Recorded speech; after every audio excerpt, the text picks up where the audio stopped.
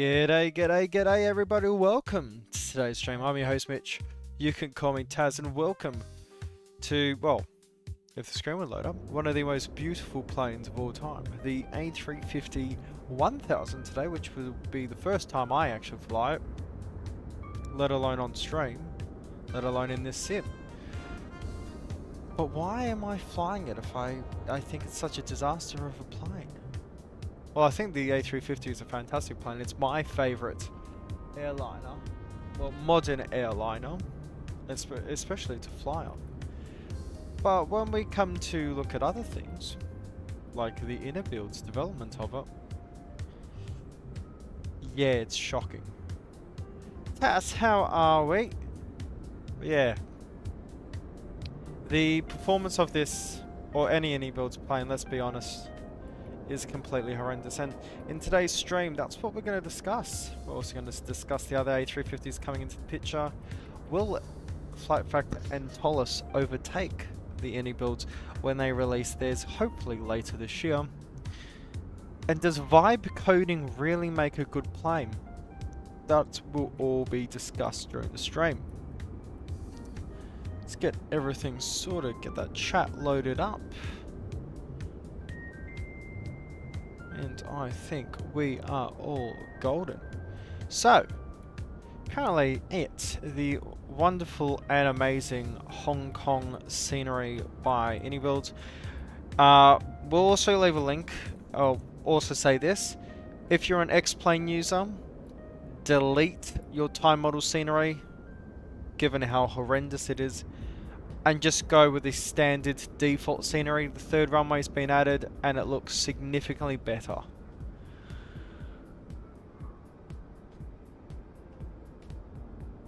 Ah, that's awesome, Taz. That's awesome. Winning. Are you talking about WinWing?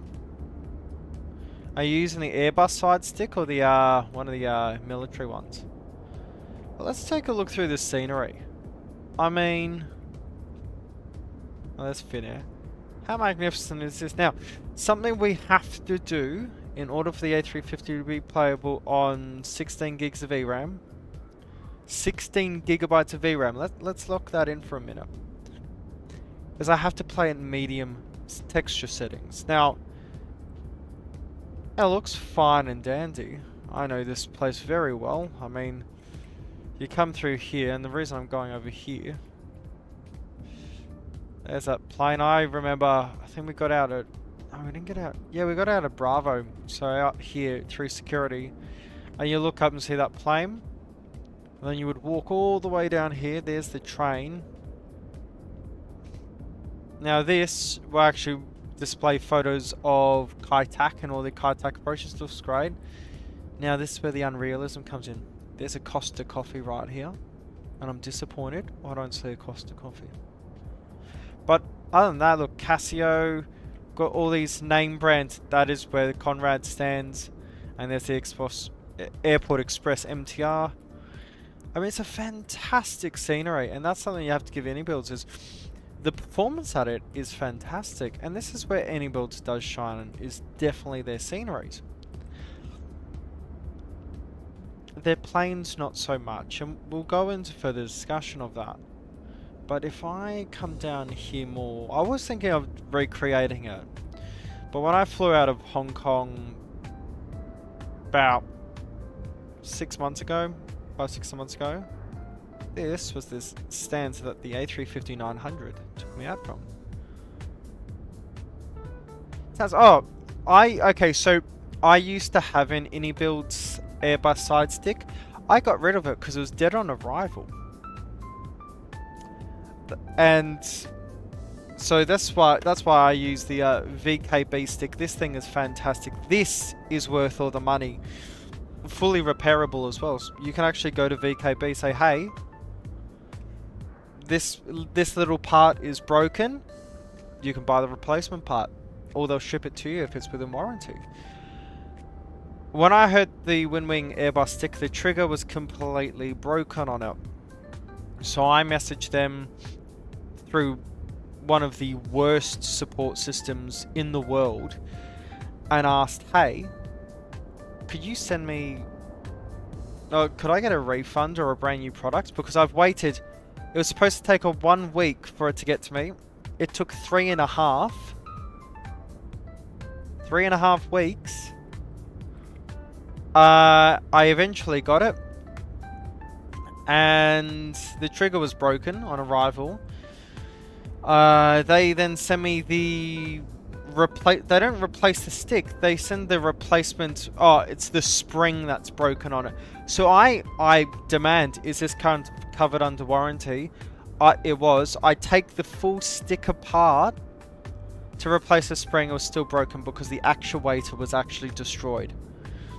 It then took me 1 week of going through their customer service in order for them to give me a refund. So this is a 5-week ordeal. The worst customer service on the planet. And another dodgy practice that WinWing do is we subscribe to the we subscribe to the trade laws of the Sichuan.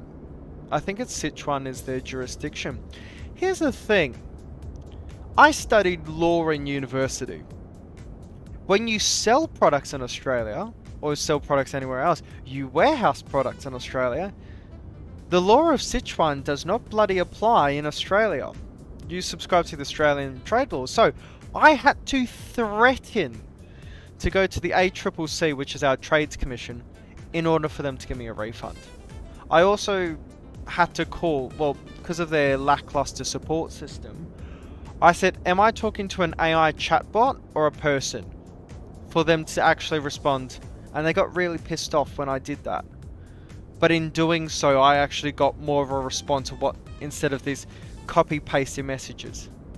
So, there's my rant of WinWing over. Oh, Taz, yeah, I've felt it before.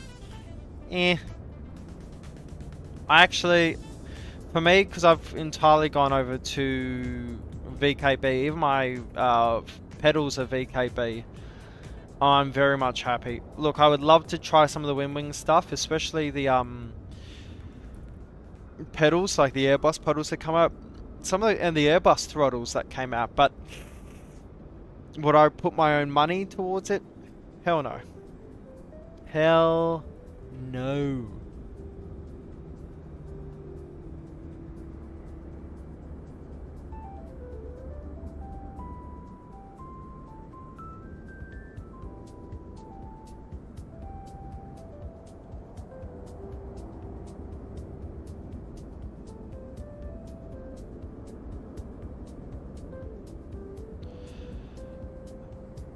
Oh, okie doke. Now, let's get back to this absolute beautiful. And also, Taz, as something as I will recommend as another Taz is go onto Reddit or go onto Google and search up WinWing support. And the first thing that comes up isn't the WinWing support center, it's the complaints. And they are long. I think there's actually a dedicated subreddit to it now. That's how bad they are. Anywho, let's focus on another bad thing. This plane. Texturally, she is gorgeous. I want to make the point. I'm on a 16GB VRAM card. I have a RX 970 XT. Let's go advanced options. Display mode. Oh. And display FPS.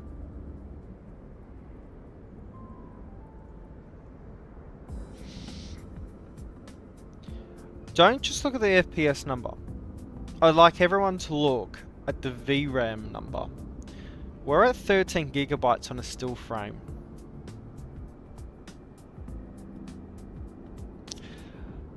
For comparison, I did this in the Just Flight 146.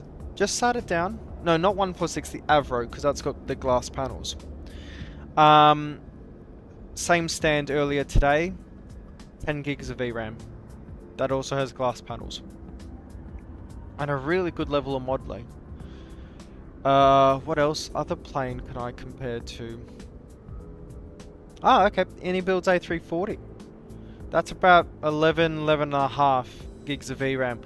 The A350 with no cabin this doesn't have a cabin inside, is sitting at 13. Yeah, I wanted to contact someone at Expo to see if we can get the Hobart Airport updated as the runway has been extended, so 350 can land on the others. See, Taz, that would be awesome. I mean, as a Tasmanian myself, hence the name, I'd love a Hobart scenery. But it's the same with Hong Kong. Thai Models Hong Kong is horrendous.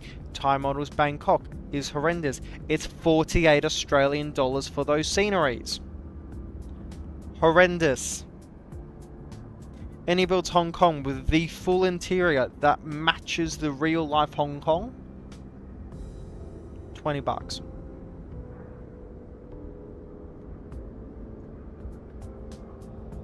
It's comical the way X-Plane's been treated, but we're seeing good developers come back, and that's what we got to be happy for. But anywho, time to stop enjoying this beautiful Landor livery, because that's actually another thing I found out. Philippine Airlines livery is designed by Landor. We'll just avoid the Helvetica bowls, because this is nothing short of... This is probably the worst front of an aircraft. And that tail, very iconic. I do want to find the Love Bus one, but no one's made it, it doesn't look like. So, what we're going to do, let's close all this up. And move to developer mode. Now let's start getting crack-a-lacking into here. So, loading into the cockpit that it hasn't rendered. Come up here, batteries on. And external power 1 and 2 coming on.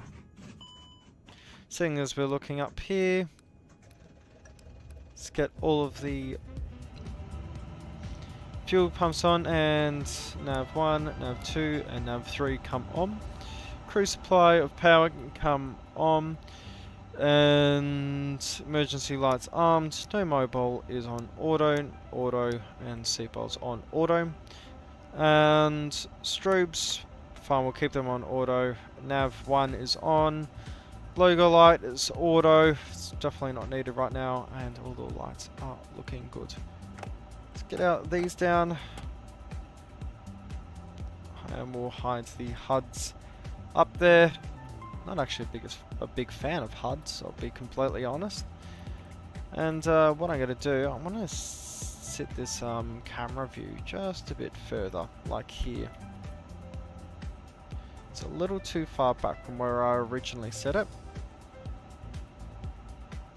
Now, as everything is getting sorted, let's go clear info. We're going to come over here. We're going to go to options. I need to see if all of this is still downloaded. Navgraph kilos, EFB boot time is on instant, 30 FPS. For display fresh rate, you put that on 60, it kills the plane. Enabled autosave, notifications disabled. Cool. Awesome. And let me set this. So that's idle, that's climb, that's flex, and that's toga.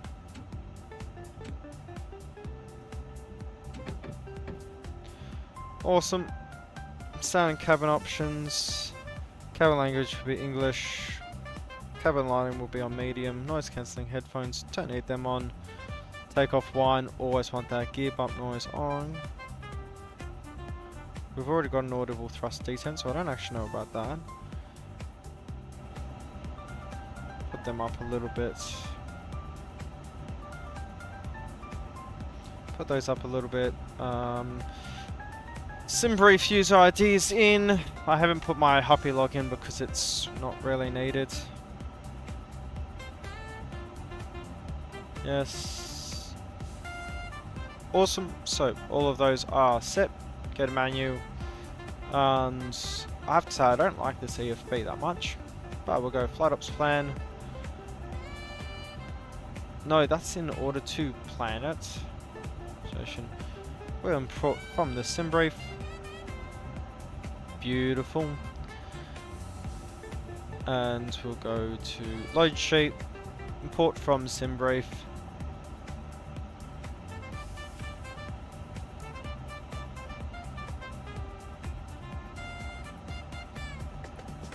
Where's everyone? Snacks, how are we, man? How are we, sir? It's saying I've got 230 packs, so I don't understand why this is the case.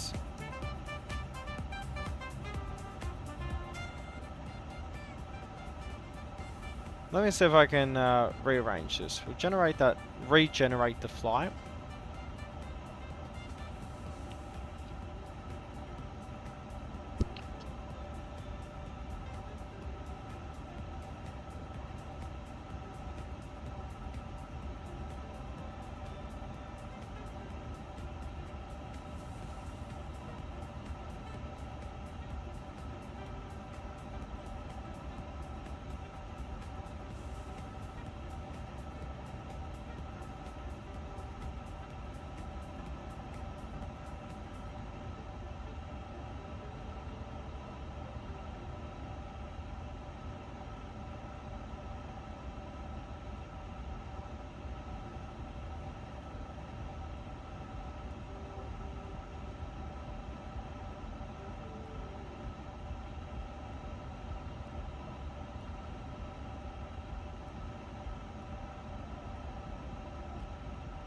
Alright, hang on.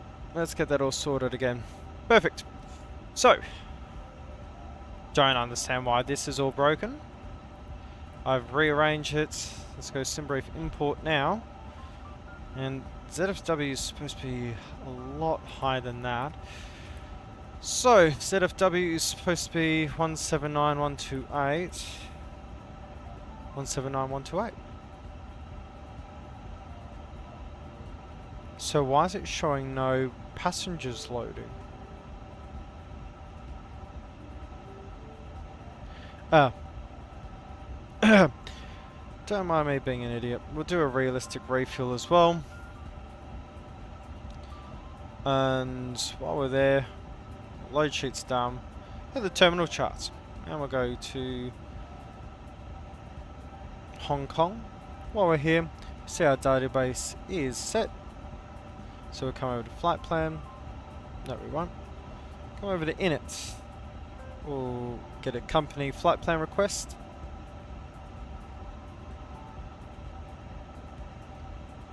And we'll insert. Check database cycle. What do you want about? I just updated the database yesterday and it hasn't updated since. Here we go, 31, 25 left, Dello 1B. Yeah. So it's all correct, but it's saying it's not correct. It's interesting to say the least. And what we're going to do, we're going to get where's 10-9? This airport. Here we go. Beautiful. While we get that sorted up, we are expecting 25 centre, but realistically it will be 25 left. But we'll taxi, we'll taxi 25 left. We'll change that around. We'll go to flight op station, ground. Load sheet's looking all good. OFP. Awesome. That's what I want. We'll go to our flight plan. We're going to make sure this is all good. So, let's get our departure. We will do 25 left, which is a realistic departure.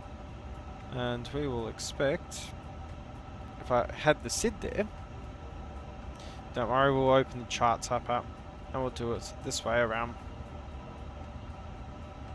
But that's another thing, any builds. I've updated the game. Why are you not working? Why is your plane not on the correct one? So I've got 25 left put in. Check. Where's Dallo 1B?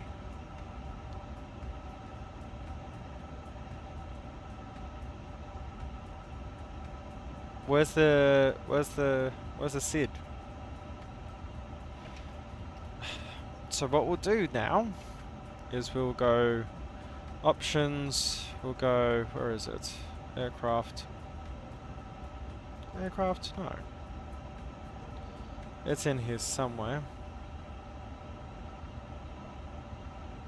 Why is it on 2303 actually? I think that's a very good question. Cool. So, cycle 2604 now, which then restarts all of this. I will start this again. So, company flight plan request. It's a bit funny. So look, how are we? How are we, good man?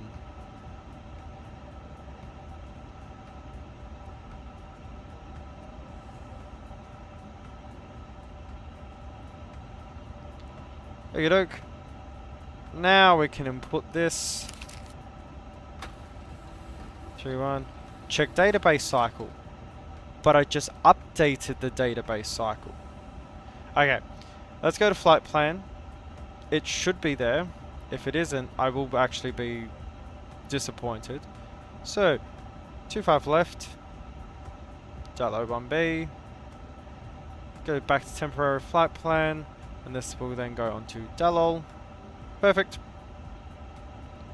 And then that would just take us down to Manila. Cool.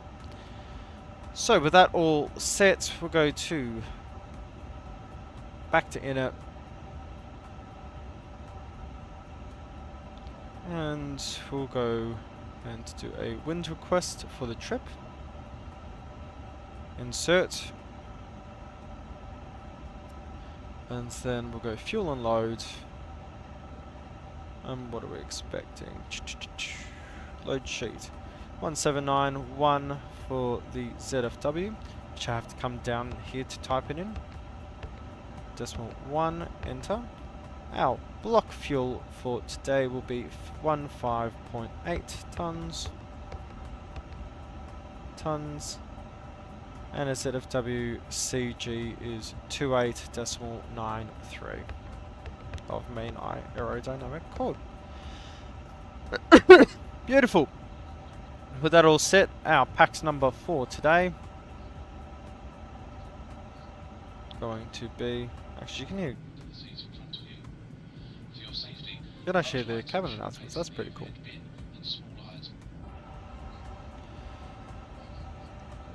Total PAX number today is 232. Bit of Richie Benno magic there. And that would be cool, and that gives us 1.8 tons currently sitting on the ground by the time we get to Manila. E-fob here. 6.9 tons, extras 1.8 tons, so about 21 minutes of flight afterwards. In that case, I might make that. No.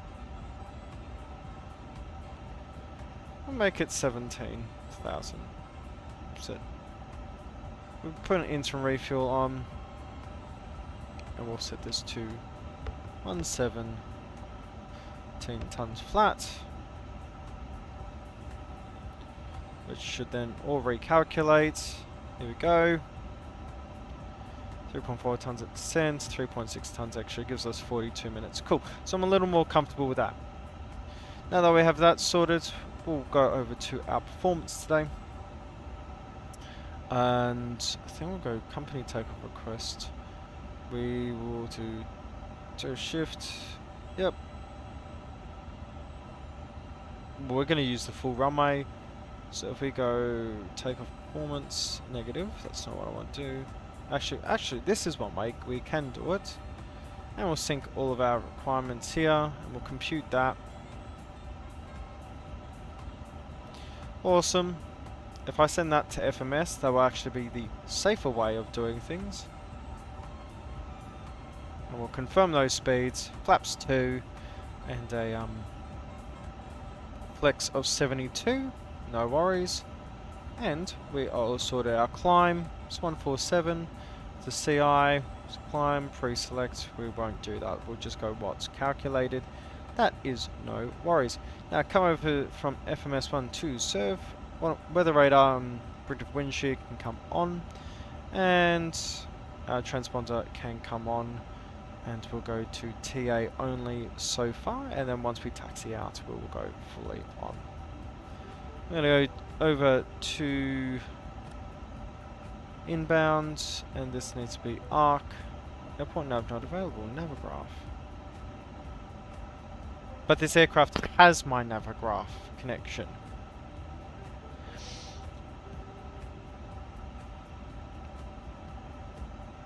Options, sim brief. You have Navigraph.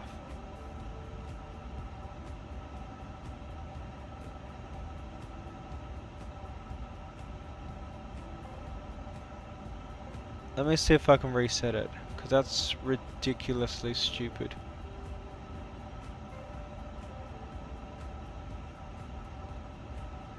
Now the airport's loading. Perfect. It took its time, but here we go. So, we're going to go to better pushback. We will pre-plan our pushback. And while this waits, get our master switch on.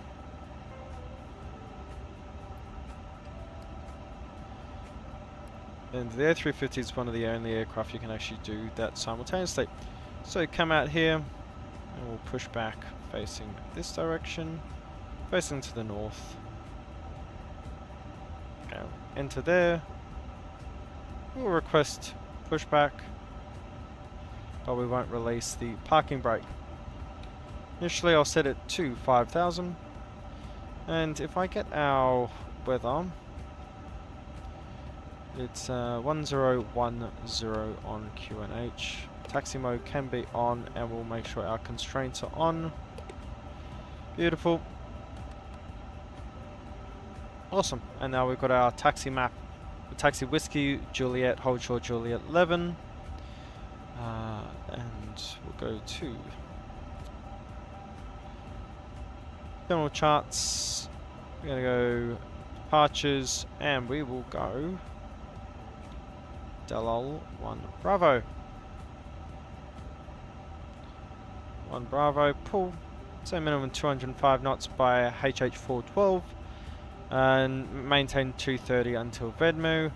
Come out here between 9,000 and 4,000 by Vedmu, and then climb all the way up below 120 at 472, and then out to Delol. Okie doke. And transition level is set to 9,000 feet. And 250 under 10,000. So that's no worries at all for us. We're all sorted here. And as the APU come on, APU is available. Beautiful. And we'll get APU bleed on. Beacon light can come on. And we'll make sure all of our ground stuff, we will disconnect from external power now. And ground remove chocks and GPU. And parking brake released, and start pushing us back. Beautiful.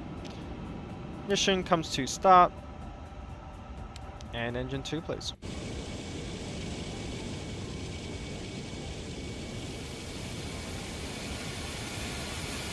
So you do give any builds props or turbines, depending on who you ask. They get the engine sounds of the 350 really, really well.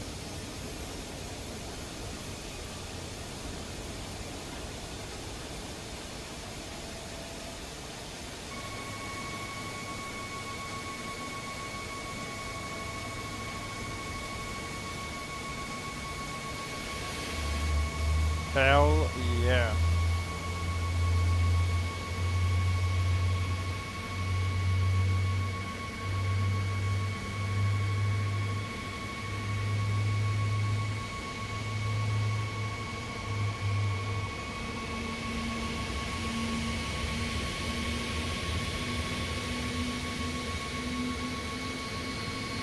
Got a lot better pushback than the taxi tug. I swear there used to be a tug. That tug used to push it out with... So I don't know why that's changed. But anywho, good start on engine 2. And coming over to engine 1.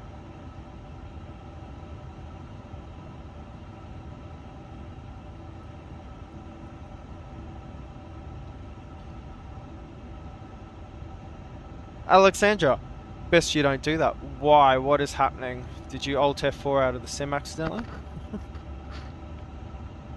Perfect. And we'll get parking brake cert.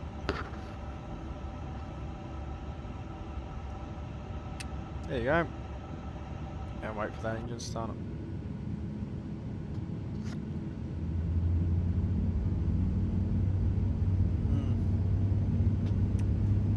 Gotta love a Yorkshire Gold.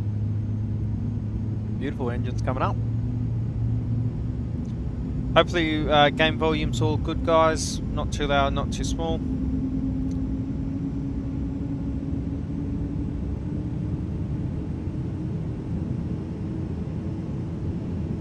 Lovely, lovely, lovely.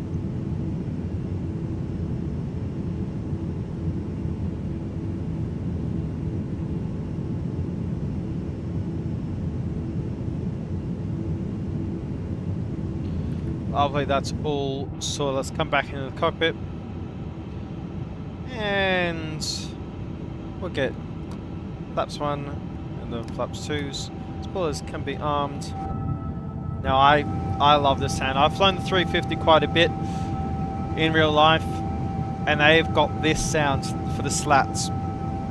I can't tell you how perfect it is. Like it's so on point. My Phoenix to EFB doesn't work.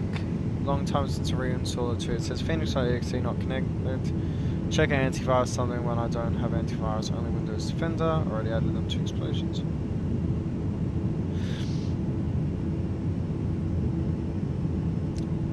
Sounds like an FS Labs situation. Oh wait, no, FS Labs worked because it was already looking at your system. Okay, doke. We are all sorted. 2 good engine starts. Flaps definitely down. Oh, that view looks really good. Now you'll notice another thing. I can move my mouse around. It doesn't bring up that really annoying widget on the top of the overhead menu. Of which, now that that's the case, why can't my overhead menu be on the top? Why can't it just be up here? Why? Anywho, let's get this all sorted. I'm going to put this in a cooler position.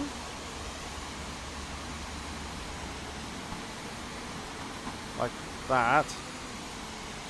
First of all, I will get a photo here. Just for later on. Personal use.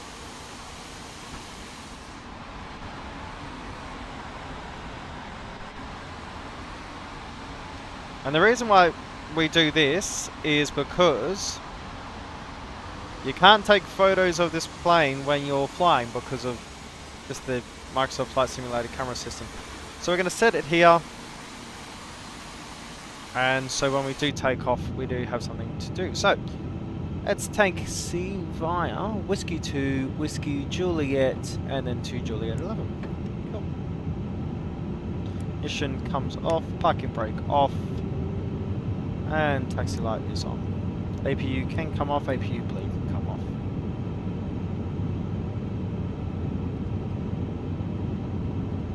Do your flight control check, so elevator up, 2 up, elevator down, pull it down, come back to neutral. Ailerons left, full deflection, and speed brakes. And ailerons right. Deflection. And the brakes have just stopped. Interesting. Radar fully left, neutral, radar fully right, neutral. So they are all flowing and they are all set and good.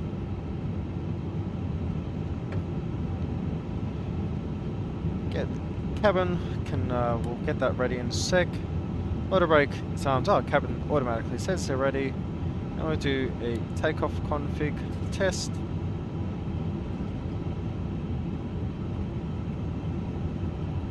And all set to normal. So we are actually ready for takeoff already. Beautiful. Yeah, swing around. It's actually really good. Swing around.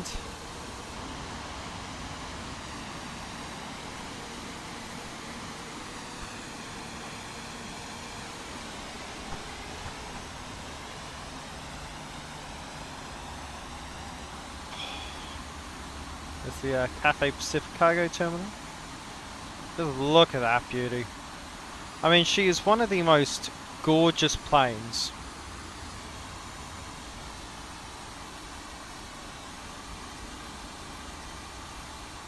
Also love the grass in the background. Thanks, Innie.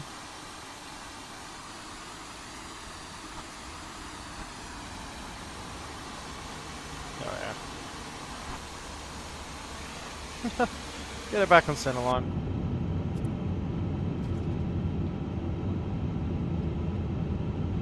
Okie doke, everyone. Who's ready for takeoff? Because I certainly am. Just so you know, we will be doing the following leg in X-Plane 12 from Cebu onwards.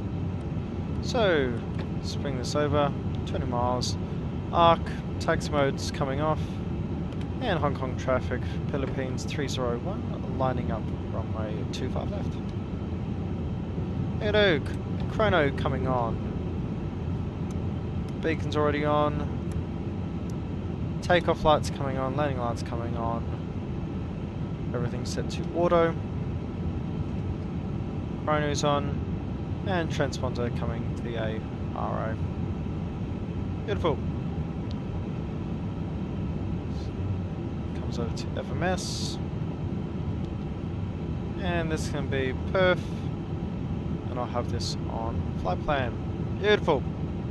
Who's ready, everyone? Hold the brakes.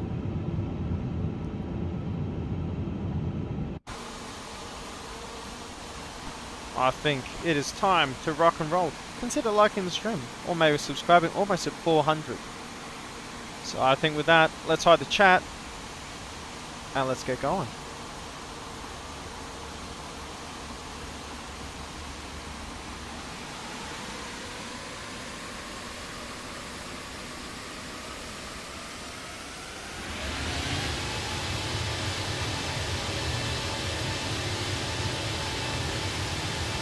Off she runs. Man, flex 72 SRS runway auto thrust bleu. Speeds alive 80 knots.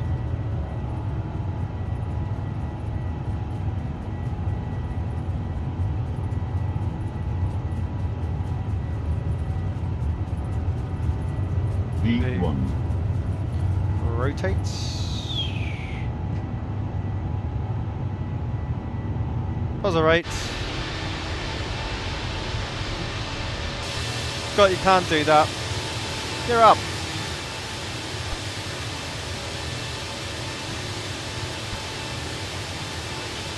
Ah, a bit of negative G never hurt nobody. Beautiful. Oh, look at that. This is where you do love the Airbus with that auto trim feature. It's just gorgeous. Round of applause for looking bloody gorgeous.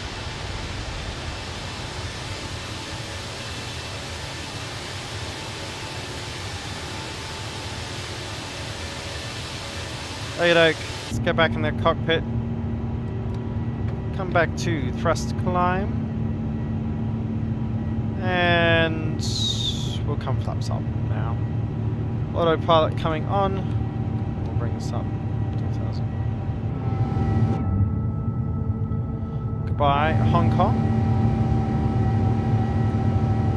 Oh, I can't wait for the A350 to come to X-Plane 12. What I am looking forward to when the X-Plane 12 version does come out is the use of COSP to make the sound pack. If he's making the sound pack, guys, there won't be any other sound pack needed. Like, there will be zero need to be buying a sound pack if that's the case, because it will sound phenomenal.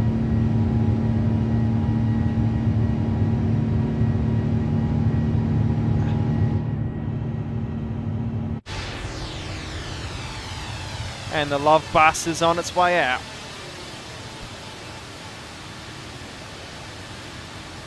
Beautiful. I mean, such a gorgeous plane, the A350. There's Hong Kong in the background.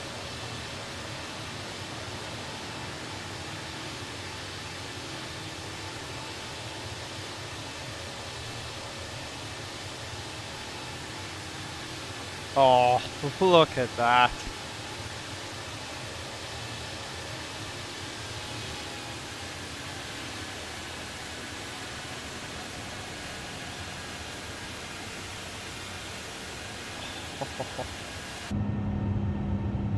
Cool, coming out to our limit.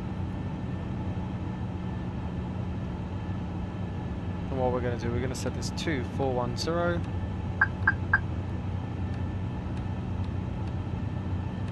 Don't know why VS keeps coming up. We're following the flight plan. But we are coming to 9,000, so standard come across. Don't you try to climb through.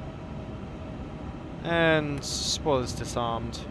Flaps up, gear up, no lights. Beautiful. And we'll get the charts up.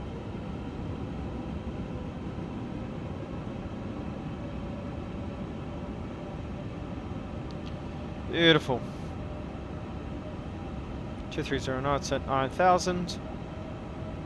Lovely, lovely, lovely.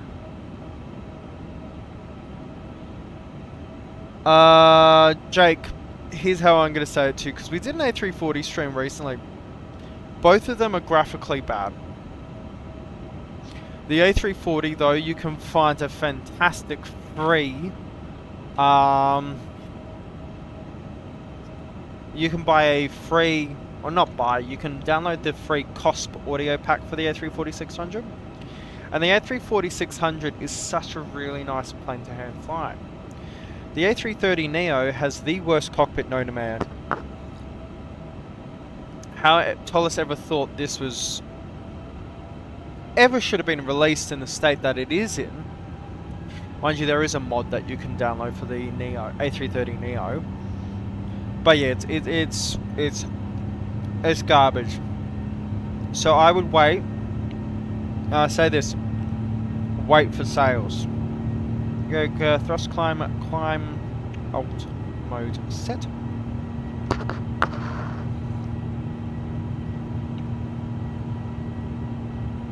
But I would say instead look into the flight pack to 777.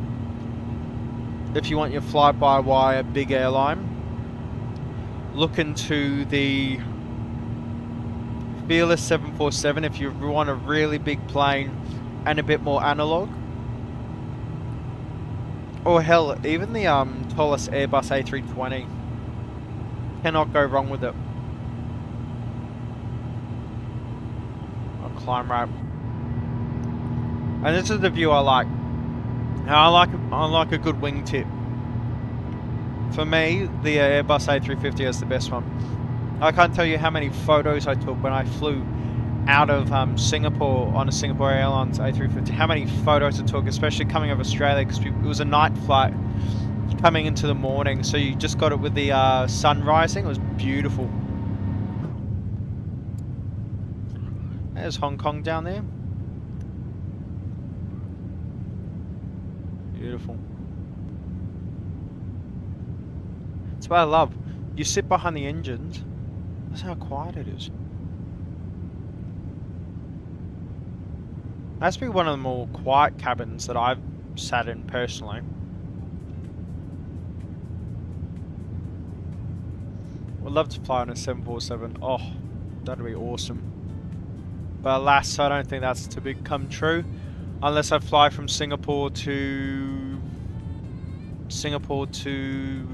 Frankfurt, because that's one of the last routes 747-8 is flying on with Lufthansa. But Lufthansa's still flying the 747-400s till next year, so maybe we have to fly on that in real life. If that was to be the case, though, I would be making a video on it.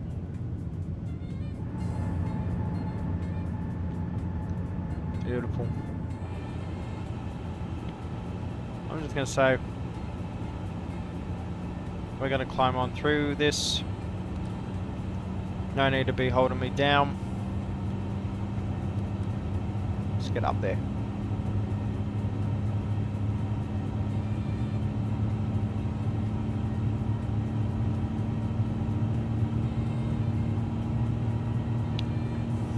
.10 is our final.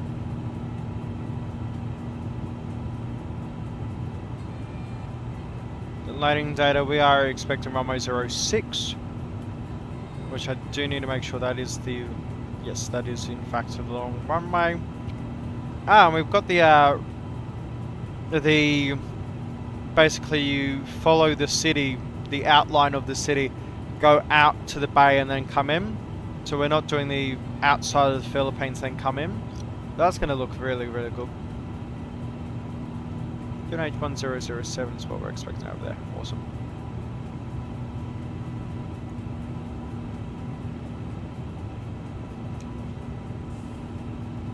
And ecom is set.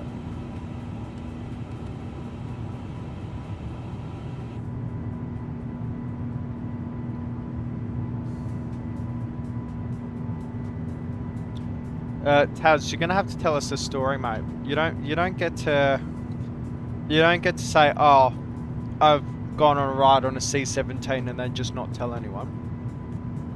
So that's illegal. Well, also is illegal forgetting the damn overlay. It'd be great if I didn't do that.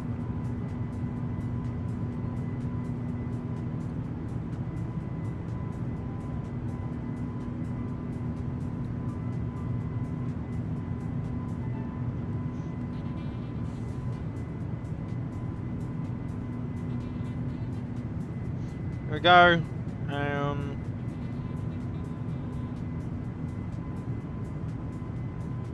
We do that. That should look perfectly fine.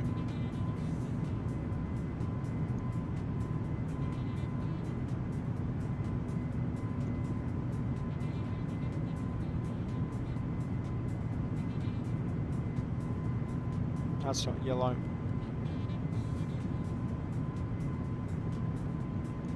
There we go. Sim, so the first leg's going to be Microsoft Flight Simulator and the second leg will be in X-Plane. We're going to fly my brain will work. We're going to fly from Manila down to Cebu. Toliss A321 Neo is what I'll be flying. And Cebu Pacific colours. Actually, let me see. I do have the livery downloaded, right?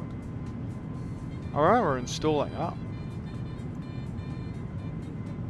So, cool. Yep, I do have it. Hey! First day off in a long time for you, Sim. Alright, when was the last time you had a bloody day off? I've also applied for a new job, so I might be getting into that soon.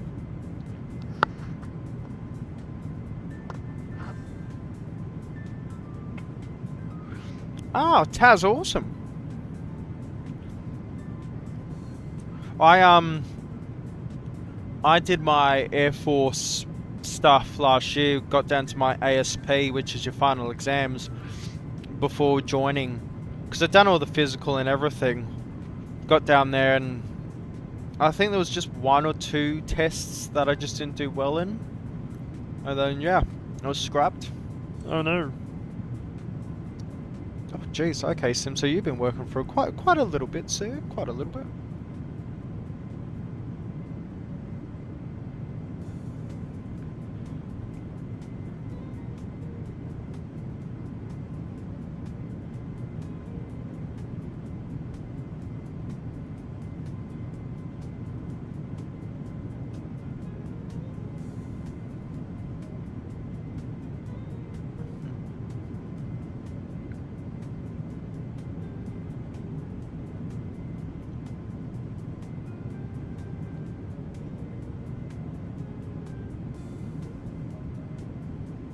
Is that not going to recalibrate? There we go. Cool.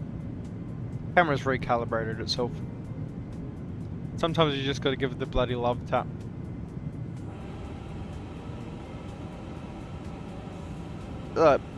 That's a great climb rate. I would love to fly this plane though. Alright. Singapore to New York in the ULR.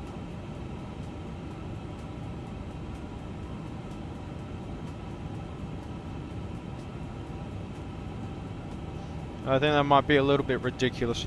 Something I will definitely do is when the A350-1000 comes out, because I've actually got the A350-1000 downloaded in the Qantas livery.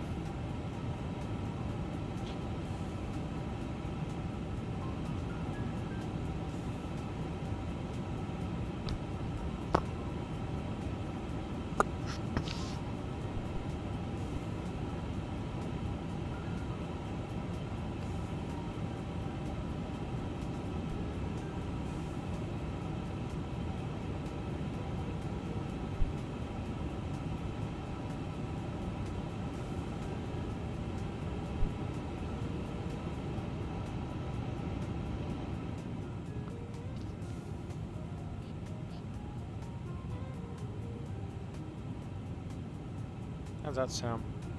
Should be a little better. And given the time that we get into Manila, it'll be a little darker. I have a supervisor right now. He's I have a supervisor right now. He's doing nothing about it, and I do. Oh my gosh, Sim, that sounds like every job that I've worked. Well, I'm literally the one. For like, the bar that I used to work at before they let us go. Turns out they've replaced us all with 18-year-olds because they have to pay them half the amount of money we were being paid.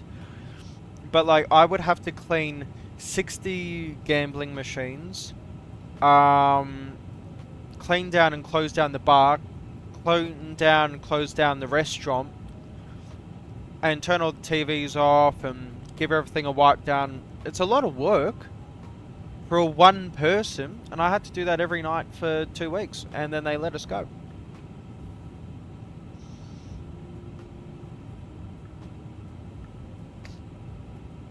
So yeah, that was fun, not.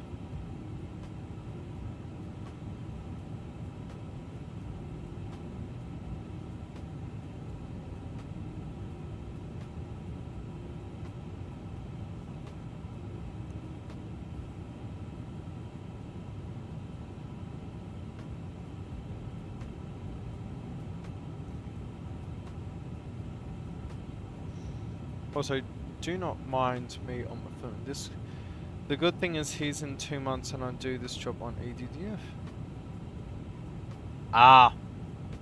So your supervisor will be down in Frankfurt for a little bit. Oh, that's good. They can bugger off.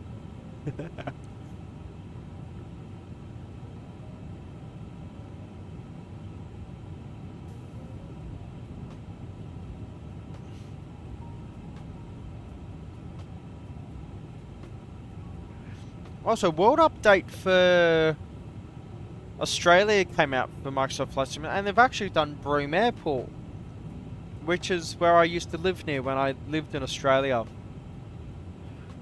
I think we're going to have to check that out for a stream. Actually, a lot of the airports they've added in the latest sim update is where I've been to.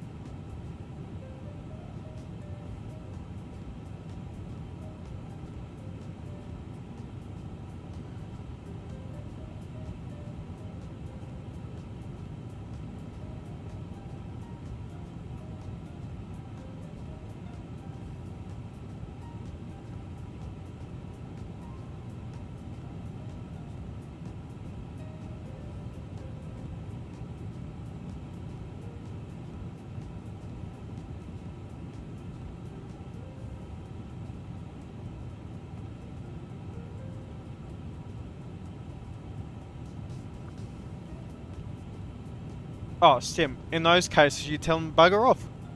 Like, I used to have this, right, where I would work like 30 hours, right? And which was near my limit mentally, but also with how much I'm legally allowed to work under these contracts that I do, which is casual employment in Australia. Now, they would try to call me in, oh hey, can you come in and work? And I'm like, it's my day off. Oh yeah, but we really need someone to do this work. And I'm like, you know my limit is 35 a week, and you want me to do another 8-hour shift? Cough? No. I would just say, are you going to pay me overtime? Like, my Sunday rate? Nope. So why am I going to do work for you? Another thing, right, is sometimes they'd make me close the bar and then open the bar like 8 hours later. Now, in a hospitality in Australia, you need 10 hours minimum. So I said, okay, for that hour and a half, or hour and 45 minutes, right, that you want me to start because it's before that 10 hours, are you going to pay me double rates? Which is what they really need to do. Oh, no, we'll just pay you standard rate. I said, well, I can't do overtime then. If you don't want to pay for overtime, don't even consider asking me for overtime.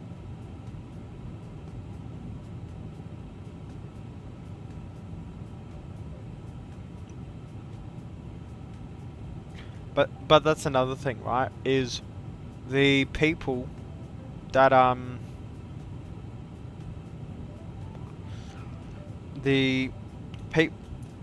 people that were kicked, myself, all of the head bar staff for this bar, all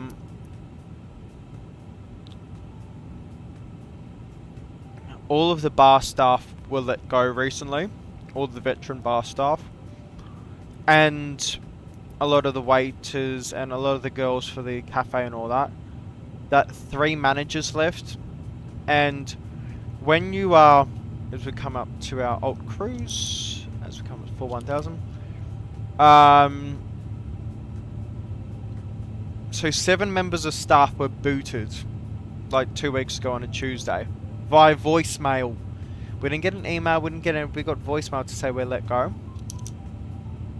3 managers leave, duty managers. So they run the entire operation. 3 of them left because we were all gone. We were already really understaffed, and now we're minus 7 people who are trained and experienced. They didn't fire like people with no experience. They got rid of the experienced people. And so these managers leave. That place is no longer open on Sundays. They can't get the staff on a Sunday. And apparently they've replaced a lot of people with 18-year-olds because they're cheap labour, but the standard of service is so bad there. Here I am walking, because I'm working in a high-end restaurant right now, so I do a lot of cocktail bartending. And I had a customer come in, and I'm like, I know you. And they're like, oh my gosh, it's so great. Oh my god, Mitch, it's so great to see you. How are you doing this? Just so you know, I'm never going back there. I'm like, why? He says, well, they got rid of all you guys. You've been the talk of the town. And I'm like, of course I have. That place had to close down half their gaming machines. And cut their gambling machine hours, because they couldn't do full gambling hours because they didn't have in Australia we have a thing called a CLO. Basically it's a gambling help person. So if someone needs help with gambling, they need to go to that person, which you legally need to have every single hour the gaming room is open. They don't have that anymore, so they're only open to like 2. So they are losing millions because the deputy admin was mental. 100% sim. But in trying to save money so much, they have zero respect for the people that are putting in the hours to make sure that operation is running well.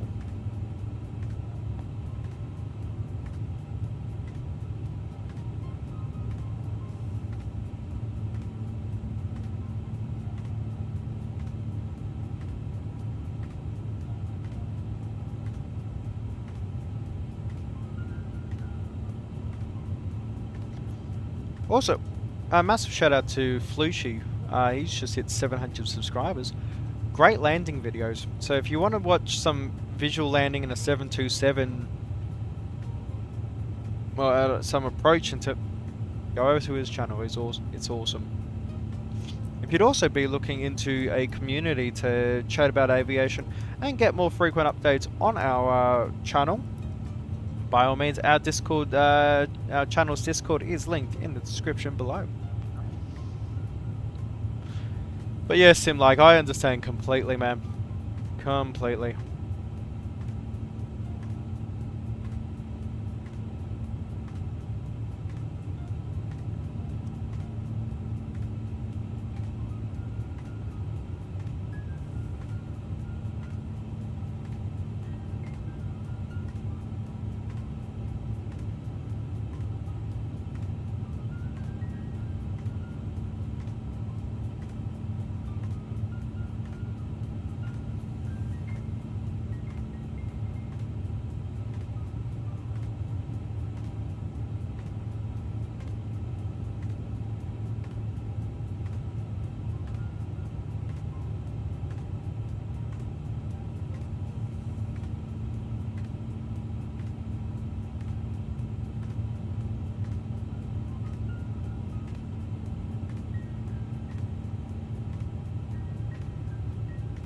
Alright, so 57 minutes ETA until we're there.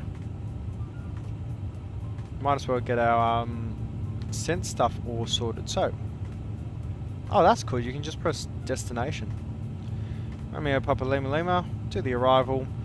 Now, we are doing runway 06. We will do the ILS into it. Give me ILS runway 06 via Doxib. I want no RNAV approach. Let's get this all sorted. So runway 06, 3,500 meters, plenty of room for us. ILS 06 via Doxib, and our approach is going to be the Teddy 7 Romeo. Let's get this all down. IST7 Romeo. Lucky last, and we'll go temporary flight plan. Comes down to Tattle, which is the last, was the transition point for the Teddy 7 Romeo arrival, and then that goes to Estelle, Gondo, and then we can delete that, because that will go directly into Doxib. And that is perfectly matching up with my chart. So we'll insert that. We'll increase the range out. ETP is going to be up very soon. And then our top of Sen is not till a little bit. Well, that's because we fly so much out of the runway and then fly it back in.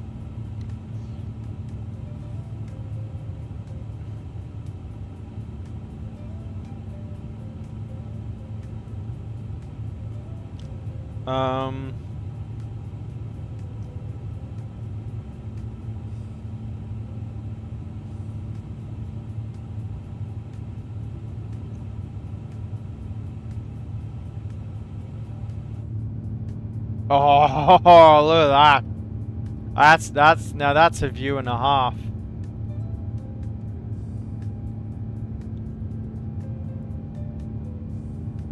Just catching the sun.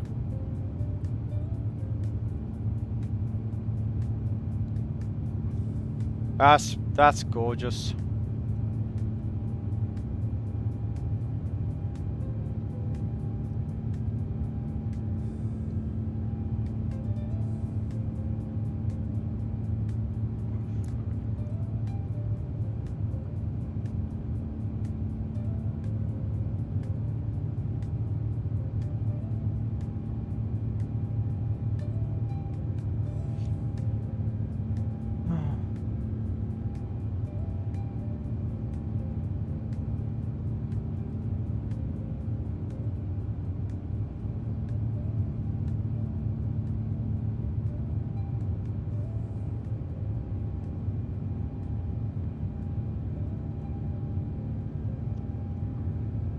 That's absolutely gorgeous.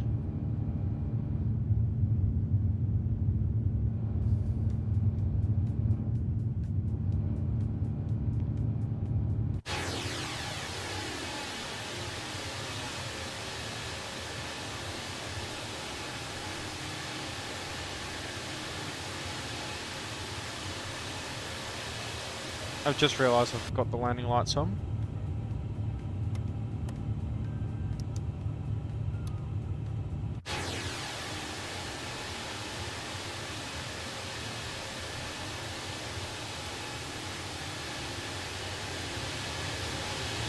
What's the thumbnail for like every single MSFS video? It's like this, where you get the reflection of one side.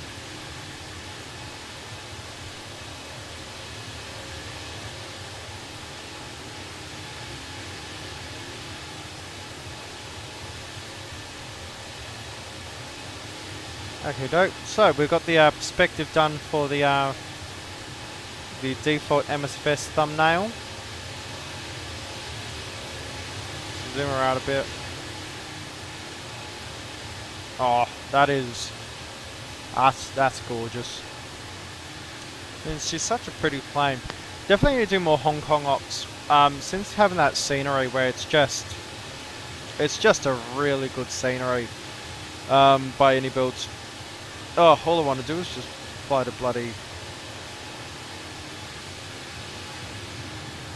Hong Kong.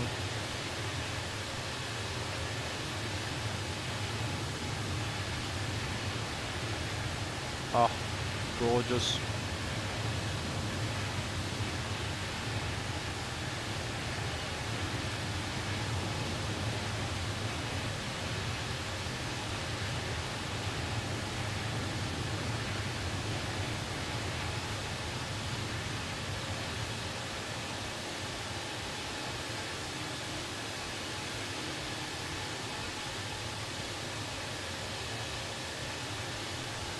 Back in my day, we had no chase plane.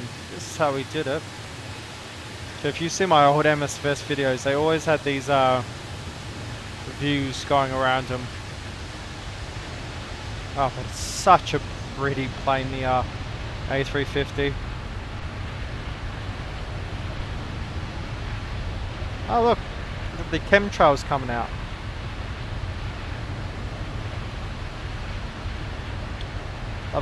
Love a good chemtrail.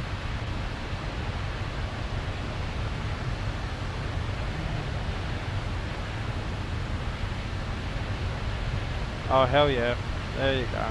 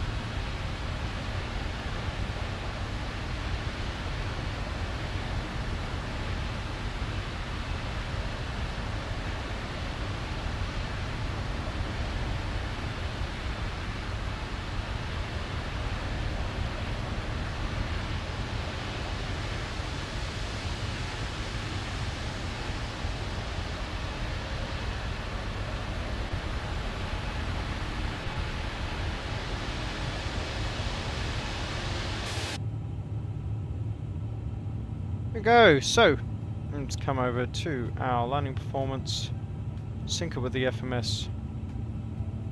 We'll sync it over here. 1008, landing weight's going to be 186.9 tons. Nice. Landing technique, manual, brake mode. I would rather be. So it is set to manual. I think what we've got to do then is come over. Now, because you guys are the veterans of it, how do you do BTV, like, to actually make it work?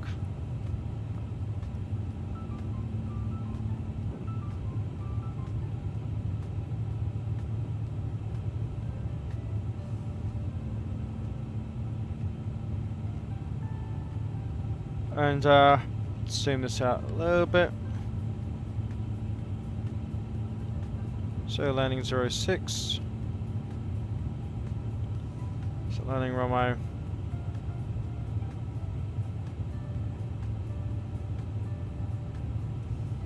And I want to set BTV exit there, right? So at Romeo 1. It's good distance for it. Okay, and it's looking all good. How do I make sure it's selected, you know?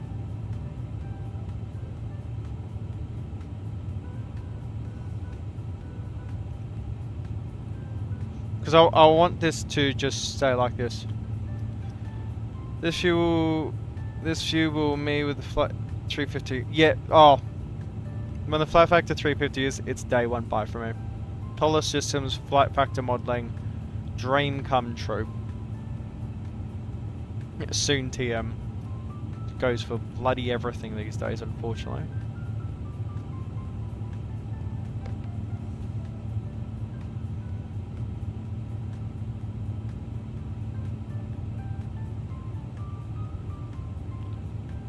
So I've set that there. Do I click something?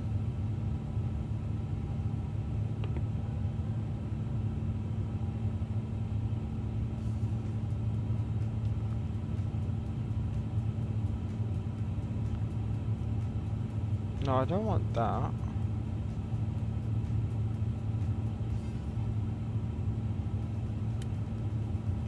Ah, there we go. Okay, it is set to BTV. So you do that, then you press auto brake. Cool. Noted. I go over to arc. Almost to our ETP point, and we'll fly down Cebu.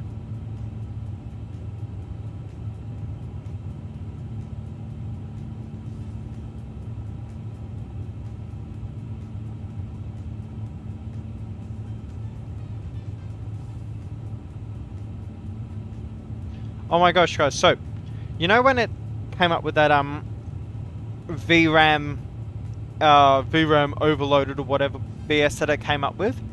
Apparently, that's just a glitch with the simulator that's been there since it came out. It doesn't actually mean the system's overloaded. Okay. So we have airplanes. Okay, 737-200 Nolanor operations would be awesome. Also 737-200 I can fly ANSET. There's my cat. I'll move out of the way so you can actually watch them. ANSET operations, Southwest operations. It's the type, for me, I don't like 737s at all.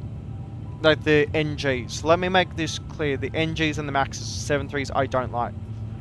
Because the 737 looks like a vintage thing. The 737-200 I can stand it. I'm happy with it. I think that should exist. I don't think the 800 should exist. I don't think the 700 should exist. I think they should have stopped at the 500.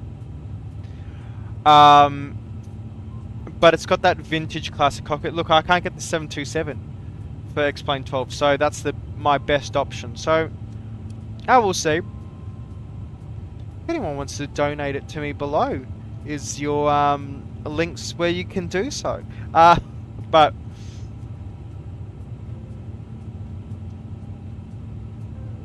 yeah, I don't know. It'd be an aircraft I would consider buying, maybe on sale. It's FJS, so it's gonna fly fantastically and sound fantastic. If they're Q400s to go anything by, but we'll see.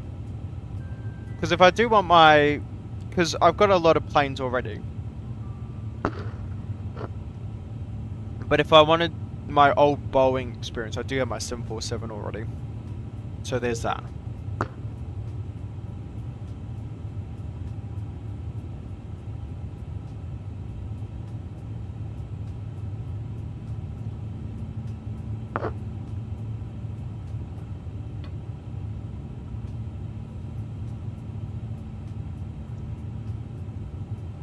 Oh, Flushy's giving us some advice on how to set the sim. So let's go to settings. Dynamic settings, I never turned them on before, but let's go.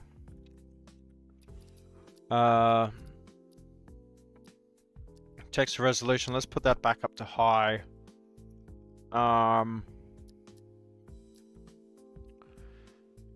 Clouds to ultra, apparently. T-LOD to 300. O-LOD to 100 or 150. We'll go 150 then. Or 140. And fauna is off.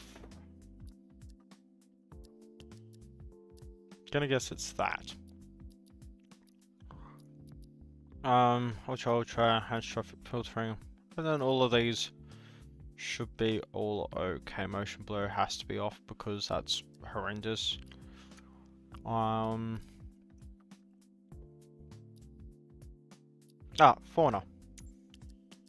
Turn that off. And turn our plants to low. There we go.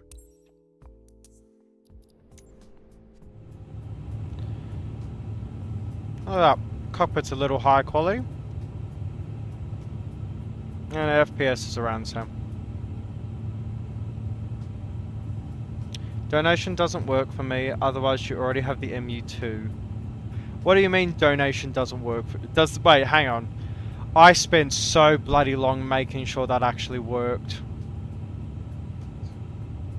Don't tell me it's actually just deleted the donation link.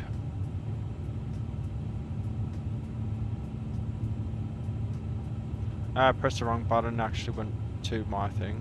Let's see.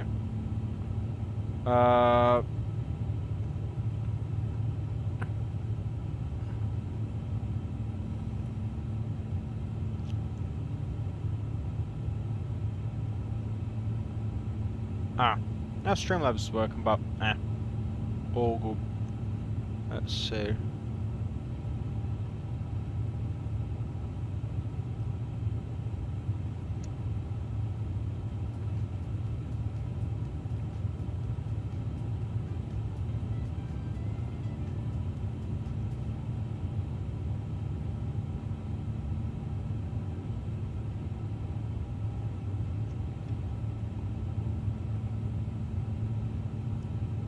Oh, no. I don't think it should be because of Europe. Hang on. When you go to that link, have you pressed the... For me, like the donation button is greater unless you press how much money. Also, if anyone is interested in donations, you don't bloody have to.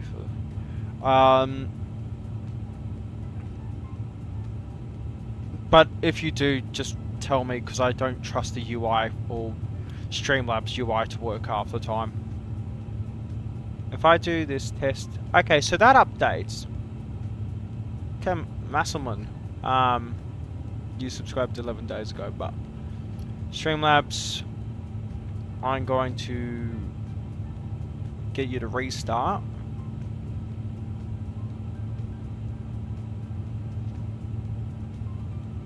Okay. Let's also get our brightness down. It's so weird that the brightness is just there. Like, I think I'm so used to being the knobs for it that's like, huh. That's a bit strange. I have to do this for every panel, aren't I? That's the backlighting. We'll turn that down. I don't want that too bright. And that's the dim nap lighting. Set that down and bring this down as well. And we'll bring this down as well. Awesome. Now guys, are we doing a HUD for landing or not? Let me put this.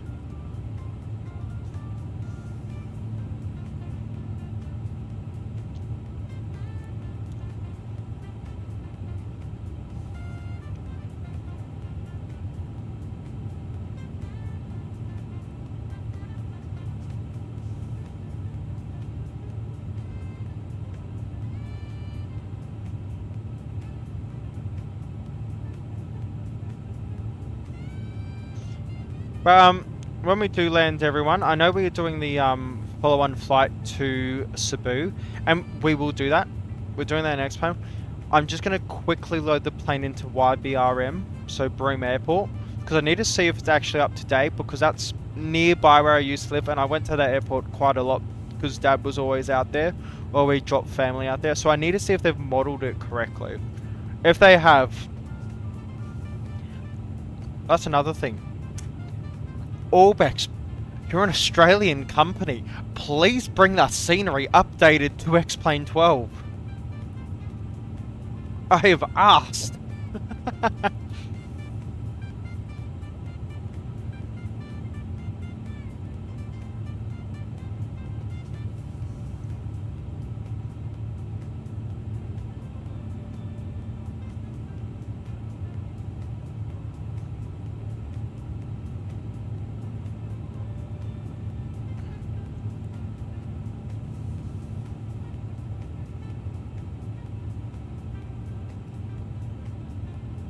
Gosh. That's gorgeous. How's that wing looking now that we're losing the sun?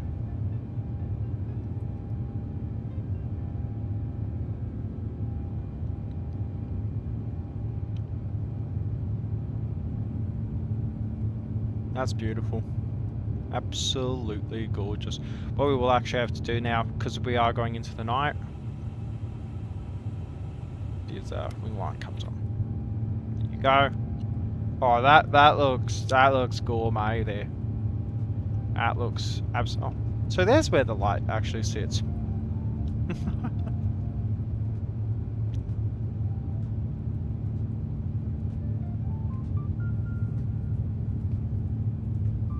So I had the choice to either work with the do the A330 or the A330-300 or the A350 up to Singapore on the 20th.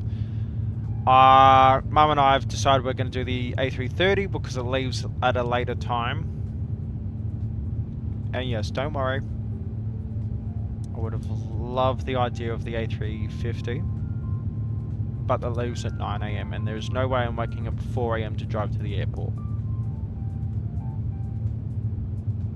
Looks like you guys want the HUD for landing, but we can certainly do that.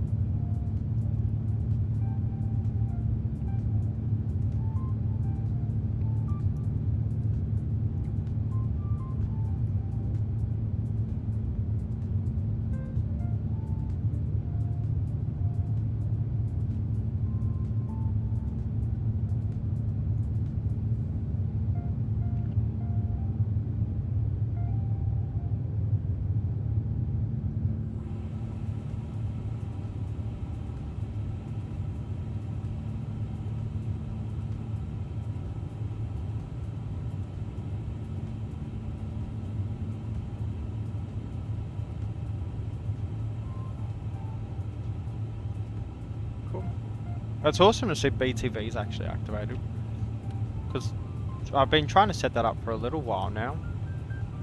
FMS2.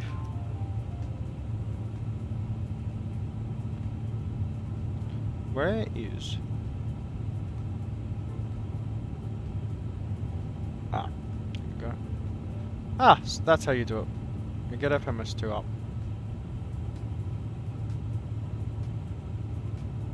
So, got about 180 miles to go until descent. So let's double check that. Go to Perth. When's descent? About 11 minutes until descent, 187 miles. Actually, that's fantastic. I like that system. Awesome, we're in that pole, and we'll get the HUD out for landing. So,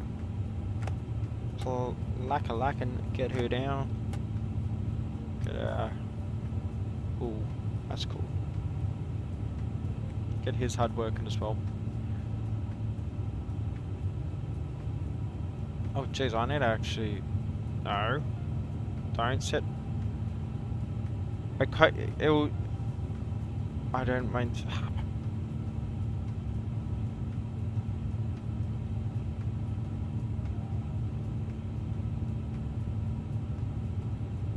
So the HUD should look like that. So that's a normal HUD I've set. I need to actually have it set all the way up here in order to use the HUD. Okay. Okay, so that's all set. Does look a bit funky though, but Sim, you're my crash test dummy. It does actually work the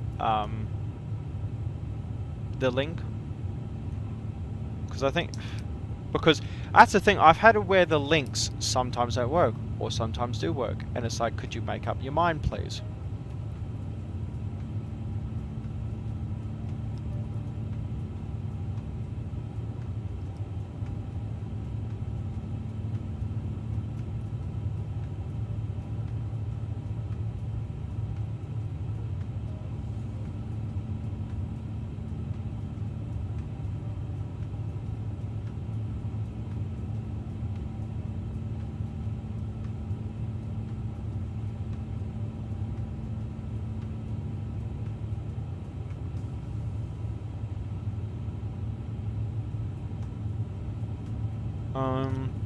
Let's see, widgets overlays, don't need all of that.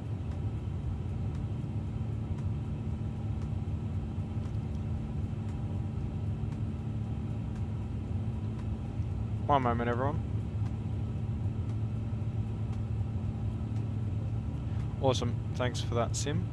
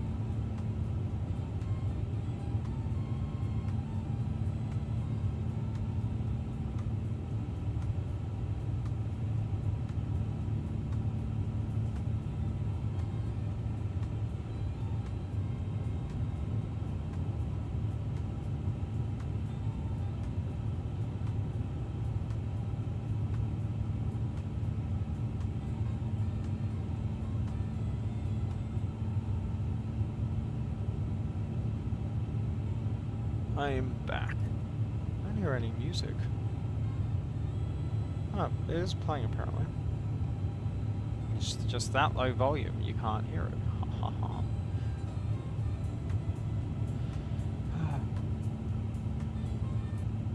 Which of these classical songs will not get me a copyright anything?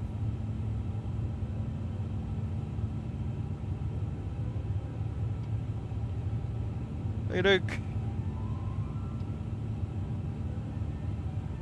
11 minutes 18 till top of the sentence. That keeps changing. Still 1008. Cool. I'll actually warm this up. And this is what I like. Same with the 777W. You can warm it up to what altimeter setting, it has to be by the time you get there. Which is a fantastic system. It's so much better.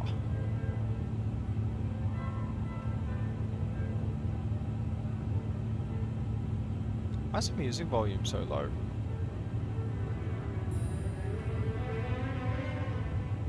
Oh wait, no, it's this piece of music where it's nice and subtle and then gets really loud later.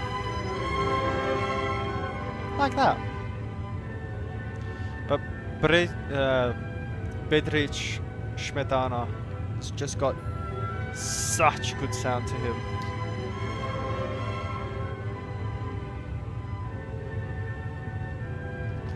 So we do our final turn towards Manila.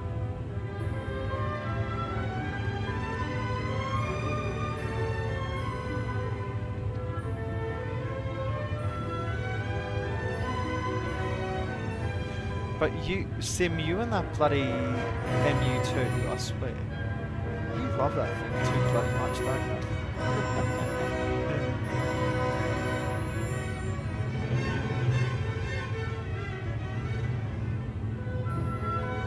That music's way too loud.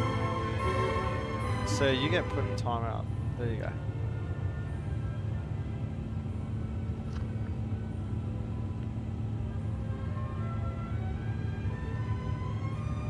It's supposed to be background music, not full front and center.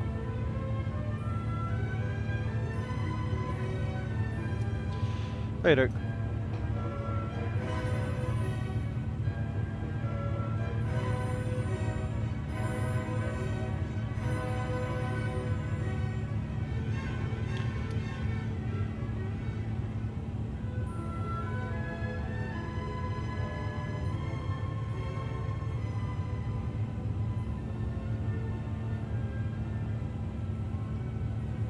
Okay, so what we're going to do now...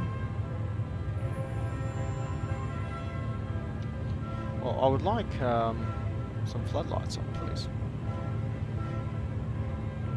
Bit of dome light on as well. Let's get our charts up. So, Romeo Papa Lima Lima.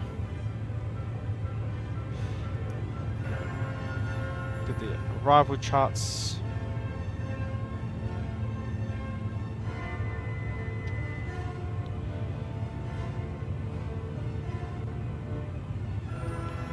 All the audio is bloody loud, isn't it? Like, I'm too loud, that's too loud. Hey, Macarena. Bring my audio down just a little bit.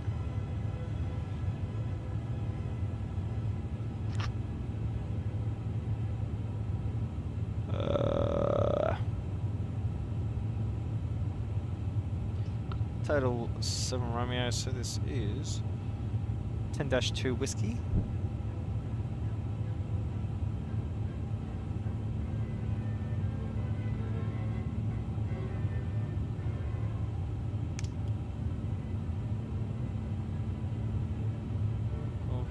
Hotel, Julia, Kilo, Lima, Mike, November.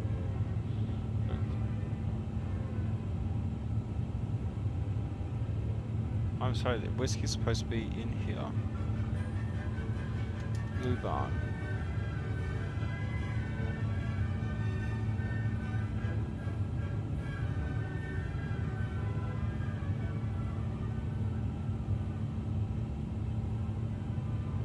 Here we go. 10-2 Whiskey, finally. So, it's our briefing. So, transition level will be 130. Inbound for Taddle. So, max 250 knots, above flight level 160.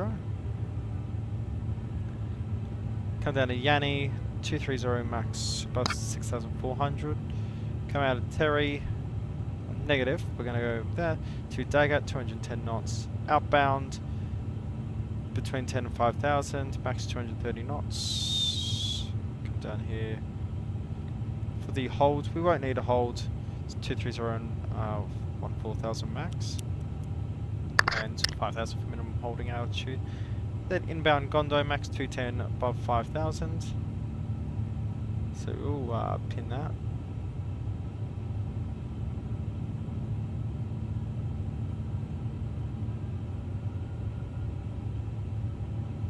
I have my chart back, please? Thank you. Pin.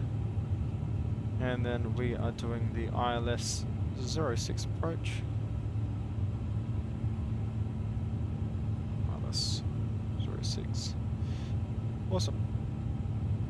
So 063 109.1 will be inbound on a heading of 063, about 3,000 feet to start that approach, and by DME12 will be 2,500.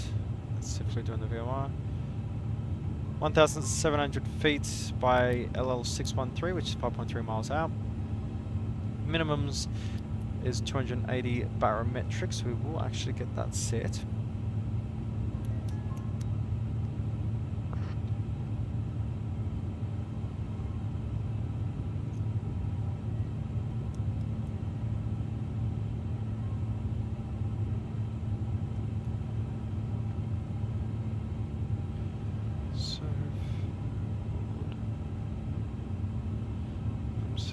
Approach. We'll get this sorted. So barrow is 280. I'm gonna set that as like nope 300. No, I'll just set 290.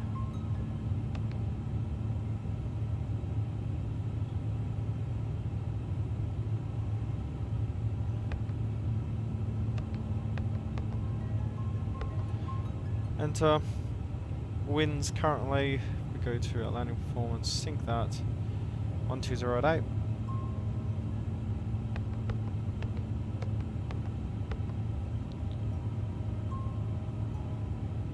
And knots. Outside air temperature is going to be 3 degrees Celsius, that is horrendous. And QNH 1009 right now. Cool. Seeing as that's only just updated, that's what will stay in, and that's already set.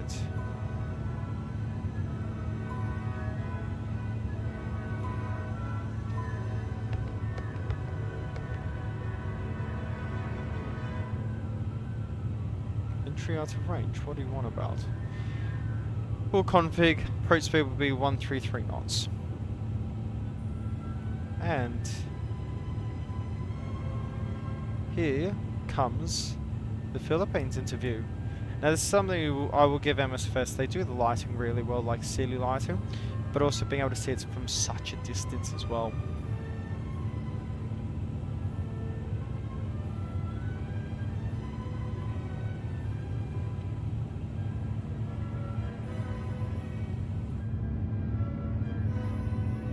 There's the last sun, and look, it's all in the Philippine Airlines colours. Ah, volumetric lighting as well.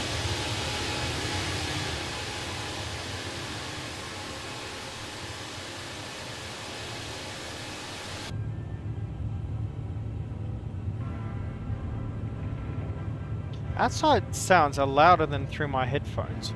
Why?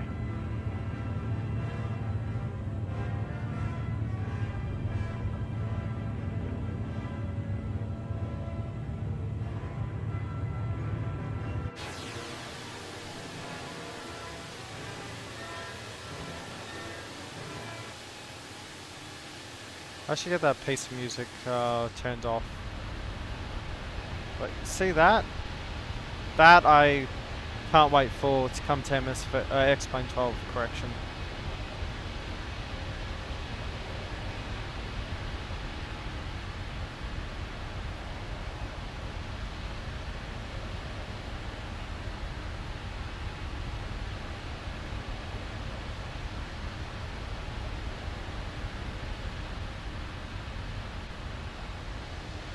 Oh, being able to see the light bleed is awesome.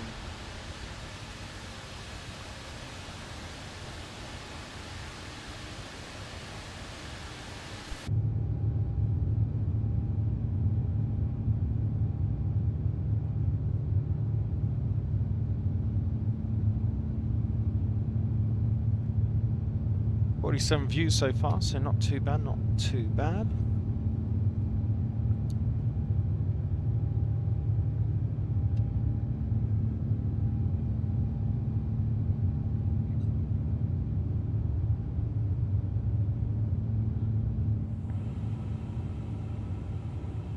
Beautiful.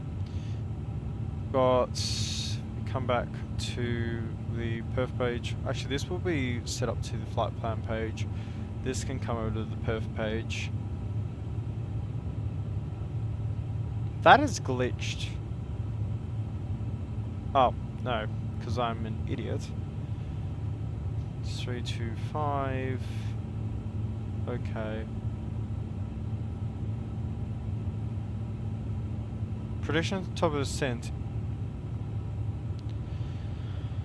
I'm an idiot. That doesn't change because that's in Zulu time. That isn't actually a countdown timer.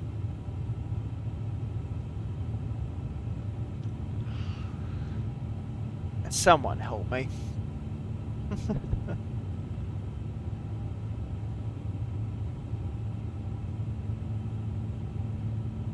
Yeah, that's all briefed.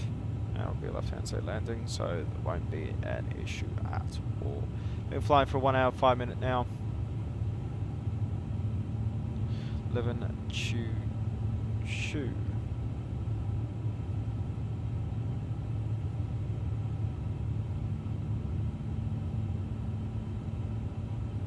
We've passed this time. It's 11th? No. That's the time to get to Tattle. There's clocks everywhere in this damn thing. So we've got 5 minutes till top of descent. No worries. There we go. We finally got it, everyone.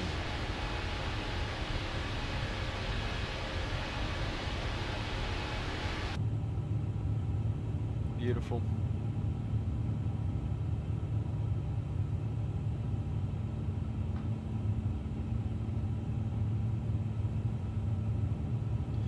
If I promise you the moon and the stars, would you believe in games we will play in the middle of the night?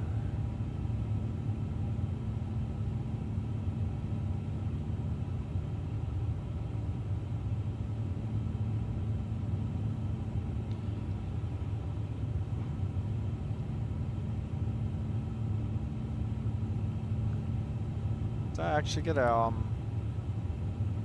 view brought in? 38 miles to go. And we should have 7.7 tons by the time we land in Manila, which is perfectly underway. Definitely not a single issue with that one at all. Speed's doing fine, 0.85. MD-11's a little faster, that's about 0.87, but you are getting a much bigger range. Well, you are getting bigger range with this.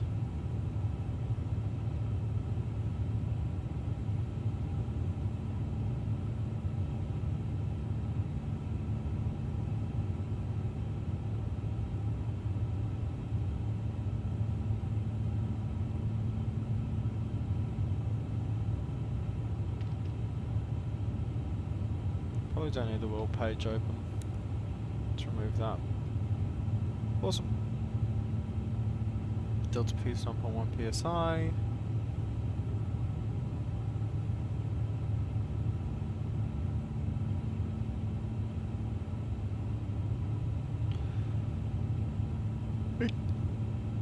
Europool 10 and our cabin altitude's only 6,000 feet. That's fantastic. Isn't it one of the Bombardier Globals that can do like 52,000 and then it's only like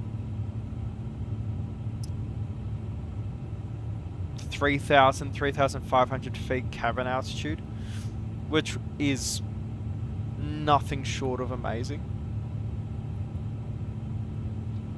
I don't think there is such thing as a bloody aviation song. Except, I mean, there's a few. One talks about how you can always go around. Because if it don't look like right coming down. Nope, that album did my head in because it's really bad music.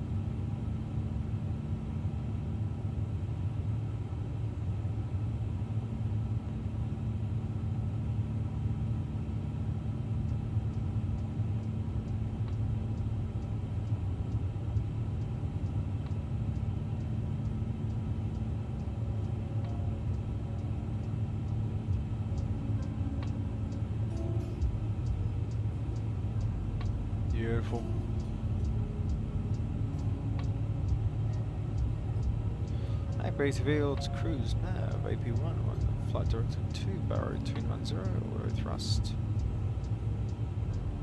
17 miles to go. I'm going to get our altimeters reset. Let's bring us down to 1,000. 1,000 I like set. That's basically where I'm happy with the plane going down to. But by 1,000, that's really where I'll start taking control.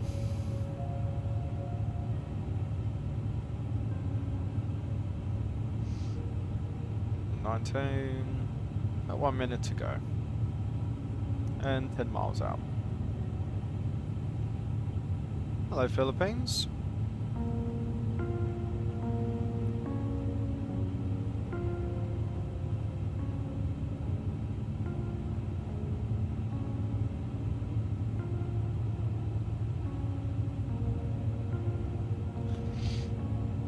I think that's where business jets are awesome, because the Falcon 8X can go up to 51,000 feet, which when that comes out we will be doing a 51,000 feet flight. But you can fly at that altitude and there is no one. You fly above literally everyone. So you don't actually need to worry about anyone. I know my father's flown up to 510 at times. Dassault 8X maximum certified ceiling is 51,000 feet. Maintaining low current altitude. Maintains 3,900 feet at a cruise of 41,000 feet. So at 41,000, its cabin altitude is 3,900. We're at 41,000, ours is 6,000. It's quite the difference. Hey, we've got 2 miles to go. So, thrust idle, OP descent.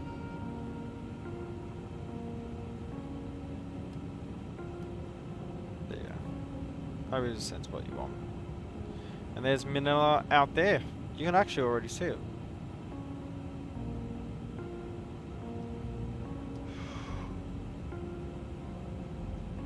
I gotta do a Concorde stream someday. It's just such a big aircraft to learn. Not that the avionics scare me or whatever, it's more so how to fly it and its flight profiles and everything. That's the big thing for me.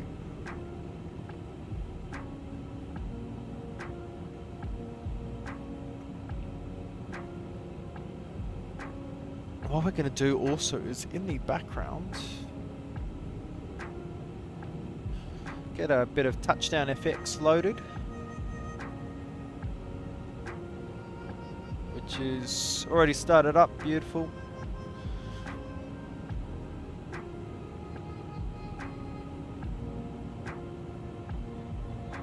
If need be.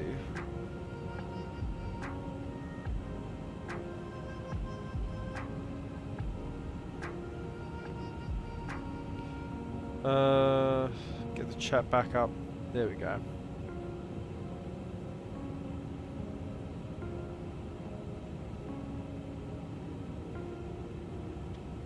Pretty neat piece of software. So our best landing rate was 79 feet a minute.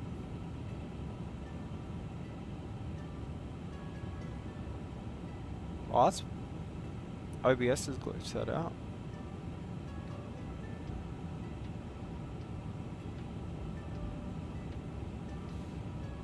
Oh, but look at all that. This is where X-Plane 11, X-Plane 12. That looks good. That's where I want X-Plane 12 to work on. Give me some nice lights. I can tell you that your view is 100% justified. Jeez. Well, you're flying a spaceship at that rate.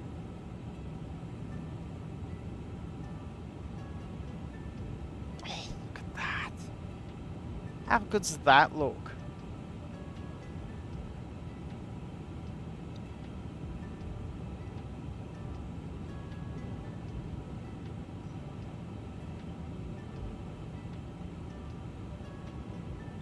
Looks like you're from orbit.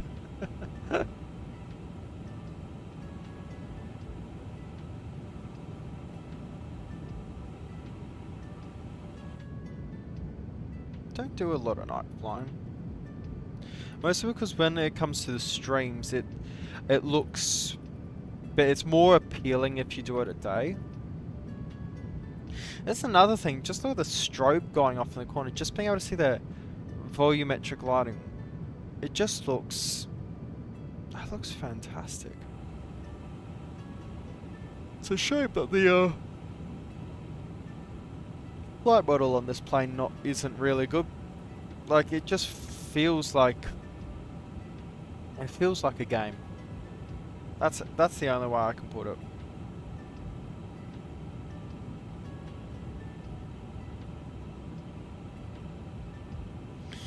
Let's update that overlay.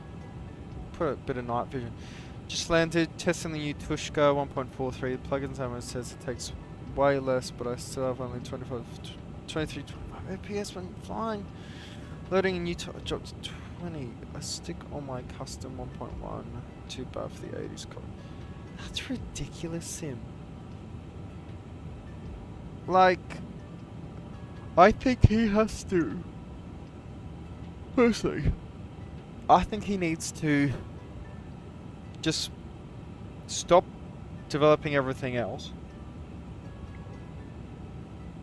and focus on just getting that thing to perform well, because it performs horrendously, and it's a plane I really want to fly, but you can't fly a damn thing if it's running like that.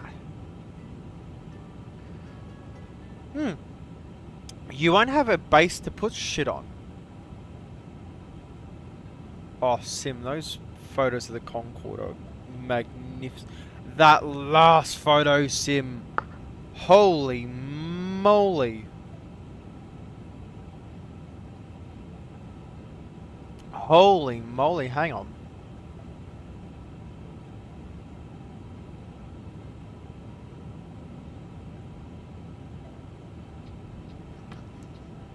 This is a photo sim talk. In X-Plane.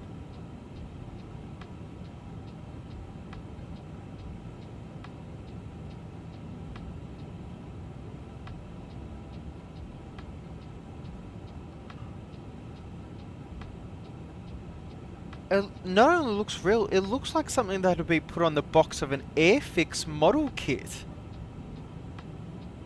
That's got to be one of the best photos I've ever seen for the sim. Holy moly.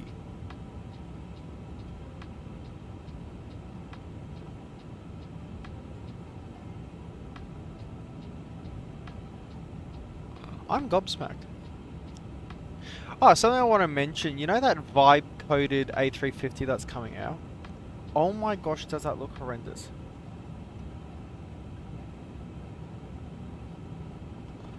Like the,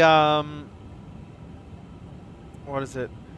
I was looking into it, and the windows look really, really horrendous. But when it comes out, I will actually look into it. I wouldn't mind doing a comparison of the INI350 and that, because the INI350's got the systems, and that's the most important part. But if that plane flies better, Any might actually have a bit of competition, but in all honesty, I bloody doubt it. But yeah, I just can't get over the performance of this aircraft. Look, we're descending now, and we're around 40 FPS. That's after frame gen is applied. But Sim, holy moly, that photo is amazing. How did you edit it though? Because I'm seeing in the background of one of those photos, it's...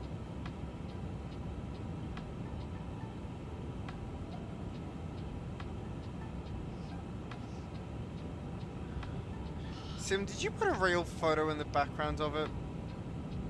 Not for the landing photo, for the takeoff photo.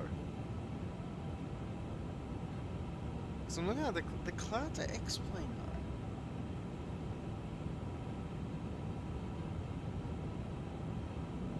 But all of the planes and that in the background are unintelligible on that takeoff photo. That's really interesting.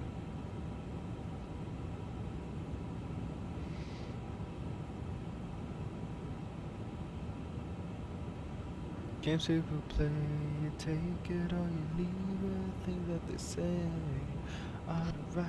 If I promise you the moon and the stars, would you believe it? Games people play in the middle of the night. Oh, can't wait for the Falcon 8X. Like, that is one of my favourite private jets. And it's just like, oh, please, please come into existence. Vladivostok Air.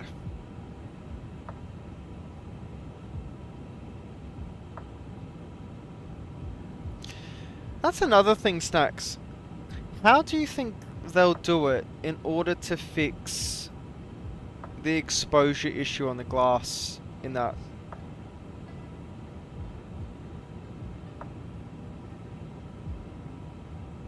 How do you think they're going to fix the exposure or overexposure on the windows in the Tu-154? Snacks, here's the thing. It's an Aerobasque plane. All the Aerobasque planes have really good performance, but none of the Aerobasque, and the counter argument to that is none of the Aerobasque planes have this much system depth. But but that's the thing, Snacks, is how are you going to go with the Falcon 8X? It's going to be a modern jet. You don't fly modern. Everyone, you should have seen the heart attack we all had when Snacks said, oh, I'm flying the 777. Like, when has Snacks ever touched anything with any glass in it? I mean, he flies the Tu-154 now because it's come out in an 80s cockpit where it has the whole paper map tracer. Snacks, you know what you need? You need a Falcon 50, mate.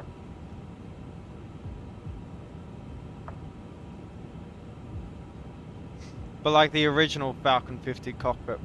It's got a little glass. There is actually one coming for Microsoft Flight Simulator.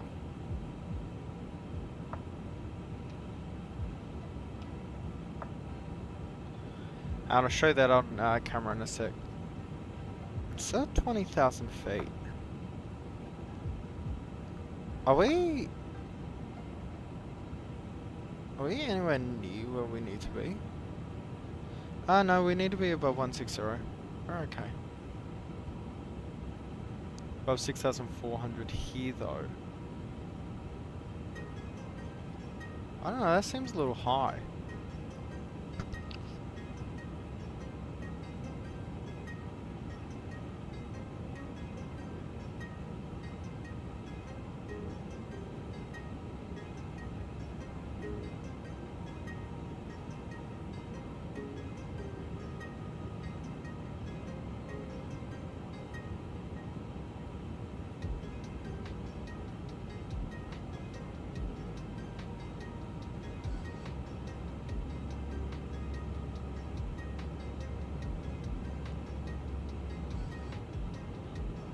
So the old FA50 by Coronado.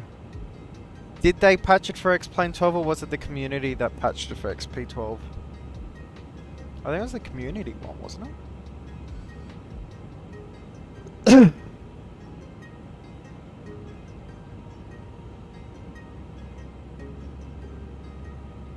I can tell Thop is here. If I think he's the one pressing all the hearts in the chat. Is that any good? Because here, I'll show you. But that's the thing, right?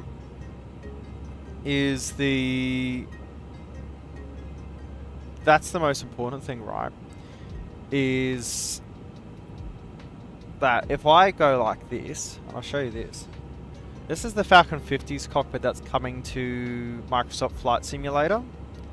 This is the cockpit I want. Like, and that's the thing, is the Learjet 35 for MSFS, I have to pay $68 to upgrade it to the MSFS2024, but it's a complete overhaul, it's a brand new flight model, and you get the freighter and the medevac version. You get all the versions of the Learjet 35. The Learjet 35 cockpit though, but the Learjet 35 flight model in Microsoft Flight Simulator was really, really good. Like, it was really good. I do miss flying that plane because I did love it. Talk Sim Cessna 525 has that cockpit panel. Yeah. Won't give them any more money until they ported their pocket rocket to XP12. Yeah, but here's the thing. The Talk Sim Citation. Okay, I like the Citation. I think it would be a really fun little private jet to fly around. And it's more analog than the Phenom. Like, the Phenom is a fantastic plane. It was the first ever plane that I bought for X-Plane. I really, really, really, really liked it. And I really, really like the Phenom still. I probably would have flown the Citation a little more. Yeah, a plane I need to actually bloody fly and get my rear end off is fly the Challenger 650. I've flown it a total of like 20, 30 times. And I spent all that money for it. It's just the performance with that latest update. It's kind of like, ugh. But what's the pocket rocket you're referring to, Snacks? Ah, do you see the TBM might be coming out this year as well? So that's big news. Will that be our real first turboprop, like PT6 turboprop for the sim? No, I guess the there's the airport. It's already in sight. I guess the Thrander PC is there, but the Thrander PC pisses me off. And the reason it pisses me off is that it's the old PC12. And PC12 since like 2010 have been NGs. They haven't made many PC12s. It's always been PC12 NGs with the glass cockpit. And when I grew up, because I grew up around the PC12, it was always the NGs. It's the name of their first add-on. It's a little turboprop with insane performance. Huh.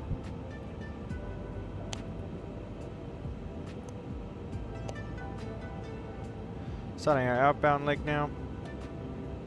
Flight level 130, so we can come out of standard now.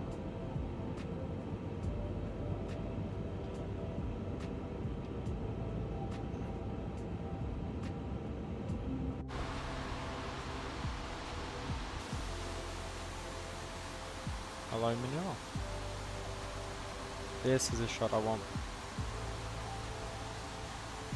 That is very pretty.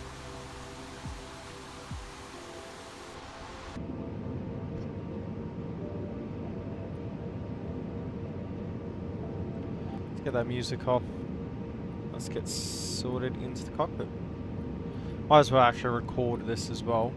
Get rid of that chat as well so it looks a little more cleaner. Beautiful.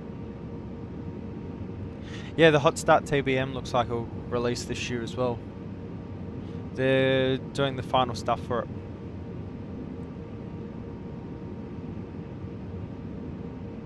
TBM would be pretty cool. I mean, I've always been biased, like PC12 over the TBM, because they're completely different planes. PC12's a utilitarian plane, and the TBM's just a private little plane that would just fly you and your CEO around. The PC12 is utilitarian, hence why it's slower, but it has so much more carrying capacity.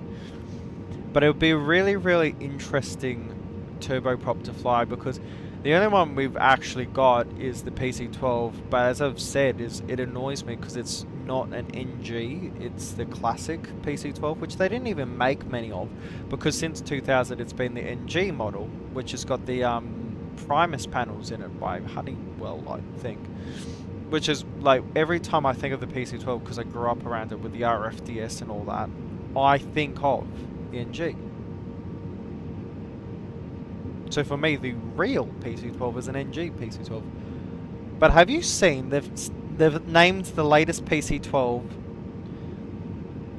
they've named the latest PC12 like it's a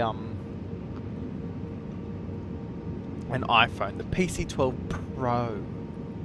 What the hell? Just ridiculousness. Oh, speed checks.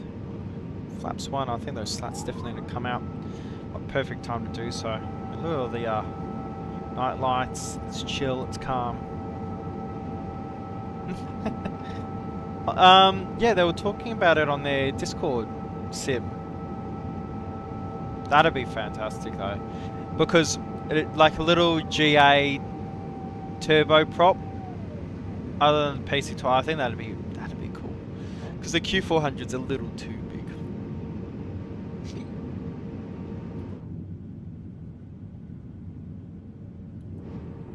Gotta love a bit of volumetric lighting. Cabin lights are all off, as they should be. I think it shows the yeah, you can actually see the, because we are using the no cabin version because this plane performs horrendously. You can still see the emergency lights. Awesome. Under 10,000, we'll get our landing lights on.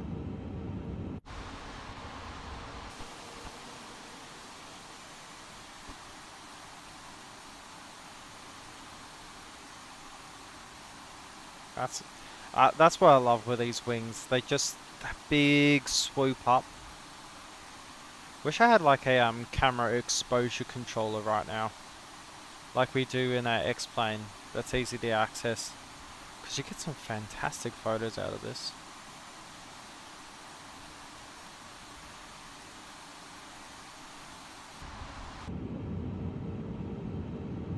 Okay, now 7,500. Speed 210, which is what we need.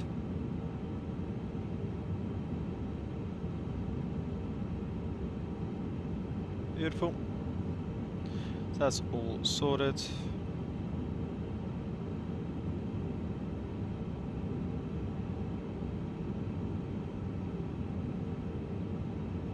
Awesome.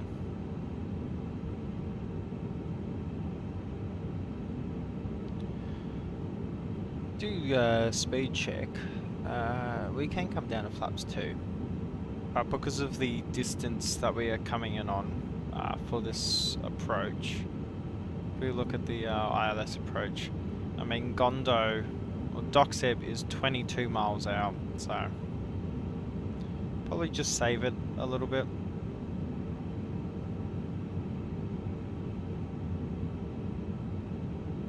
Oh my gosh. This is literally Navigraph low IFR maps, which is what I've been looking for the entire time. Okay, cool.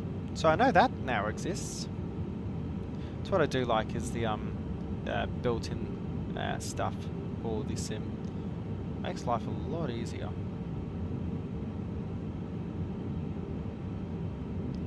I don't like that I have to zoom in every single time though. Okie coming up to Estelle. 5,000 feet. Please say we're staying above 5,000 feet. No, we're not. Why?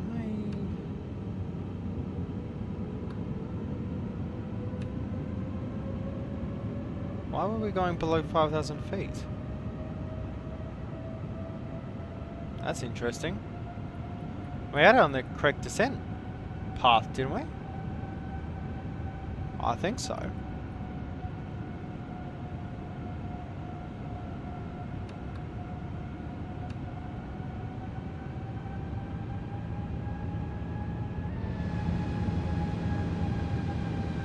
Oh, terrain out there.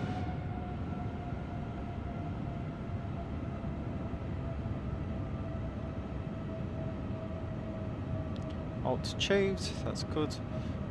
Let's go to landing perf, just make sure nothing's changed. QNH 1009 now. 1009 set. And cross checked. Lovely. Maintain 5,000 going into Gondo correction.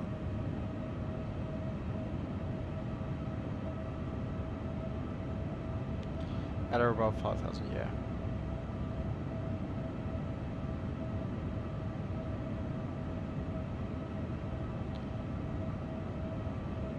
There we go.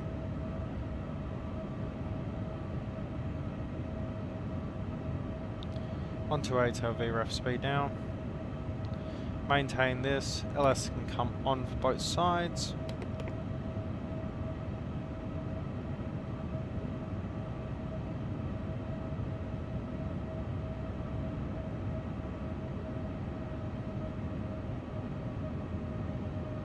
Awesome. Now we are inbound for Manila.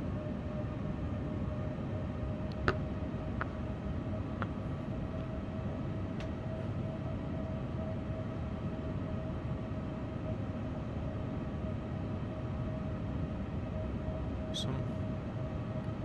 We will arm localizer.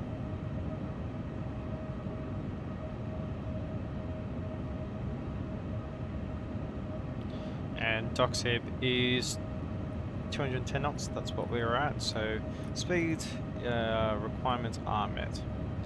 We will definitely watch out for truck sim, we'll have to watch out for those.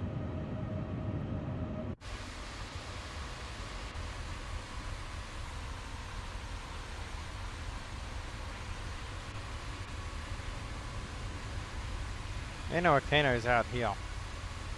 And I love in MSFS, the way to find out where your airport is got to look for the darkest patch in the entire city, because apparently the lights that you don't need to care about is the airport lights from a distance. Cool, localizer captured. Don't know why it turns right when it needs to go left, but okay. It's a significant bank.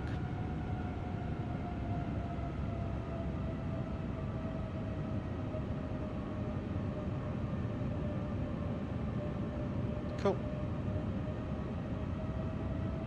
Oh no, there is that much of a term, but I don't know why it's gone through it. That's the thing. The bank angle that it's using to achieve this is far too significant.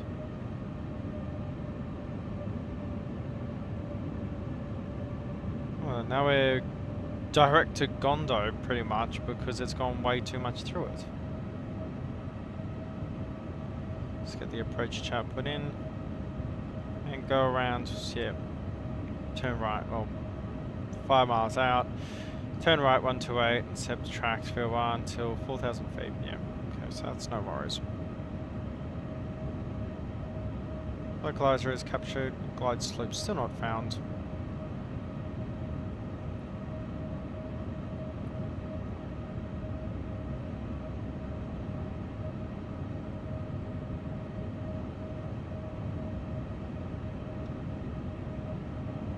Spoilers armed. Flaps 2. Arm approach. 3.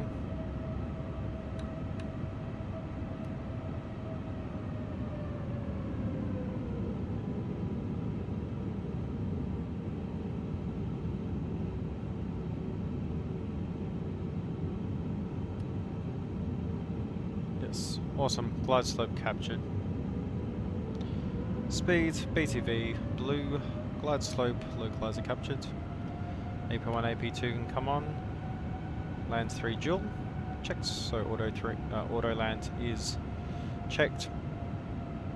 Slight tailwind, 2702 knots. We're very much to the right of that runway. Alright, we should be over here, so I don't understand how we are perfectly on localizer if there's that much of an offset. So we look at the approach chart, it's straight down. You can even see it, it's actually depicted on the map. We're to the right of the center. Interesting. Well, we'll have to monitor this. Also, how was glide slope captured if it wasn't within 1,000, which is the first dots? Interesting.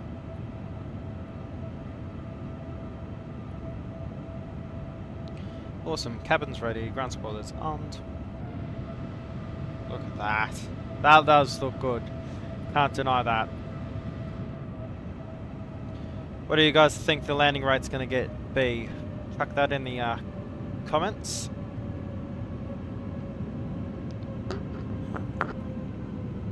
I can't say that it'll go too well. Awesome. So we're slowing down. Approach mode is active. Speed check. flaps 2. Oh, that was a bit early. I will admit. Beautiful. And 13 miles to go still. The indicator is showing. We are pinpointed on the runway, but I don't know. Just no, it doesn't. It's still offset. Why the offset, Microsoft Flight Simulator? Why the offset? 11 miles, still not slowing down. Seeing as we're within 15 miles, it would have come to approach mode, so our VREF is 128. I will actually manually set that. Cool, 128 is set. 10 miles to go. That is not 10 miles. We're also high now.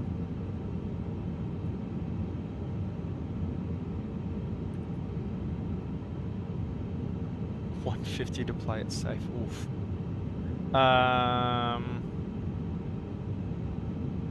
That's way too high. Okay. I don't trust this at all. We're at flaps 3. And autopilot off. My aircraft. 2,500. 2,500 cross-checked. Very sensitive on the ailerons. Wow. 7 miles to go.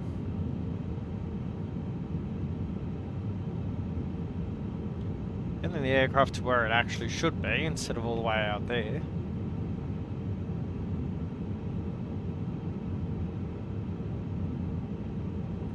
Got 150 locked in, 180 locked in. Here we go. Very sensitive on the rudders there. 6 miles, gear coming down. That's a cool perspective. Unintentional, but it's cool.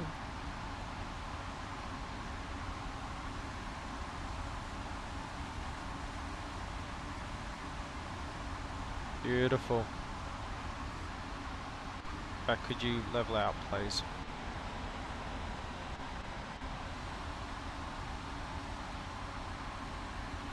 Should probably get in the cockpit now. Well, the VY indicator's where it should be. Speed check, flaps full. Still a little fast. 1,000. 1,000 cross-checked. Speed's coming back though. Okey-doke, landing checklist. Flaps full, gear down, brake pressure is seen, speed brakes are armed, landing lights are on, runway is in sight, and we are clear to land. There we go, bleed some of that speed off. Mind you, we are at 1,000, so we do need to take in mind the tailwind. Not tailwind, the back of the aircraft, the tail. I was close, I was just missing the final bit to that. Awesome. 500. 500 cross-checked. 100 above. That 400. that 300. Minimum. Stable. Landing. That indicator's completely wrong. That's at the end of the runway. We will not make it to the end of the runway at this indicator 200. thing. That's ridiculous.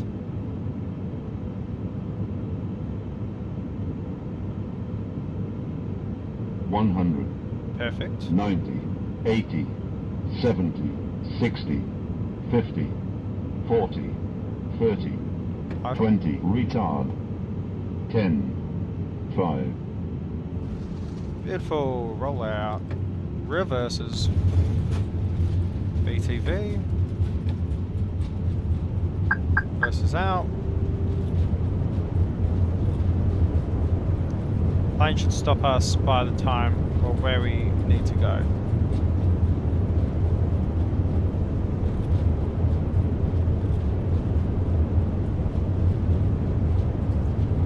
70 knots, reverse is coming in.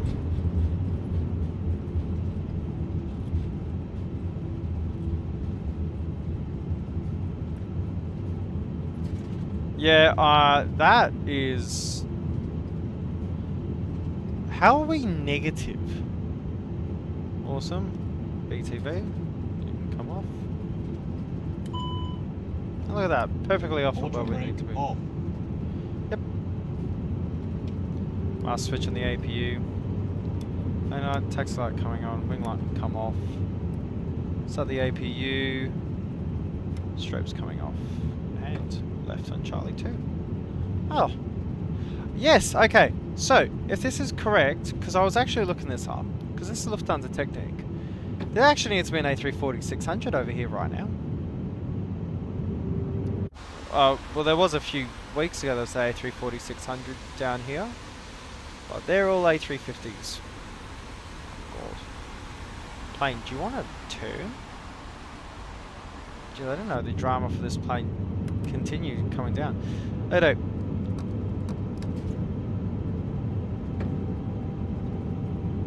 Cool, spoilers coming in, flaps coming up.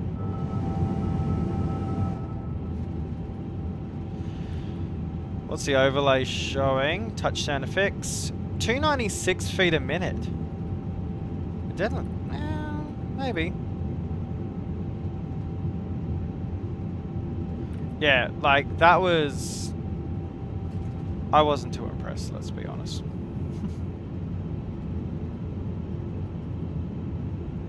And we're crossing runway, I think that's runway 31. And come down to the international terminal.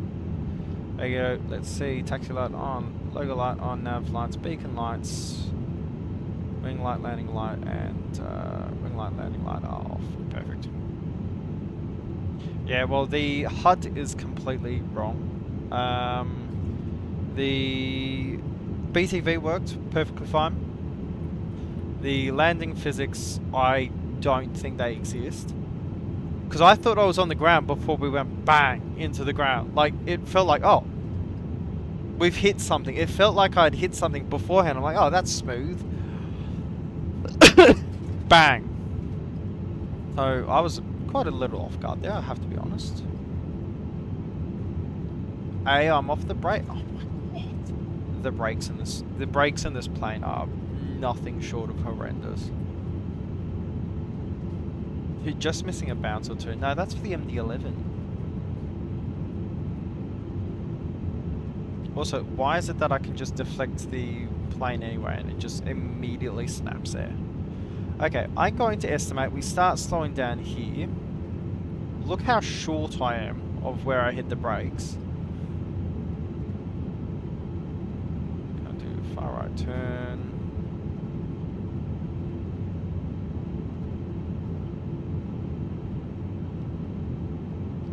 And the plane stops. Could you not do that?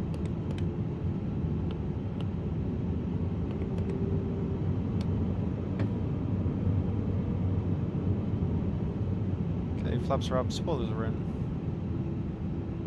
And the lights are all correct. And we'll follow this turn line out. It's one of the benefits with the A350 is the nose wheel is literally under your seat.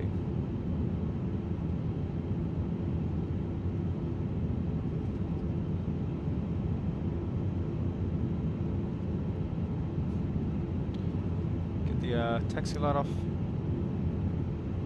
Coming in at Mac Jesus.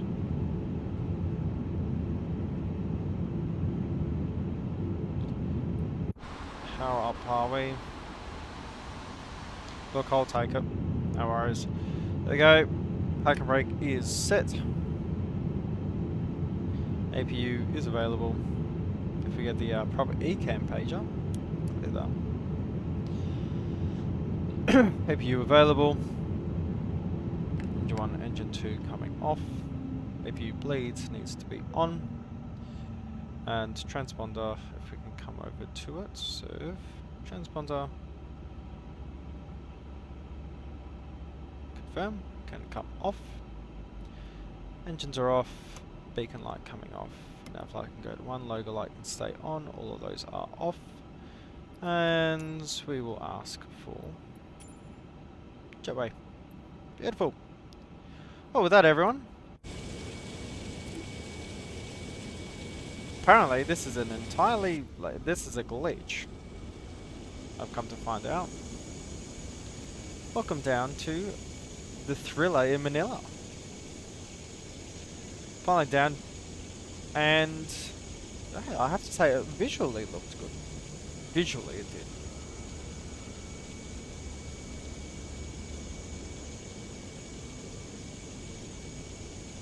Let's get the chat up. But yeah, I didn't find that too bad, actually.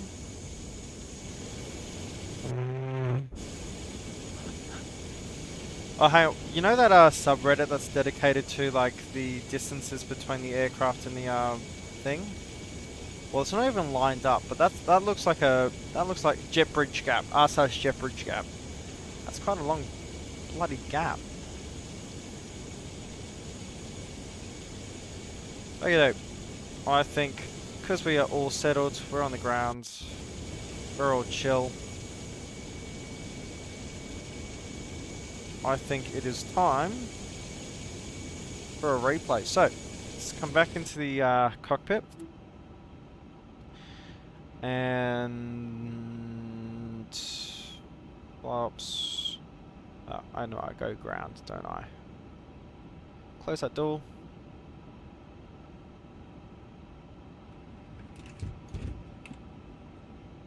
Okay, so they're all disarmed. And let's go with the replay, please. Nope, don't want to do that view. 296 it's saying. Why not tailwind? Let's simulate it. Stall, stall. Sync rate. Stall, stall. Stall, stall. Stall, stall. Pull up. I think it needs just that Stall. little bit of time. Stall. The plane also needs to be fully set up, it seems. Stall, stall. Stall, stall. See how this sorted. Stall, stall. Stall, stall. Stall, stall. Stall. And we'll go Shift F6. That's a cool view.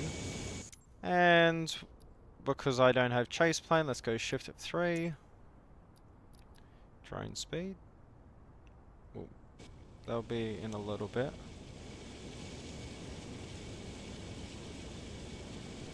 And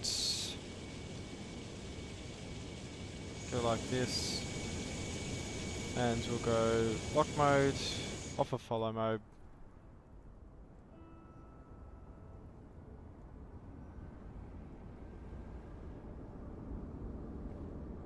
And then we just got to find the runway. There we go.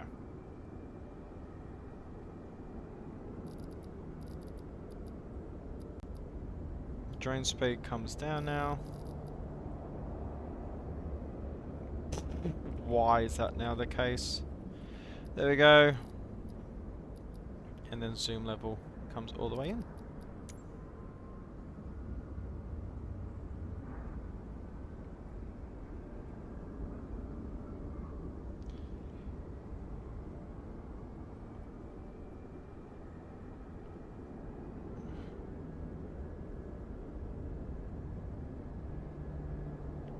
I'm gonna have to take it off follow mode, aren't I? Yep.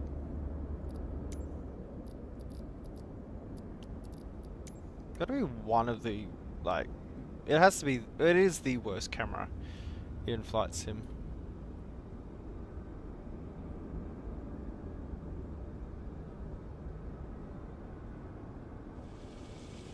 Oh, that wasn't too bad. That just looked like your normal everyday landing. I want to know though, how much were we on the center line though? I think that's the important question. Like we just touched down there. A little past the 1,000 footer, but perfectly legal landing. perfectly illegal bloody photo though. Whew, that looks good.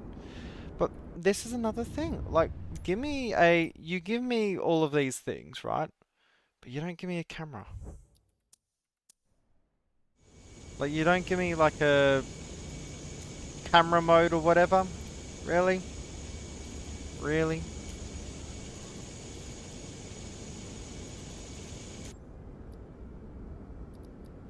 Yeah, give me a free camera drone or something. No, because this is it.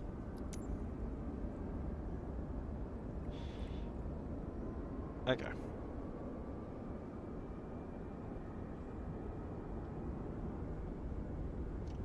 That's a photo. And then next leg we're going to do in the 321. Down to the wonderful and lovely, that's cool. But now the game's overexposed with the lights.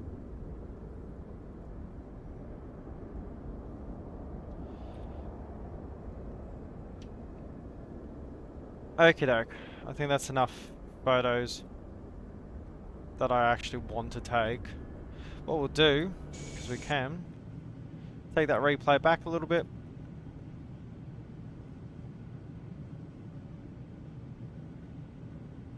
Let's get the replay over the city though.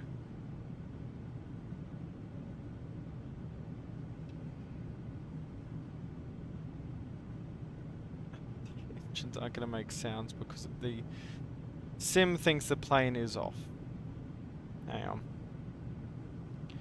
Let's pause it. Sync rate. Go to the cockpit. Is there a way to like just make it so the plane panel state? There we go. Ready for Too takeoff. low. Flaps. Keep it at flaps full. They're armed. Flaps are full. And all of these are on. Wing light has to be on. Logo light is on. All the lights are on now. Cool. Look at that, guys. Look at that. Just let's give the plane a little time to actually load up.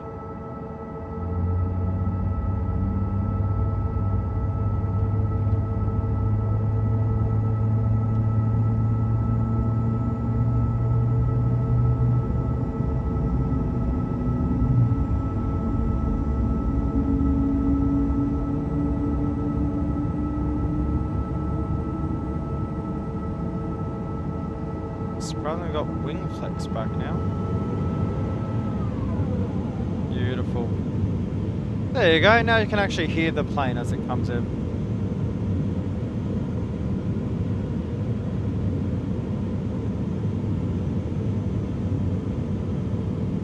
Ladies and gentlemen, welcome aboard. We are delighted to have you with us today.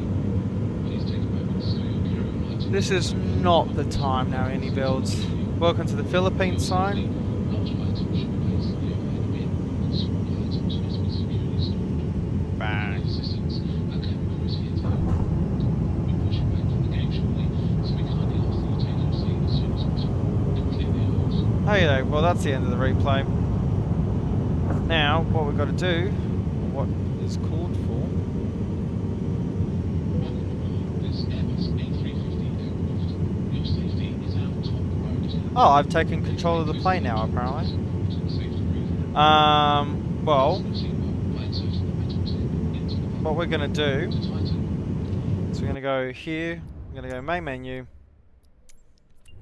because something I want to check, mostly because it's where I used to live, is the airport in Broome.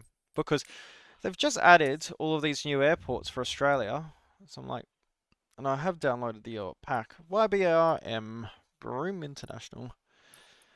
Place I spent too much bloody time in. Actually seen a few plane accidents here as well. I saw a plane flame out. Land on the belly. So that was interesting.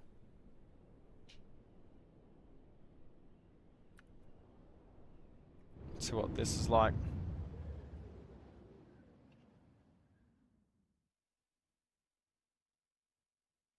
I also hate the walk around feature. I think it is useless.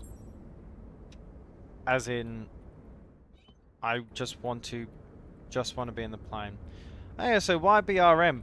First of all, that runway is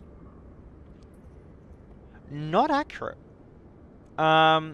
It's got the double markings, which is correct. That's something, if the runway would download, is correct. This runway is orange, not blue. This runway, because, I mean, look at the color of the dirt for Broome, okay? It's red.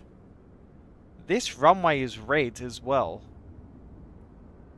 So, runway gets marked off. Let's come over here. This is the brand new Royal Flying Doctors headquarters. I can't say brand new because it was built in like 2000 and... When did I move to India? I moved to India in 2012. No, I moved to India in 2015. Yes, 2015. So this was built around and finalized around 2017. So it's about 8 years old. The previous HQ for the Royal Flying Doctor Service, which I have to say, I love the signs and how it's done all right. The previous base for it was actually in Derby. That's where I used to live. That's where my dad was actually the base manager when it was flying. The ATC tower up here, which is also oversees the fire trucks. Decent little space here. And look, this is something you have to give. Look, you can actually look at your aircraft on the damn pavement on the runway. Though XP12 has got the new windows, that's actually a possibility. It just needs to be rolled out more. These hangars look all okay. This is what I'm thinking of. These are all your GA hangars. So here's Air Kimberley. Oh, yep, they've actually got that correct. What are these planes though? I mean, it's a Cessna. But what type of Cessna is that? It's got like a Lycoming engine on it. I think they're supposed to look like Jabiroos. That's sort of what I'm picking up on. But really great detail. Oh, I love good fins. Cessna 170. Not bad. Now, all of these, they actually had a really bad fire at one of these hangars a long time ago now.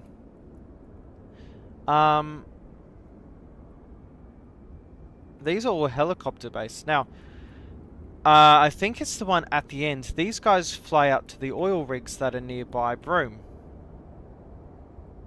Which, yeah, CHC. So they have these blue, white and red helicopters, but I think they fly Seahawks or something like that. Now this airport, when the Focus 70 releases for the sim, we will be flying to it. Because SkyWest, which was an Australian airline that's now defunct, they were based out of here. And if you actually download YBRM for X-Plane 11, it was always parked on this stand. But they've got the roofs and everything absolutely perfect. And that is the Welcome to Broome sign. Funnily enough, that hasn't changed since the last time I was there, which was a long time ago. Now, this is post the update to the airport. So, old YBRM was only one story tall. And then they became an international airport, so they had to make it bigger and have more things. So, this is still the case where that goes in. But they had to build these double stories. So, these are real. This is also the brand new roof for the place. And this is the wonderful arrivals hall, because I remember we would park like here. My grandparents would come out there. Pay stations, everything. The quality, I mean, the quality you can't deny is fantastic. You can actually read that, hang on, you can read that sign. If I can actually go and see the sign.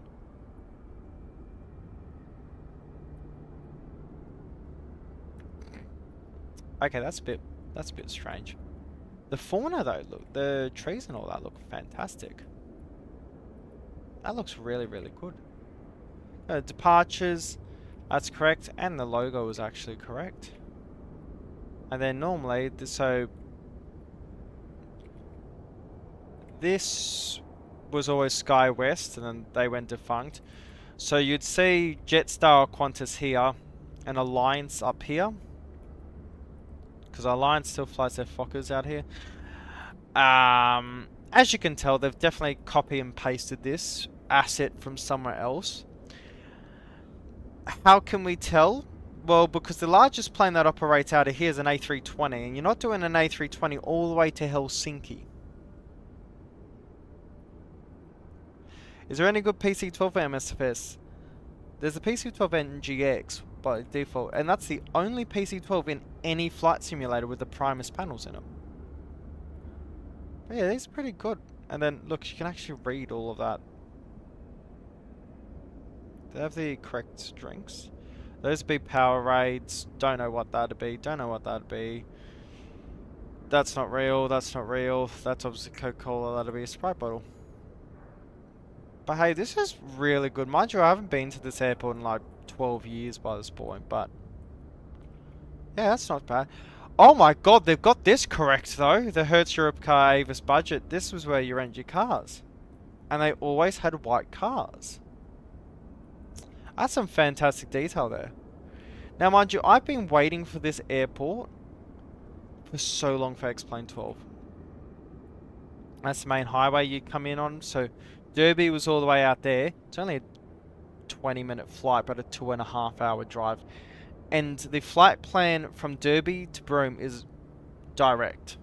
There is no way. There's one waypoint, and it's perfectly straight. But here's what I never understood with this highway. You came down here. You then had to turn out to then go on a roundabout to turn in. You couldn't just make it straight. Another roundabout, that crossing, and then there was a roundabout over here. You go in this roundabout up here, then this be like this little mall. It was really bad. That hasn't been modelled, obviously. And then go in and then into town. Broome doesn't have this many trees, though.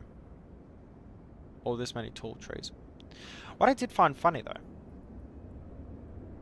is if I come over here, and we come over to this big building over here. This building over here is the mall. And I remember, I have very many fond memories of it. What I do laugh at is, obviously since then, they've actually put these sun roofs over. Or solar power roofs. Never used to have those. So you get into cars. By the way, the parking here is the wrong direction. This is actually this way, not up and down. Okay, so that's wrong. Because you come down here and then the exit road to get to the other side was here. So completely incorrect MSFS. Can you not get anything correct? But yeah, this is the mall. That's the back road to get out the Staffway exit, which you never could, but we always did because this is the country. They've got the blue absolute perfect and the old wooden frames for it. Now Broome was famous for the pearlers. This is when they went pearl fishing and all that. This is where they did it. In this town. There's actually a fantastic museum on the outside. Why is the sim stuttering? But hey, I'm really happy to see this here. We'll be doing more VFR flying here. And when the what's his name comes out, when the Fokker comes out, we'll actually fly from here, and we'll fly it from Broome, from Brisbane as well, because that's where they're actually based. Well, majority of them, Alliance's operations are based out of Brisbane. Okay, this calls for a switch over to XP12. Mind you, with XP12 we are going to be on VATSIM, so if you do want to join for the very short flight down to Cebu, by all means. I mean, it's literally night time. There is no need for map enhancement, but I might as well get map enhancement on because it's a habit. Let's get this removed. Games we will play, you take it or you leave it. Save. No, bugger off. There. Sim. Change over to explain. Delete. Get that up again. Get this up. And we are flying from Papa Lima Lima to RNVM, is it? No. Cebu. Mactan, Cebu. There we go, RPVM. Awesome. So that's all set up, and let's load up XP12.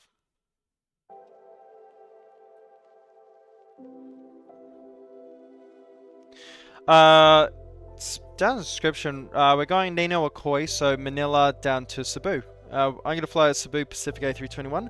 I think I've got a CEO actually downloaded instead of a Neo, which is good.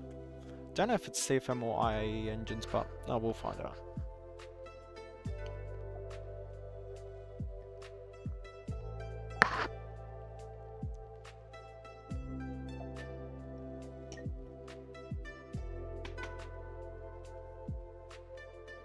Oh, there we go.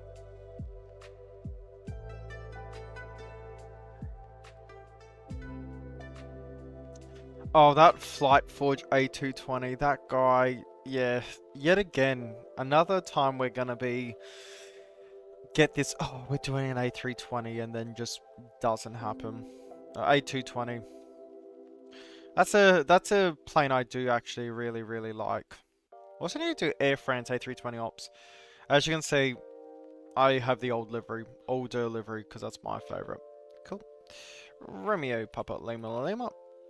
Might actually still have the Sceneries installed. And we'll be over at stand 45.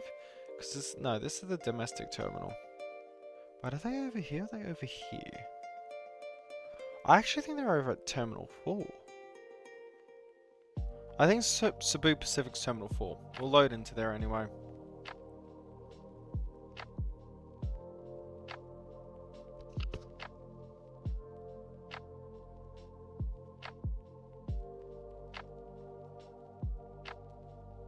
Indeed, snacks, RPLL to RPVM.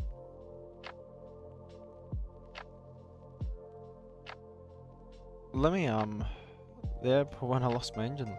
Yes, snacks, after departure.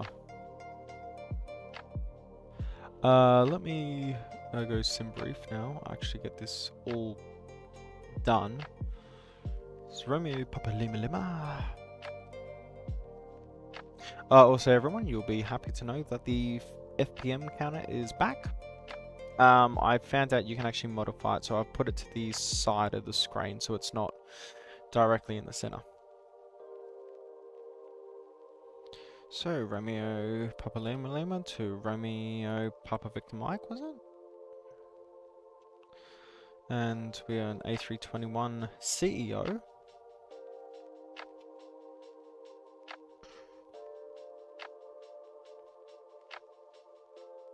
Cool. Should be an hour and a half block time, so about an hour flight. Cebu Pacific, I'm guessing is CPU, but let's see. Cebu Pacific is CEB. Yeah, I've seen 4. And Cebu Pacific Manila to Cebu flight number 557 I'll be. 557. There we go.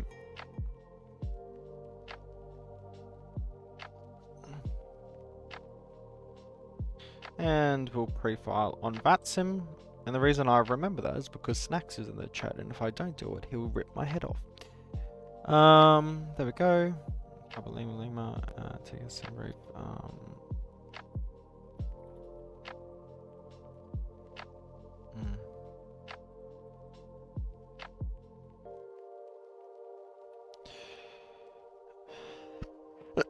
Cool. That's all sorted. And applying the real weather, so it's going to be done in 2 seconds.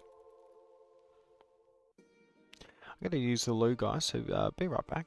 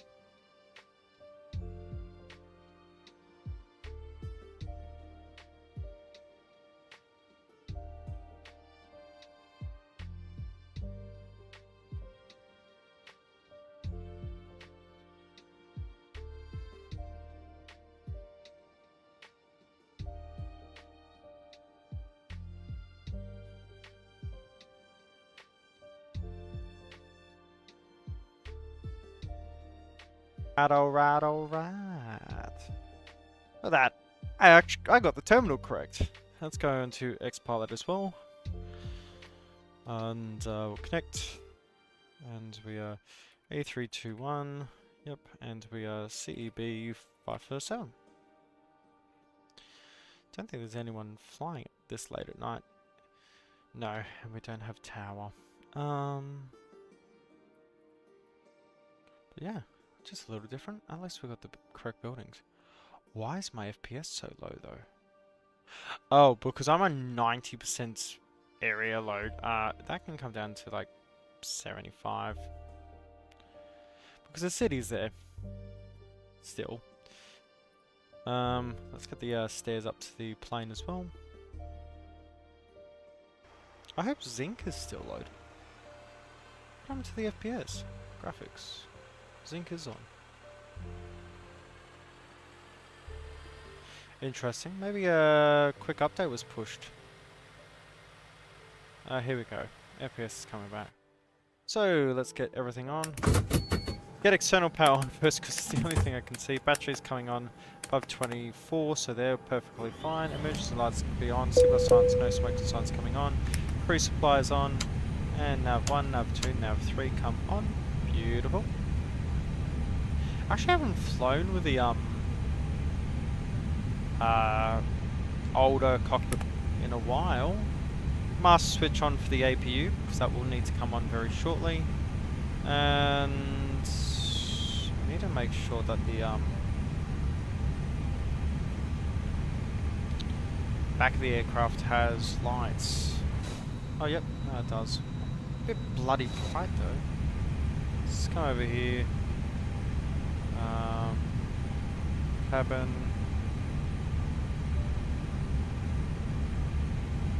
At 40%. That's a lot better. Cool. I'll actually get my panels up. This is something they brought out when 12.4 came around, is the panels got really dark for some reason.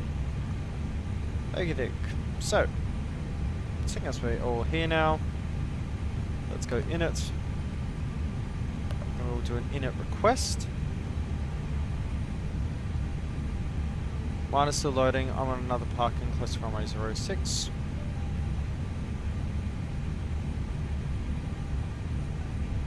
You're down here. I find it funny. So Cebu Pacific is such a significant airline for, well, obviously the Philippines, and this is their terminal.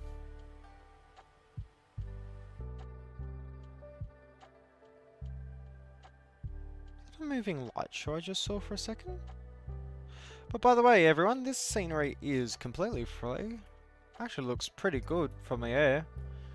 But this is free scenery by CloudSurf, same guys who made the Microsoft Flight Simulator one.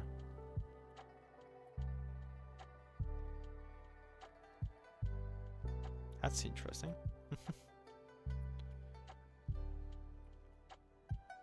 Yeah, completely free. Looks great. Lufthansa Technique building, but he's chucks it full of Philippines 777-300s. Which, really interesting place for Lufthansa Technique to put their stuff, seeing as they don't actually fly to Manila all that much. Guess the labour's just that much cheaper out here. Look guys, if you buy a McDonald's meal, and add one everyday McSavers product to get a smart peel-off card for your prices. There you go. You could get a prepaid card. Go to have a thriller in Manila. There you go. That's what you want, guys, isn't it? That's what you want, right? Awesome. So, RS got 7 minutes to go. We are going to get our nav lights on, just to tell everyone we are here, and we'll get our logo lights on as well. So that should be lit up. Beautiful. If everything come up, we will get the APU started. Line IRS. Looks like our flight plan's already been fully downloaded. That is lovely. Let's come over to flight plan. Romeo Papa Lima Lima. We'll get it to parts from a 06.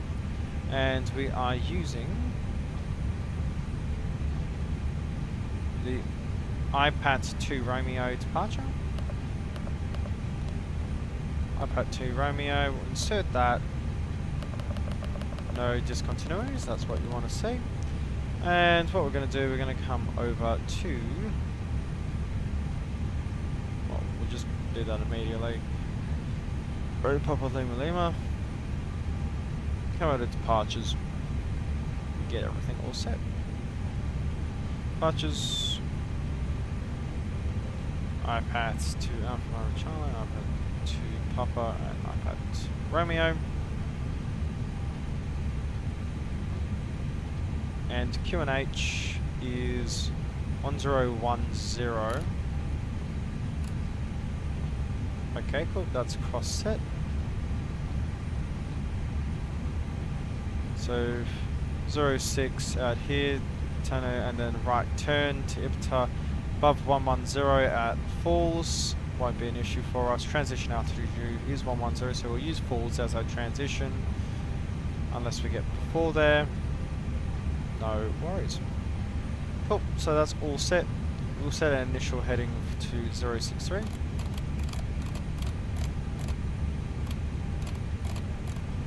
we'll set our initial altitude to 110.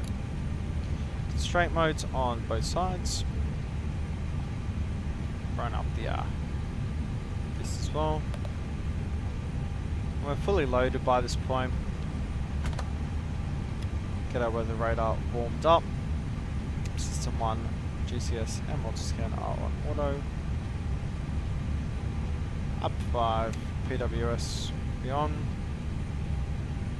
There we go. Snacks, what TU15? Did you load the bad performing one or the latest one? There he is. Look at that. So, do you need to be so loud? Why are you so loud, sir? Sir, why are you so loud?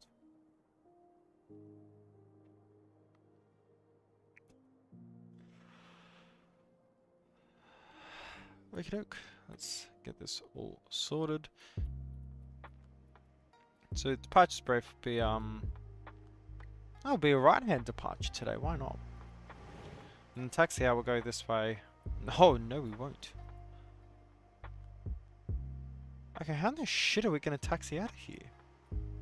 Unless this runway is being used as a taxiway. I guess that's the case, because I don't even think this runway is being used. Let's go out here, push back, go north, come down here, come over. I think this is November, Juliet, and then taxi all the way down. I just realized that's an interesting predicament. Well, taxi down the runway, because I don't think it's being used. But we'll still announce it anyway, because last thing we need is an ATR on our heads. 1.1, plenty of FPS. What's your FPS right now? Flying the 1.1 T1 couple.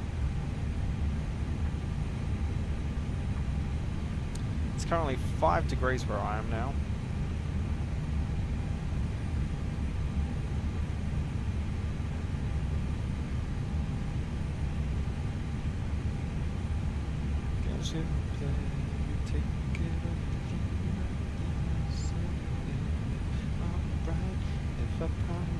I keep singing that song. Third in the ground, has the scenery as well, but in the air. Oh, nice.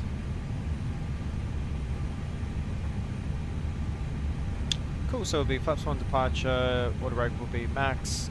We have a engine failure before V1, we'll stop on the runway, engine failure after V1. We'll take her up into the air, and then circle, and then land. Come over to our perf page today. Get our takeoff data. Do a flex takeoff. Get the lovely CFM engine, so they will actually sound pretty nice. Perfect. And we'll insert that uplink. So 146 V1 and VR speeds, and V2 is 149. Flaps 1 up 0.1. Flex temp is 54 degrees. So we'll expect flex 54. Yeah, no worries. Last point. Get everyone to drive away now. Close our respective doors. And we'll pre-plan our pushback to face. Yeah, I go straight back onto the runway. We'll push back to here. Ground the cockpit. Plan acknowledged. Call me through the menu when you are ready. We'll go to airport. No, we won't. Go to maps. I follow. Bring this in. So we've already got a marshaller, but we don't need them. TCAS. Make sure it's on. I don't trust it on auto for this plane. Transponder on TA only. RS about to line. All doors except for bulk cargo are open. I forgot my damn bulk cargo seat. It's closed. APU is on. APU bleed is on. Center power will come off of. Everything's perfectly fine. And snake is set. So we'll first plan our move out. So push back from Cebu Pacific on to Hotel 3, facing north. So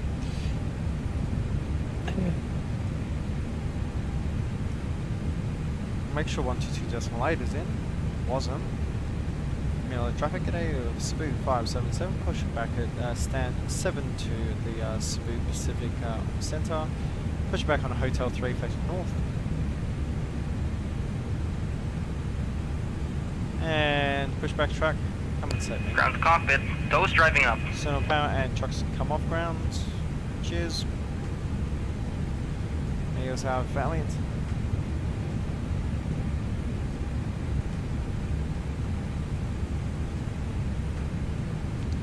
I'm Manuale 122. G'day, g'day, g'day. Welcome to the stream.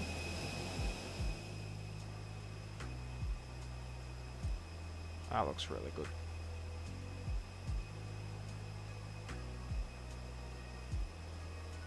Just run the man over though.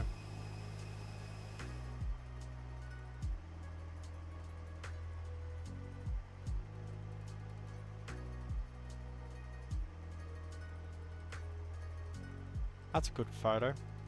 Okay, all doors and hatches are closed. Ready to connect.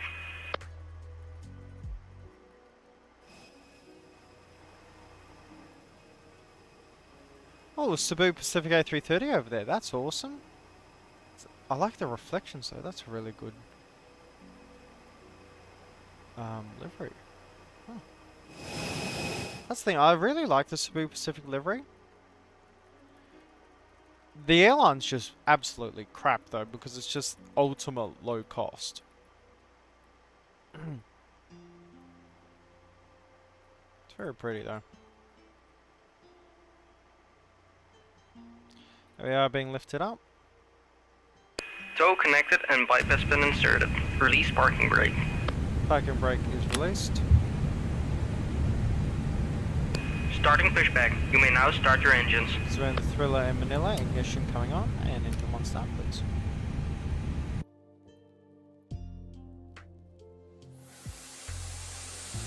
Hell yeah.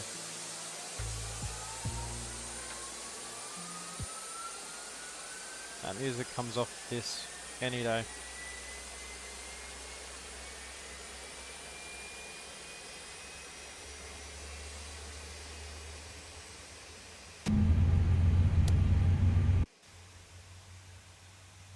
Look, I forgot something.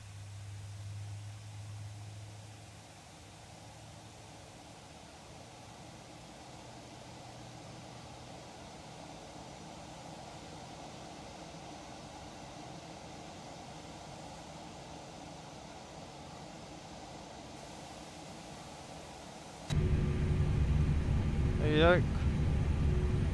Good start on engine 1 and engine 2 coming over live now.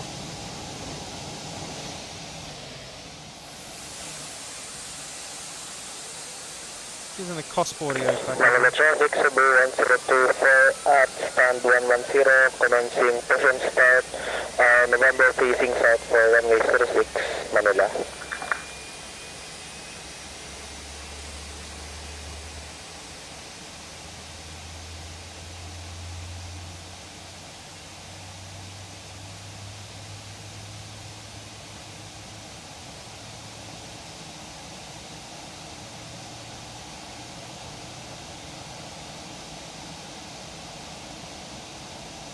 Oh, the photos of this are looking so good. If you want to go see these photos, by all means, look in the description below. Our Discord channel is Operation down. complete.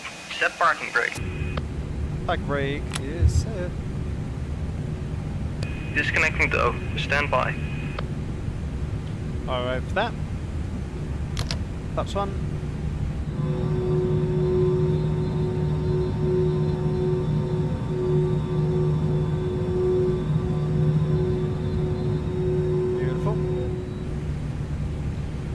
Get our engine lights on as wing lights on it, correction. There you go. Disconnect.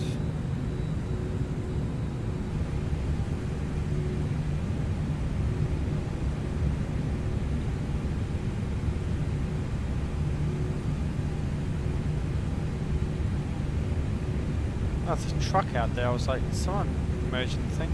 So taxi via runway 13. Tow is disconnected and bypass pin has been removed. Hand signal on the left. We'll see you next time and have a safe flight. And then that's runway 06. Cool. Seems funky. There he goes. So, class 1 set. Speed brakes armed. PWS on. Perfect. Train on MD, please. Lovely. Initial 11,000. QNH 1010 set. APU bleed. Come off. Must switch for APU. Come off. Taxi lights come on. Strobes can come to auto. Landing lights can come to the off position but extended. Snow smoking seatbelt signs are on. Laps are set. Cool. And ignition to normal. Awesome. We're clear. And we'll wait for ground crew. Has given us the thumbs up already. That's why he's driving off. So we're ready.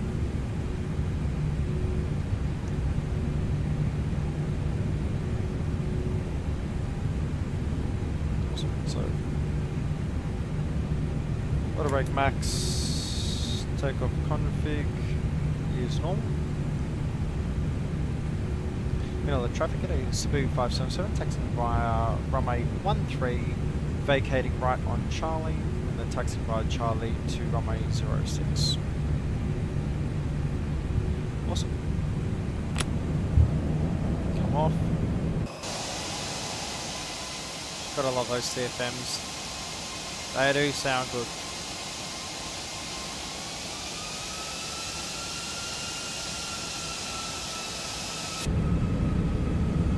Sound better in the cockpit, damn. Little loud though, so we will come up here. Those landing lights come on. Turn off lights can come on as well. Brakes, no one's inbound.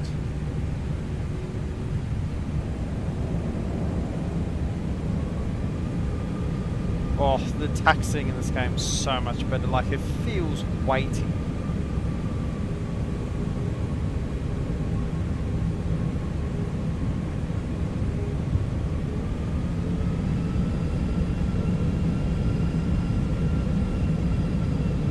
Like everything is slower in this game, like what with the taxing part, like you feel like there's a lot of weight on the wheels.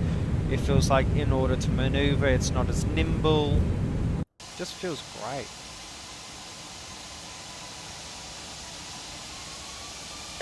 Manila traffic, Cebu 1027 at taxi to runway 06 via November, right Charlie, cross runway 31, Hotel 2, hold short at 06, Manila.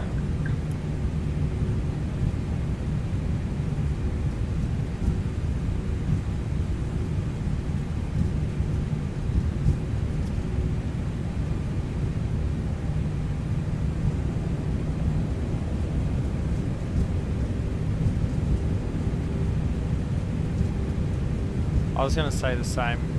Snacks.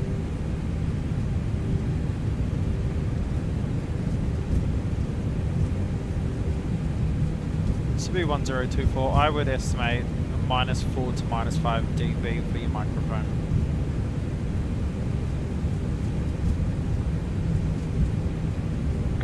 Manila traffic, is it still out?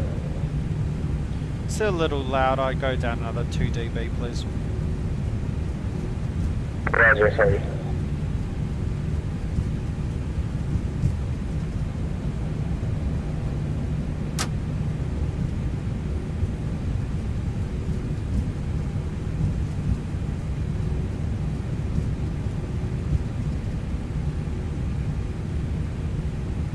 I see the beacon of snacks down there.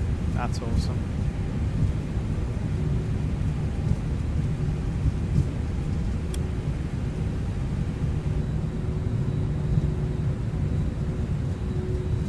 Just casually blinding everyone. But you need to have that on because you're on a runway. Manila traffic, is my mic still out? Absolutely perfect now, Spoo 577. Roger, thank you guys.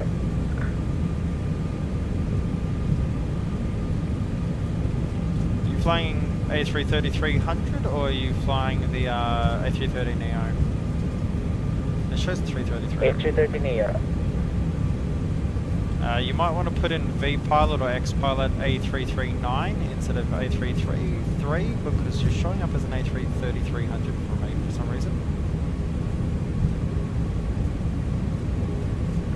When I connected to the X-Pilot, I connected with A339.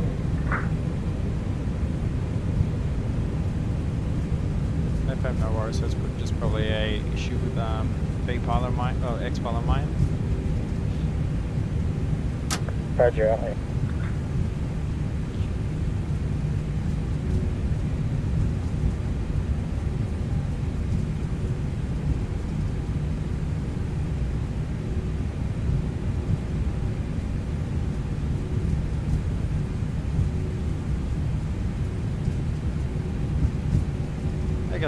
Vacating Charlie.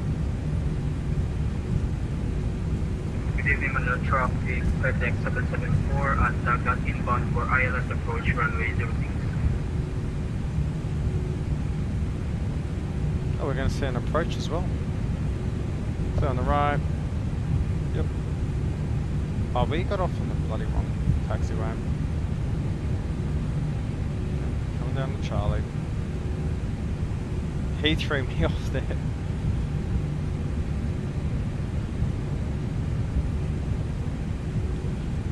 Landing lights come off, turn off light, come off, strobes are off.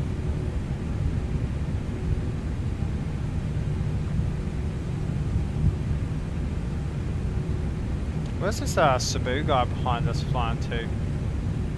That's what I want to know.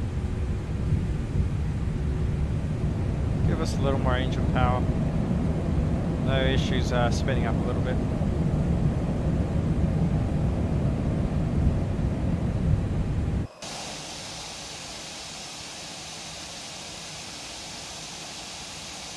I don't know if it's a viewer giving us an X-plane.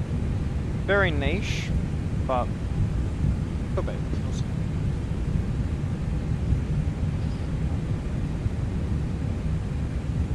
And eating dim sims. Oh gosh, the weather around the world's really bad. The Philippines, perfectly fine. For the first time ever.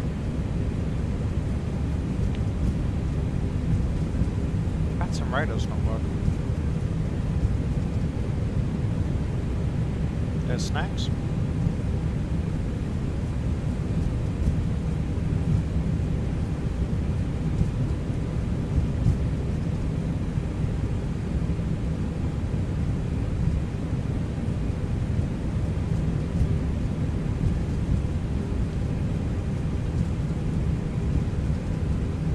CB1024. Ah, so the guy behind us is going up to Vietnam.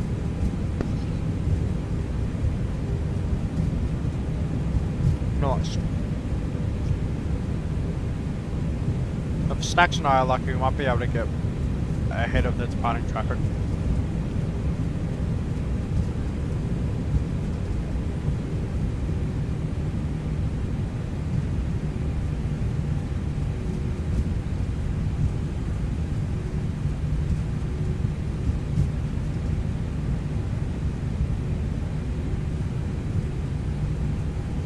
Cabin crew, please take this for takeoff.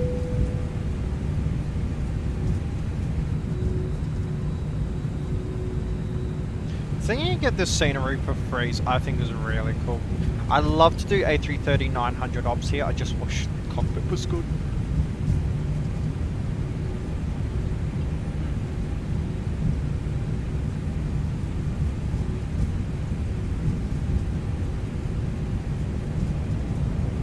We're gonna do Charlie 5 departure. What about snacks?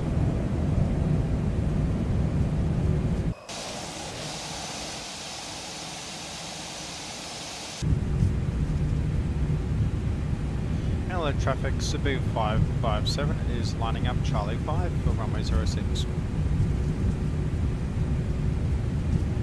Chrono coming on.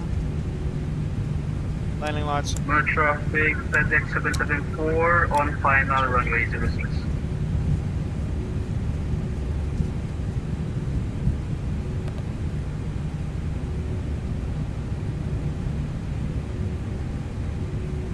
Cars there, cool. Lap set, everything's set. No worries. Manila traffic, Cebu Take off 104 config will normal. continue taxi to holding point Hotel 24 to hold short runway 06. And transponder TARO.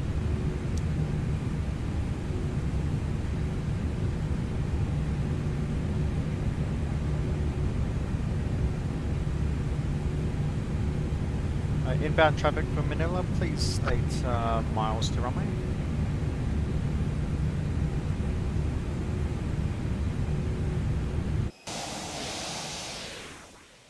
I see him there. We'll get up for him.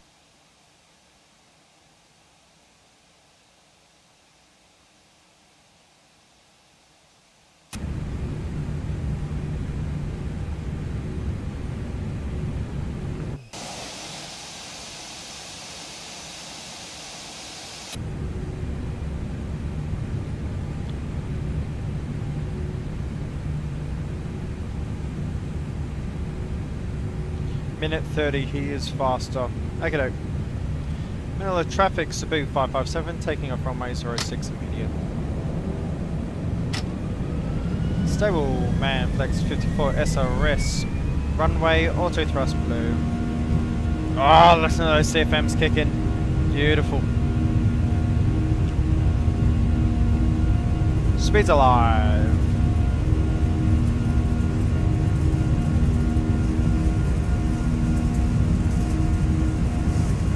100 knots.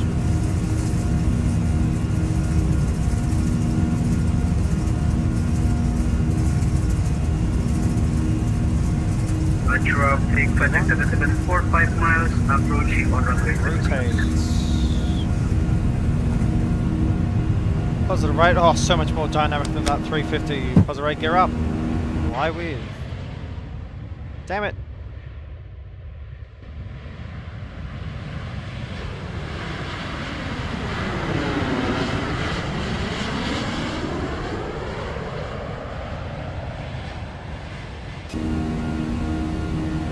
Manila traffic at Cebu 557, passing through 1,300, clear from runway 06.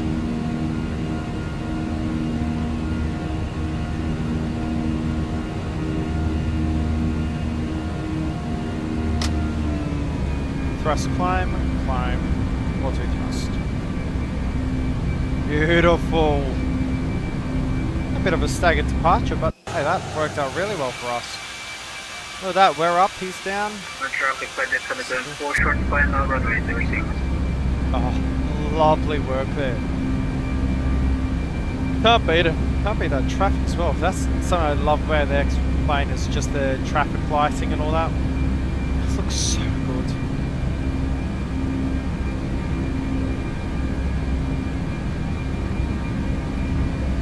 It's a carrier.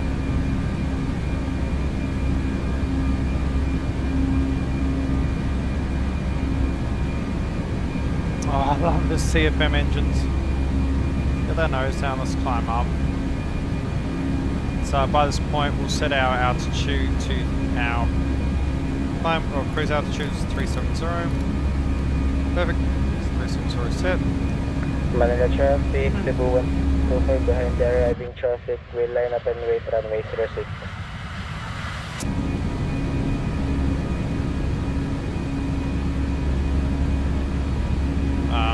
Cool. Uptake checklist. Spoilers disarmed. Flaps. Safe speeds 200. Flaps coming up. Uptake on checklist complete.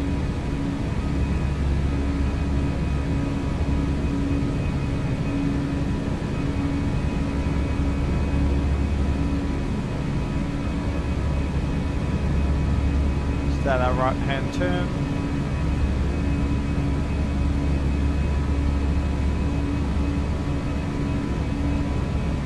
And autopilot.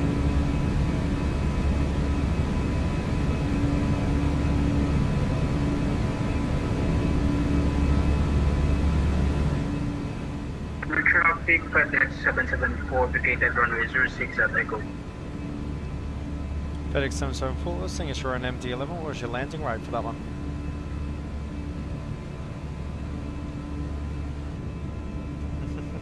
I'm asking the important questions now.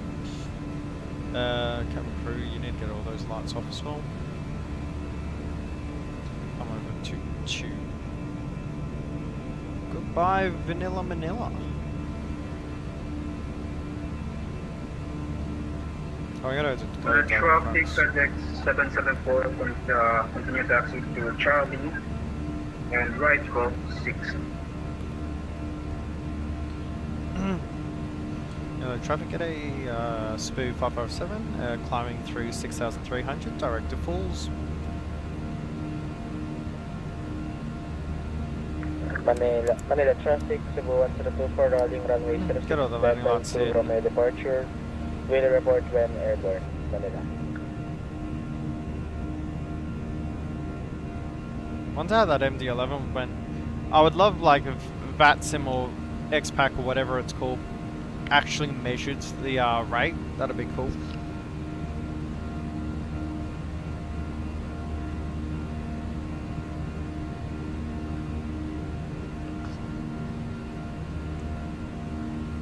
Apologies, Taz, I'm just choking on a bloody dim sim. Speed laid back with VATSIM. What do you mean by that, if you don't mind me asking?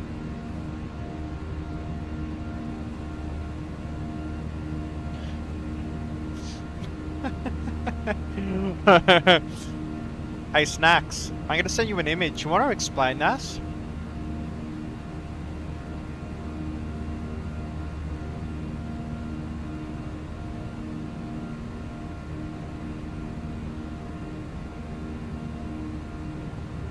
What happened there, Snacks?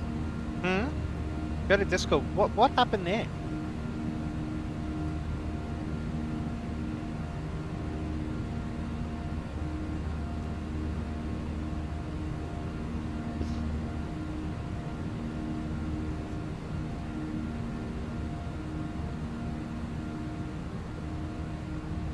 $10,000 check. Seatbelt signs can come up. All of our external lights Manila are off. traffic, Cebu 124 airborne passing 2,500. We'll climb straight to flight level 340, Petal to Romeo departure, IFR to Ho Chi Minh.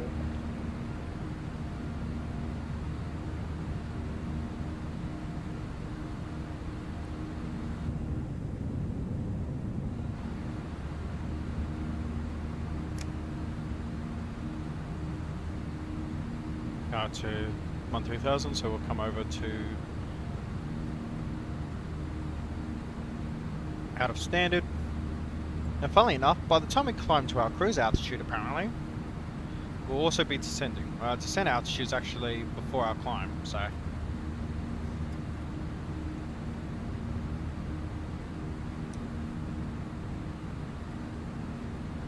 That's what we call quite the predicament. Huh. I can. So Snacks, You know that switch that you need to do in your checklist if you fly with GPS or GPS off? You need to kind of flick that down. Just flying VATSIM is hectic, practice so intentions a bit. It depends, Taz. If you fly like during one of the big events, or if you fly on Monday and you do the Milk Run Monday event, I think you'll find it's really, really interesting. It's really fun. But the people that are doing Milk Run Monday are following the event to a T. They're doing everything correct. A stream to you I would recommend is the Anzac Day stream that I did in the Fearless 747-200. By the way, I was the only 747 flying that entire event, which I thought was cool. But yeah, like, if you fly during the big events, it's a lot better.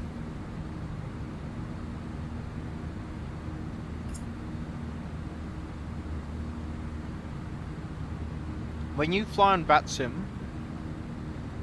in 122.8 and Unicom airspace, it can get a bit hectic because you don't have radar coverage the entire way. But if you fly VATSIM with full radar coverage on those specific routes during events, I find it's a lot better.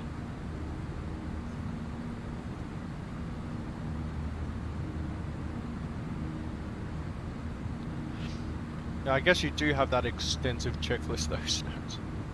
I'm gonna set my climb up to 350 now. Perf. Unit numpty.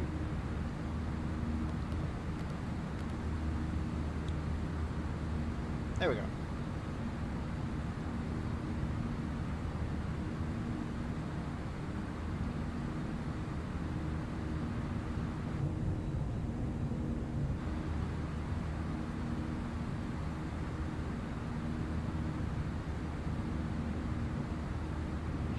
So as fast as we've got up, we've got to get ourselves ready for going down. So come over to Arrival. We are expecting, let's say, 04 right for the Bata 3 Par Pro. So, right, am I ready there again? 04 right. Okay, I'm gonna. Well, it's gonna be the RNAV 04 right approach. It was Bata 3. Was it Bata 3? It was Bata 3P. That is correct. We'll insert that. And it's all in there. And no discontinuities. Beautiful. Cover plan.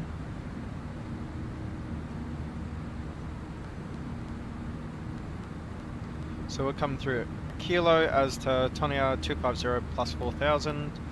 Ramir plus 4,000, VMO4A 250 at 3,000, VMO4B 185 by 2400, and then we'll be inbound for our MPV. Let's go landing performance 04 right. Beautiful. That's perfectly fine. Go to Avatar, we'll go airports. Both these can go. RPMV. That's the wrong bloody RMPV. No. RPVM. There we go. Okay, so 1009, Nosig, remark A2980. Okay. 30 degrees, 030 11 knots, so about a 10 knot crosswind, pretty much a headwind at that point. Come out of plan mode. Do arrival. Better. That's better. Bada bing, bada boom, Mr. Well Bound, Mr. Boom.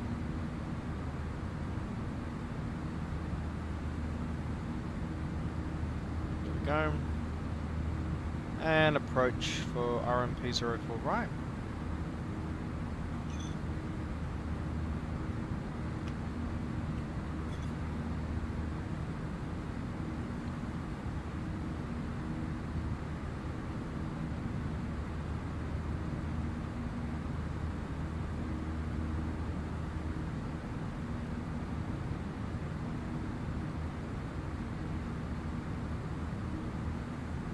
Okay.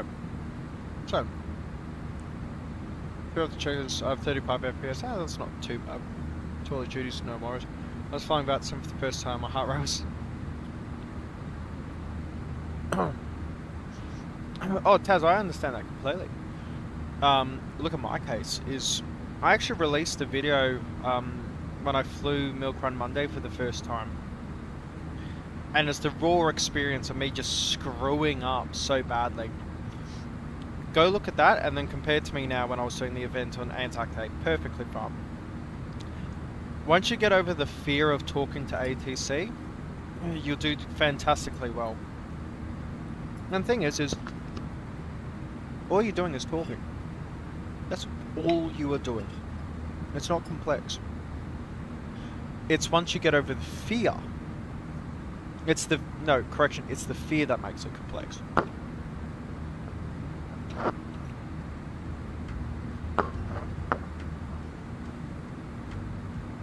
Okay, for this arrival.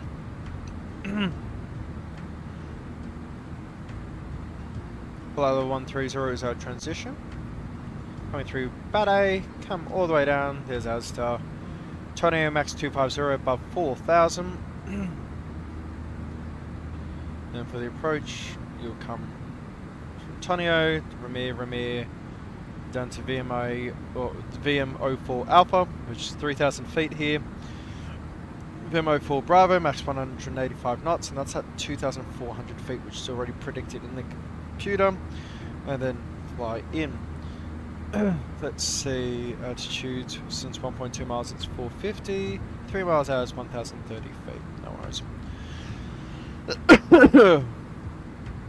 Glide path at around 140 knots, it's going to be 740 feet a minute expected. In case of go around, climb heading, well, runway heading 2000, oh no, it's climb 2000, yeah, on runway heading 47, and then do a right turn to Dogus, which is down here, and then you come out here, direct Drago, and then go back in for the approach. Position height for Bravo is 340. Actually, let me check this.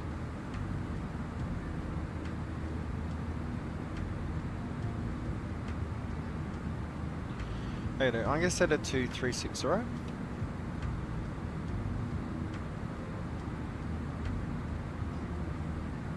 Which we'll do when we come here.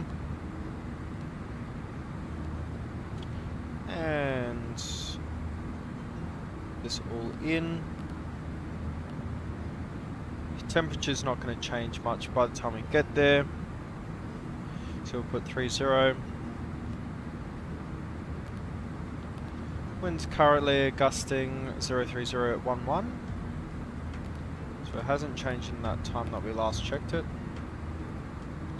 And QNH is 1009 at the moment. Perfect. There we go, out to rappel. Within about 100 miles. And then we'll start our descent down. We come over to Prog.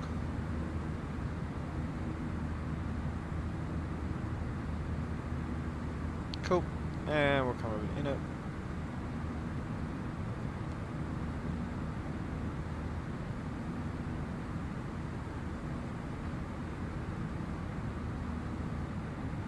Go 56 miles to top climb and then another 42, so that's 98 miles to rappel. Perfect. Projected that really well. Okay, so that's all briefed. So it shouldn't be an issue at all. On the map, where is Mr. Schnackety Schnacks? Schnackety Schnacks is way ahead of us. There he is. We found Schnackety Schnacks. Is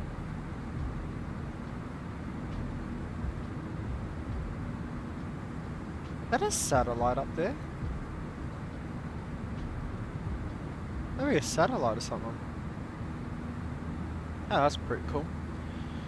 No man, Tornado AC for the first time, it's like meeting God for the first time to your live review, and you hope you... Taz, I understand that completely. You'll get through it though, and when you do get through it, it's so much better. Not even comparable.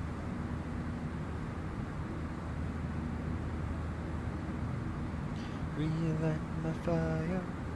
Your love is my only desire.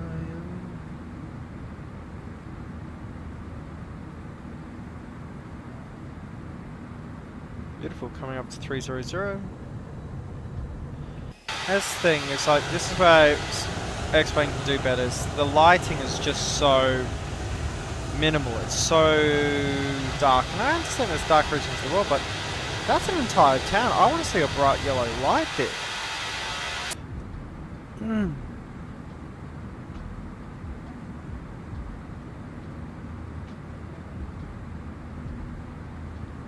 Perfect. I gotta go use the loo. I gotta pull a snack, so be right back, everyone. Oh, Snacks gets here as I'm about to leave. 2 seconds.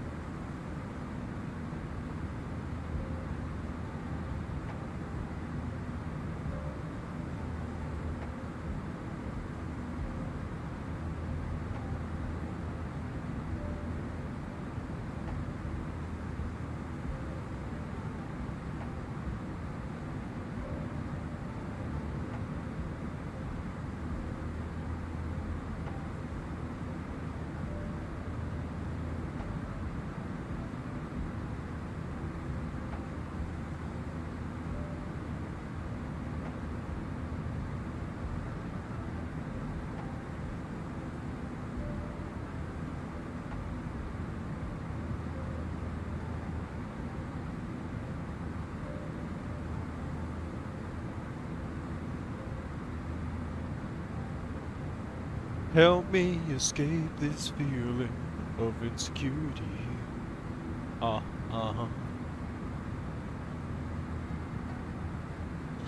Okay, coming up, new flight level 350.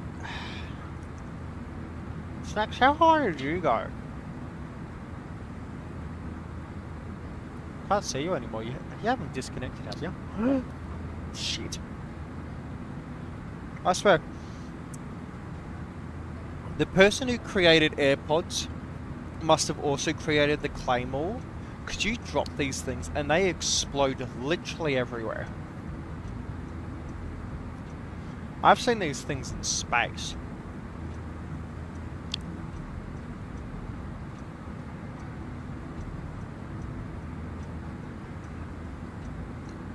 Snacks. Manila just got a area radar as we departed. You are kidding me. What? Why is it going that way? Oh, because yeah, it's that way. Oh. That guy doesn't have a flight plan. Cathay 100. Puerto Princesa International. I actually need to fly there because I haven't flown there yet. Manila has ATIS and area control, damn it. Oh shit, I'm apparently on the same flight level as Snakes. I'm gonna slow down to .73. Full space? Oh, I'm gonna come down to, yeah, .73.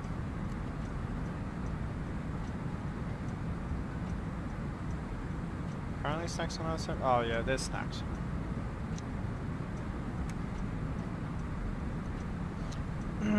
Yeah, we're within 30 miles of each other.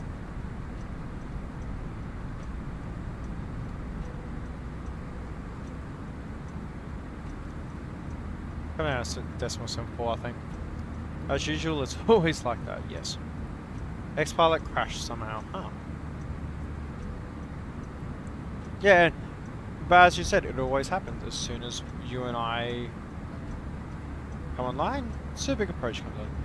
There is such bad weather northeast or northwest of Thailand. Like, extremely bad. Myanmar, you can't fly Myanmar to Thailand now because the weather's that bad. Kuala Lumpur is Kuala Lumpur, it's got a bit of weather over it, but north of Malaysia's got bad weather. Singapore is engulfed in bad weather. That's how you know the monsoons are back, everyone. South of India's got some extreme red patches over it.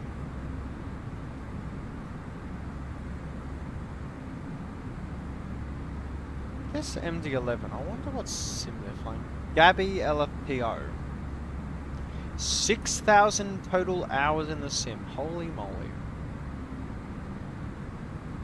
Help me escape this feeling of insecurity.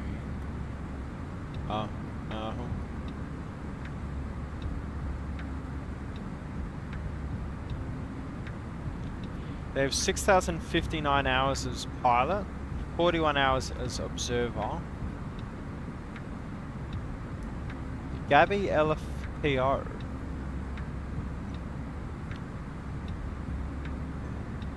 Name sounds probably important.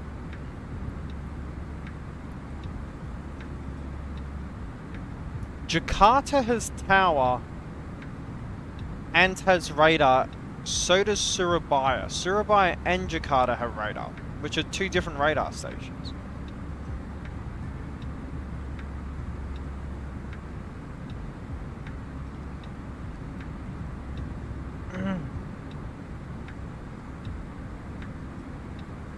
I think I'm going to go up to 370 now.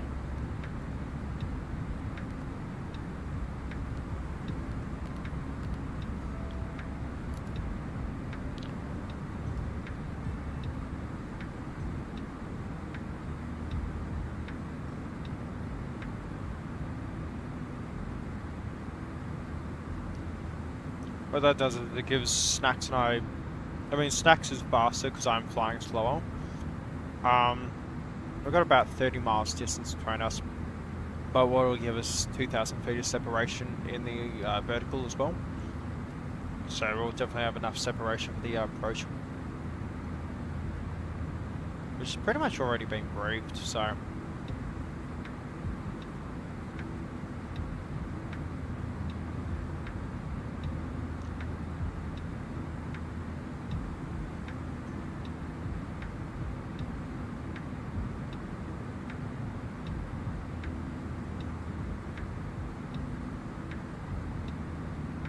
I got 6 people watching.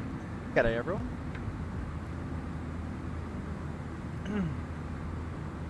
Gosh, I need to upload a YouTube short or something because I'm not... Well, the views are not increasing. Subscribers are not increasing, let's put it that way.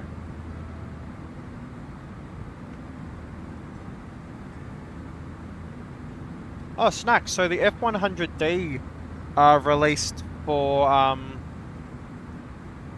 F100D released for DCS. The G91 looks like it's going to come out shortly. Oh, dude, look.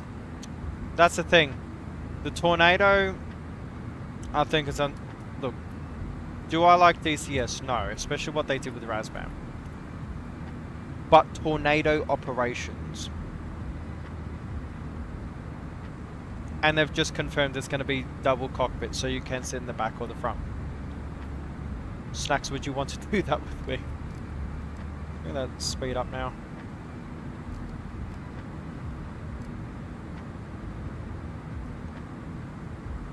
New clouds for BMS.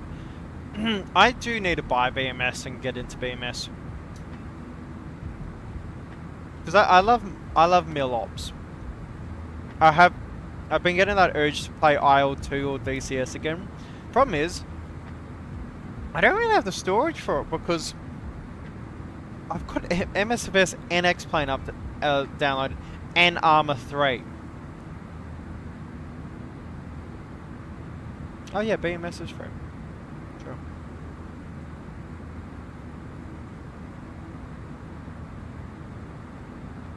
But what about the latest BMS? Like the latest version of BMS?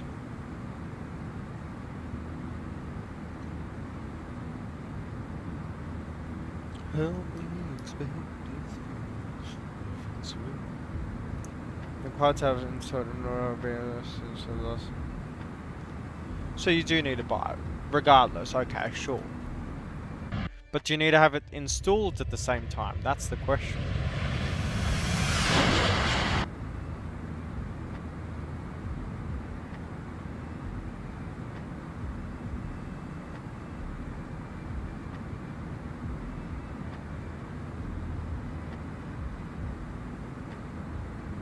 Okay, let's have a look here. Look at the weather again. 1010, 3012 knots. So winds really haven't changed. Top of descent 29 miles. Now 1010 is QNH. Norsig. Cav okay. Cool. Snacks, look at my FPS. How I'll make it even bigger.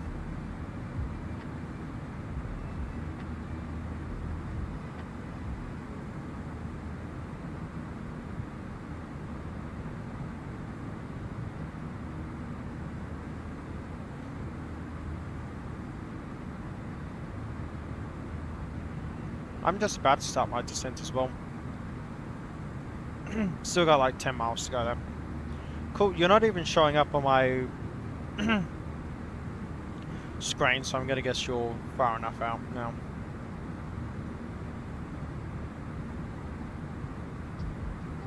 Get the area radar to look down then. It's 35, 62. That's the thing. As I've said it before, but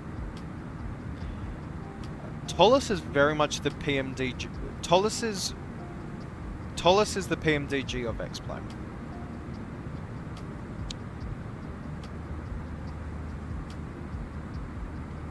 Snacks, I'll load into the TU154 and see the FPS I get.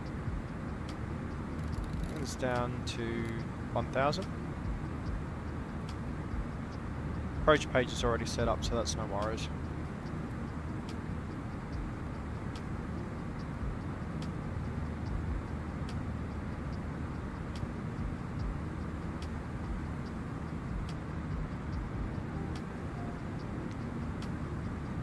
One and 4 miles to go. That's just the final countdown. I can send you the version I'm using. I just need to fix the lights and the fuselage. I've got to edit them again. No, I'll look at the perf with the latest version. Also, another thing. Have you realised X-Plane, if you switch planes, crashes now? For me, X-Plane crashes if I switch plane. Could it, like, stop? X-Plane crashes now if I change plane. X-Plane crashes if I change livery. If I don't uncheck the button for time and then move the time, it will crash.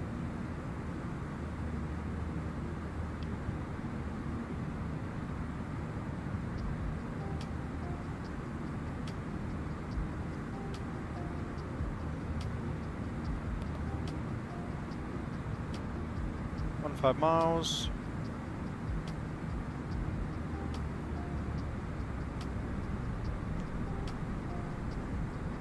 Five, 1, 4, 3.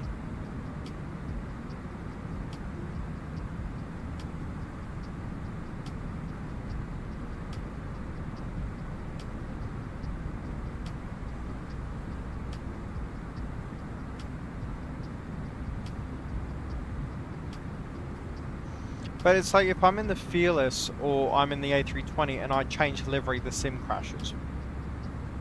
Like, there's no choice, it just crashes. And 0 descent. Time to descent now.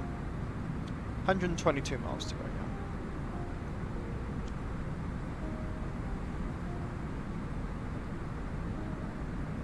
Could be XP IPC though.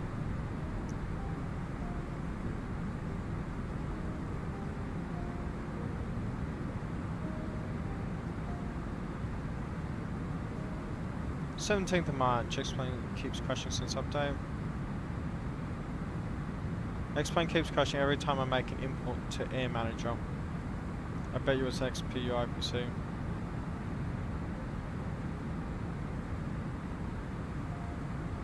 Again, it's not playing by the rules.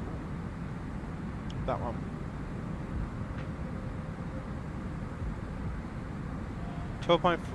X-Plane 12.4 with new crashes when changing liveries are likely caused by memory overload, outdated plugins, or corrupt shader cache files. Because 12.4 introduced new SDK restrictions and sync graphic enhancements. Okay, if that's the case, why aren't these planes working with Zinc anymore? Like, look at the flight factor planes.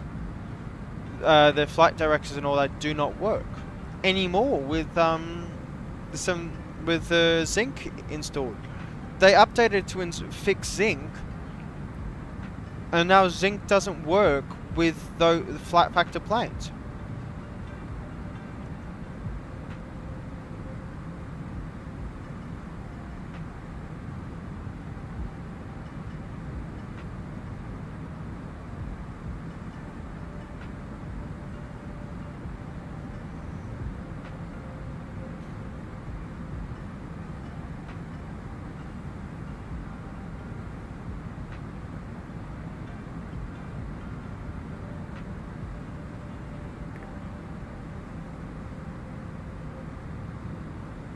Just a sang for the king and queen in a cozy borrowed from James Dean. You and me. Well, I know that you're in love with him because I saw you dancing in the gym.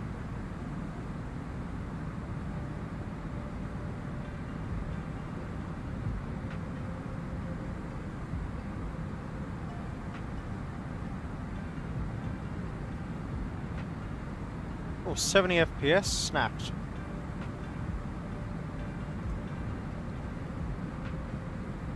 Starting to see a little coast. Still a little light out there.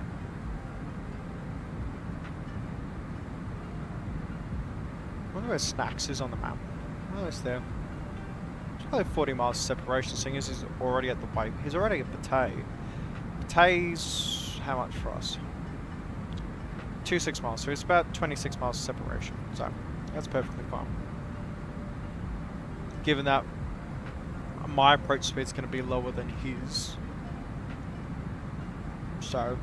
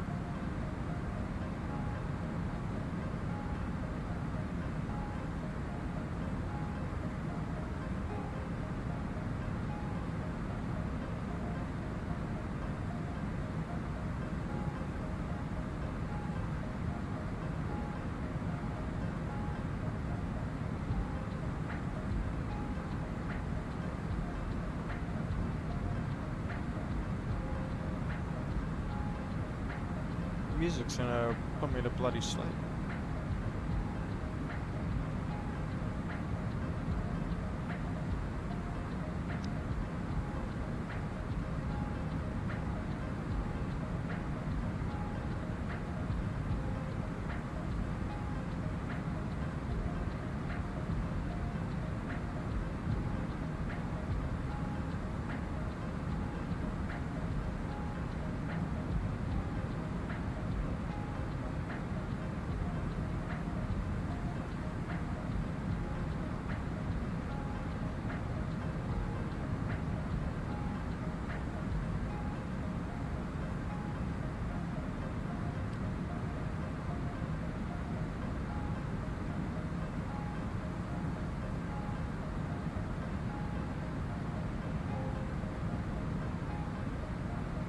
DCS bring together those who want to share their knowledge or those who are eager or has a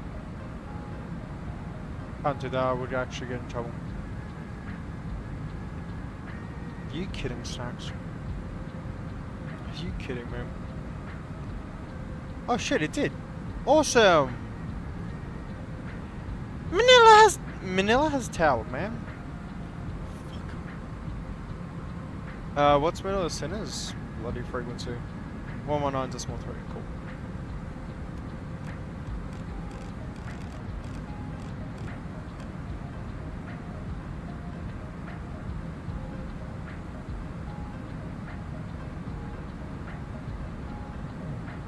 Manila Center, g'day, this is Cebu 577, we're descending through 230, and we're inbound for Cebu for the INIA350 right. 557, good evening, squawk 4223. 4223, Cebu 577. Manila Control, Cebu 1024, good evening. 124, good evening, maintain flight level 340. I'm 557. Maintain flight level 340, Cebu 1024. Cebu 9077, cleared for the RMP approach, runway 23, final. Cleared RP 23 for final, Cebu 977.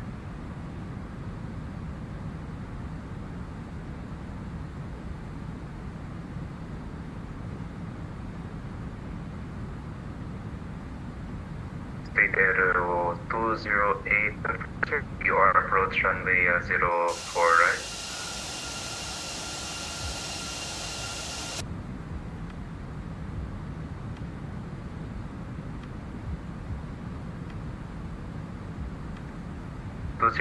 VOR approach runway 0 right, confirm. 04 right VOR confirmed. That's why he's saying Snacks. But his voice is cutting out every now and then. Oh, some bad weather to the south. 208, you are tracking the VOR approach runway 04 right, confirm you will be taking the VOR approach or the RMP approach. Oh yeah, Snacks, you're not on the RMP approach.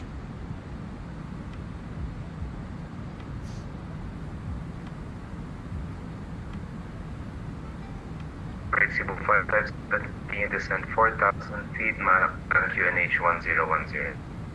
Descend 4,000 feet, QNH 1010, Cebu 557.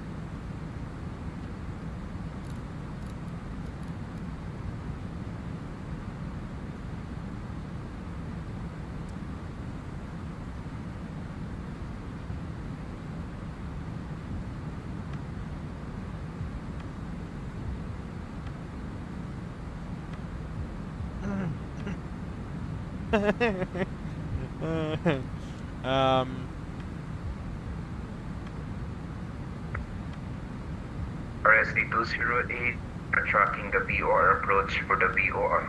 Runway 04 right, Batay 3 Papa is for the RMP approach.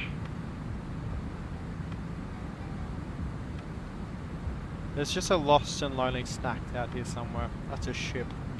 That's not snacks. Again, TU-154 is a bit of a ship. Steady 208, descend 4,000 feet, cleared for the VOR approach, runway 04 right, report final. Come on, snacks, you can do it.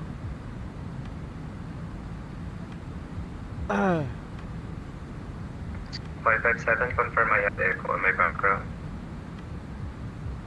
There's a little bit of echo, but mostly your voice cuts in and out every 1 or 2 seconds. Manila Center.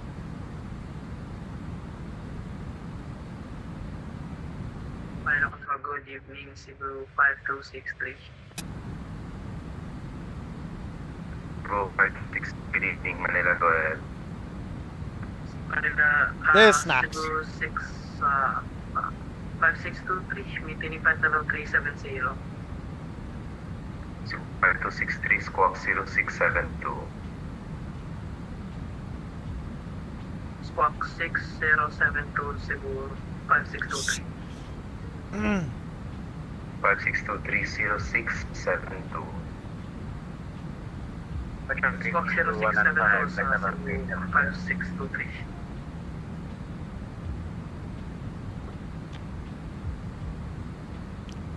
State Aero 208, cleared for the VOR, approach runway 04 right, report final, Mactan QNH 1010.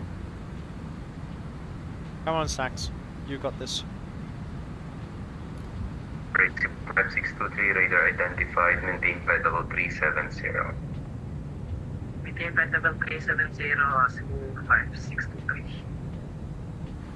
Cebu 115, identified, maintain flight level 370. Come through transition level, which were 1,000 above, but oh well, 1010, perfect. Ah, cool. Oh, there's snacks, and snacks is turning out. Cool, he's turning out brown now. See, if they could do this from a further distance, but be a lot brighter, it'd be awesome. Manila Control, good evening, Juliet 6. Hotel Juliet 6, Roger, standby. Break Cebu 557, continue approach. Continue approach Cebu 557. Hotel Juliet 6, good evening, Manila, go ahead. Sputnik Juliet 6, mechanic staying out for clearance to Does everyone have a bad radio and internet connection out here? That's the airport. Sputnik Juliet 6, clear, good night, flight level 360, Aldin.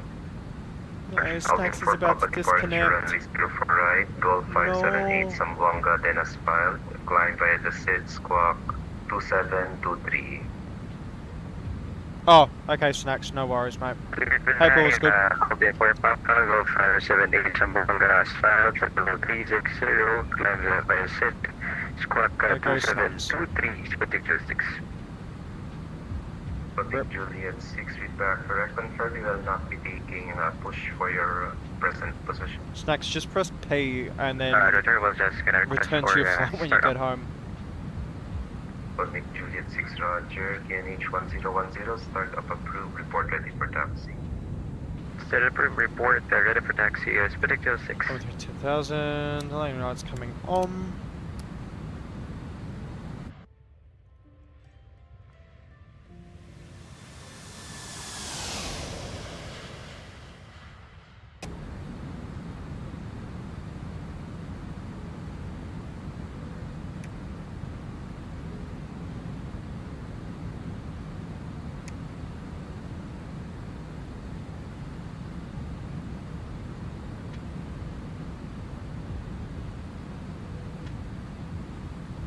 Get a little bit of speed brake out.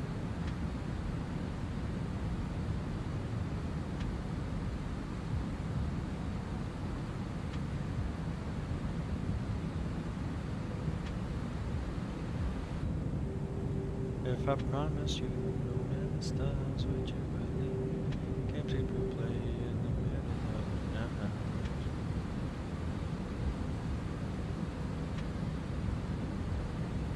Okay everyone, what's our estimates for FPM for this landing? What's our landing rate going to be? Put your predictions in the comments. And whoever's closest, I don't know, congratulations. 115, radar identified, maintain flight level 370. Maintain flight level 370.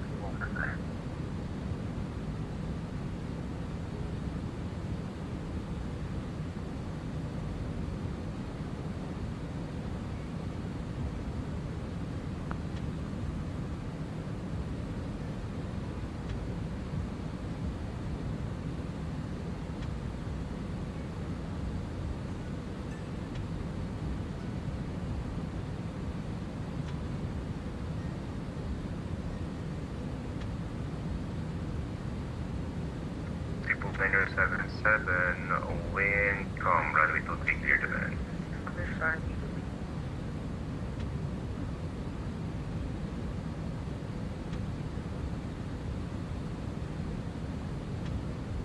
Niner 77, wind, 23, clear to land.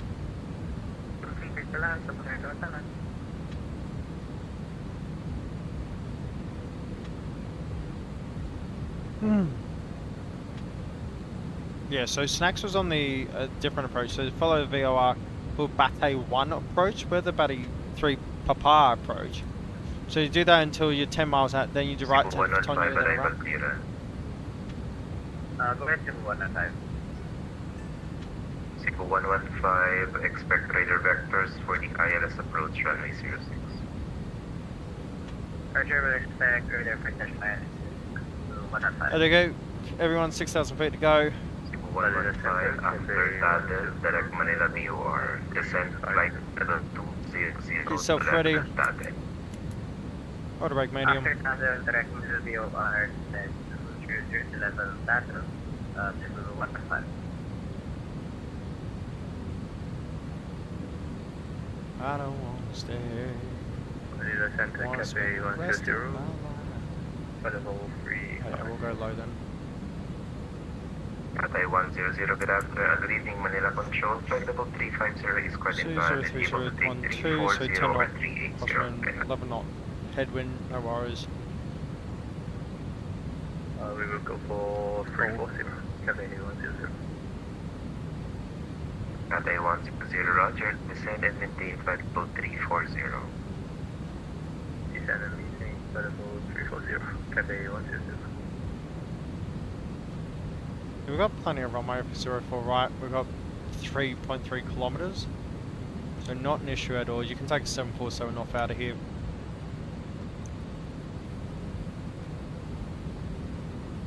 Now the children are grown up. Speed up, mate. Cool.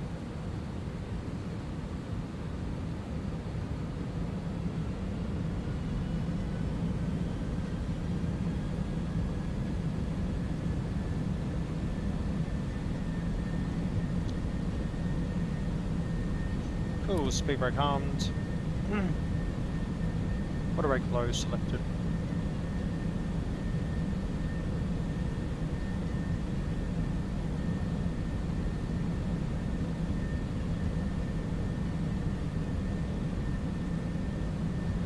Review 0442, report B is pre-selected 152, I'm happy with that.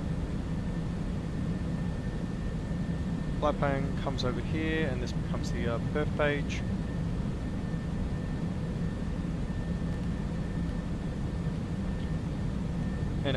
No, perf page. That's still on the same page, that's fine. 138 is our landing speed and 141. Control 426, request taxi runway 04 right.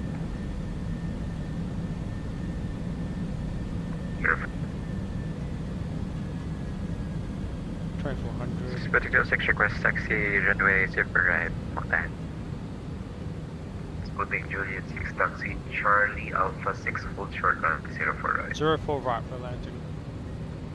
Remember that. Charlie Alpha 6 full short runway 0 right. Particular 6. Oh, we got traffic.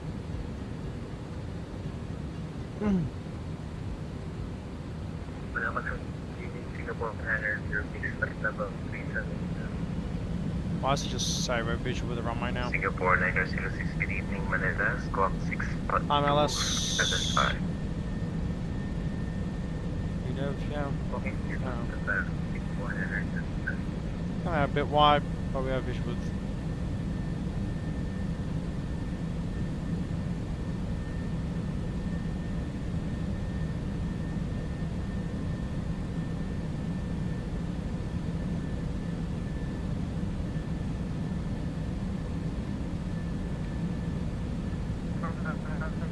Manila's sky, I swear.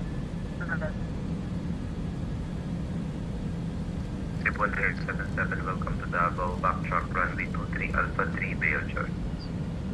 Oh no, 154. Minecraft. Send get a Spoo 557, it is visual with 04 right. Ship 557, wind 036 degrees 12 knots, runway 04 right, clear to land. Clear to land, Spoo 557. Manila Control, hello, China Southern 325, level 370. Gear down. China Southern 325, good evening, Manila Control, radar identified. Oh, we're way too high. Level 370.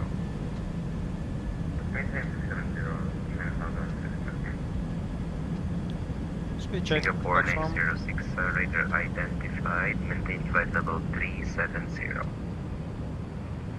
Flight level 370, Singapore, Ah, we can make it. 2,500. There's no worries. Okay, everyone, get in your seats, buckle them up. Prepare for impact. 2,000. 2,000, no worries. Cabin, seats for landings, please. Ups 2. Still high. Don't worry, we can fix that.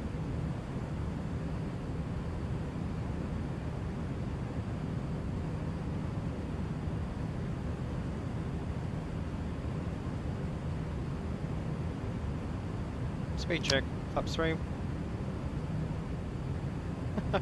Bit of a rapid descent there. Speed check, flaps 4.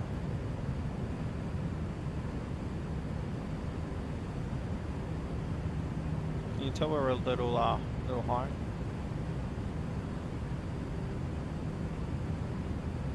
Sputnik 1,000. Juliet 6 behind the arriving Cebu Airbus A321, line up and wait, run 04 right behind. There's the traffic. Let up and wait, circle right behind, arriving traffic, Sputnik 06.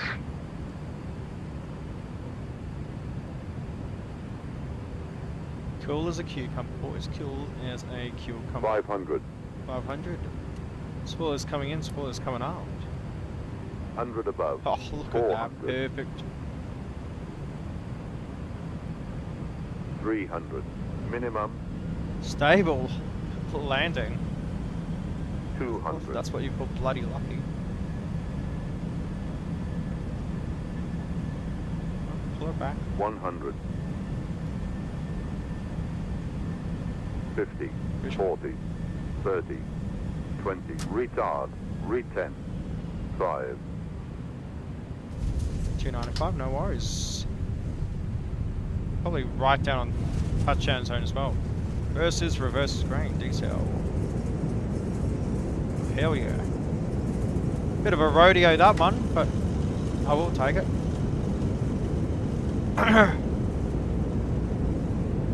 Yeah, approach screwed us up there. Screwed stacks over as well. Reverse is coming in. Auto brake. Auto brake off. Spoilers in. Laps coming up. Master switch on. Oh, it's coming off. Taxi lights. Strobes coming off. We turn off light, come off, beacon the wing lights, swing lights coming off as well. 57, welcome to Mactan, Packet Romeo 1, 04 left, then be of choice, good day. Romeo 1, cross 04 left and bay of choice, Cebu 557. Romeo Juliet 6, wind 03, 0 degrees 12 knots, runway 04 right, cleared for takeoff. Clear for takeoff, runway shift 04 right, Sputnik 06.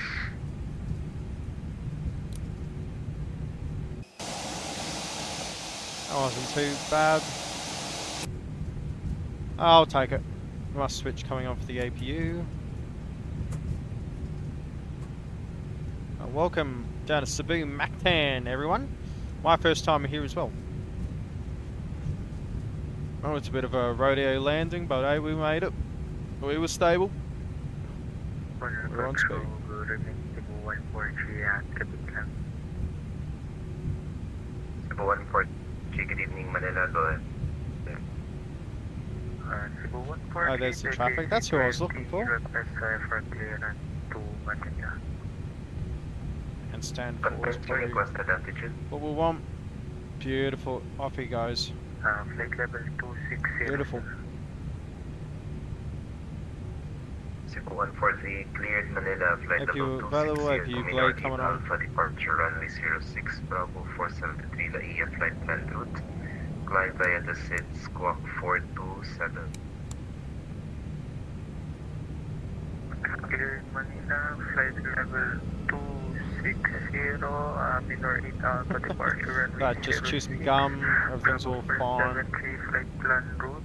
Climb via SID and squawk 4270, Cebu 140. Cool. Weather radar coming off. 143, read back correct. Once ready, pushing start approved. Runway 06, report ready for taxi.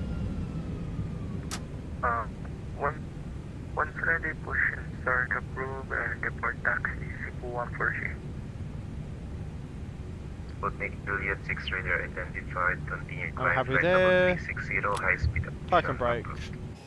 Good evening, at level 360, Ah, that's cool. high speed Perfect. approved, Sputnik 06. APU is available. APU blades on. And engine 1 and engine 2 coming off. Beautiful. See what signs coming off. Transponder can come off. Chronos can be stopped from takeoff. 1 hour and 2 minutes. Beautiful. Engines down enough. Then come off. Get that gate attached. Beautiful. And set those chocks.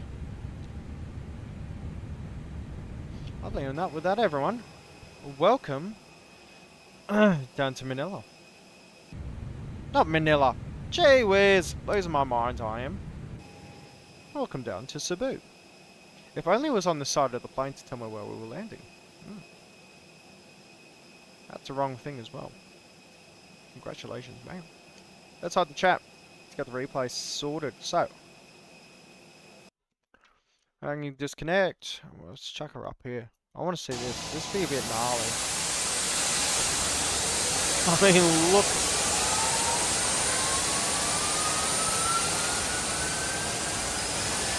That's damn right. We're still 4 wide there.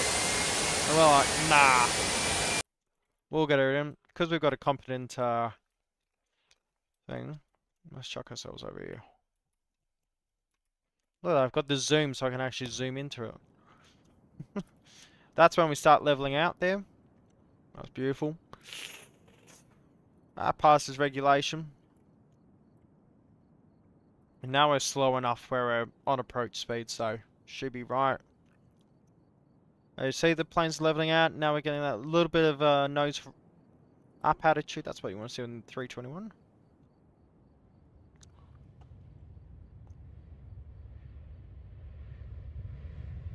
Good downwind.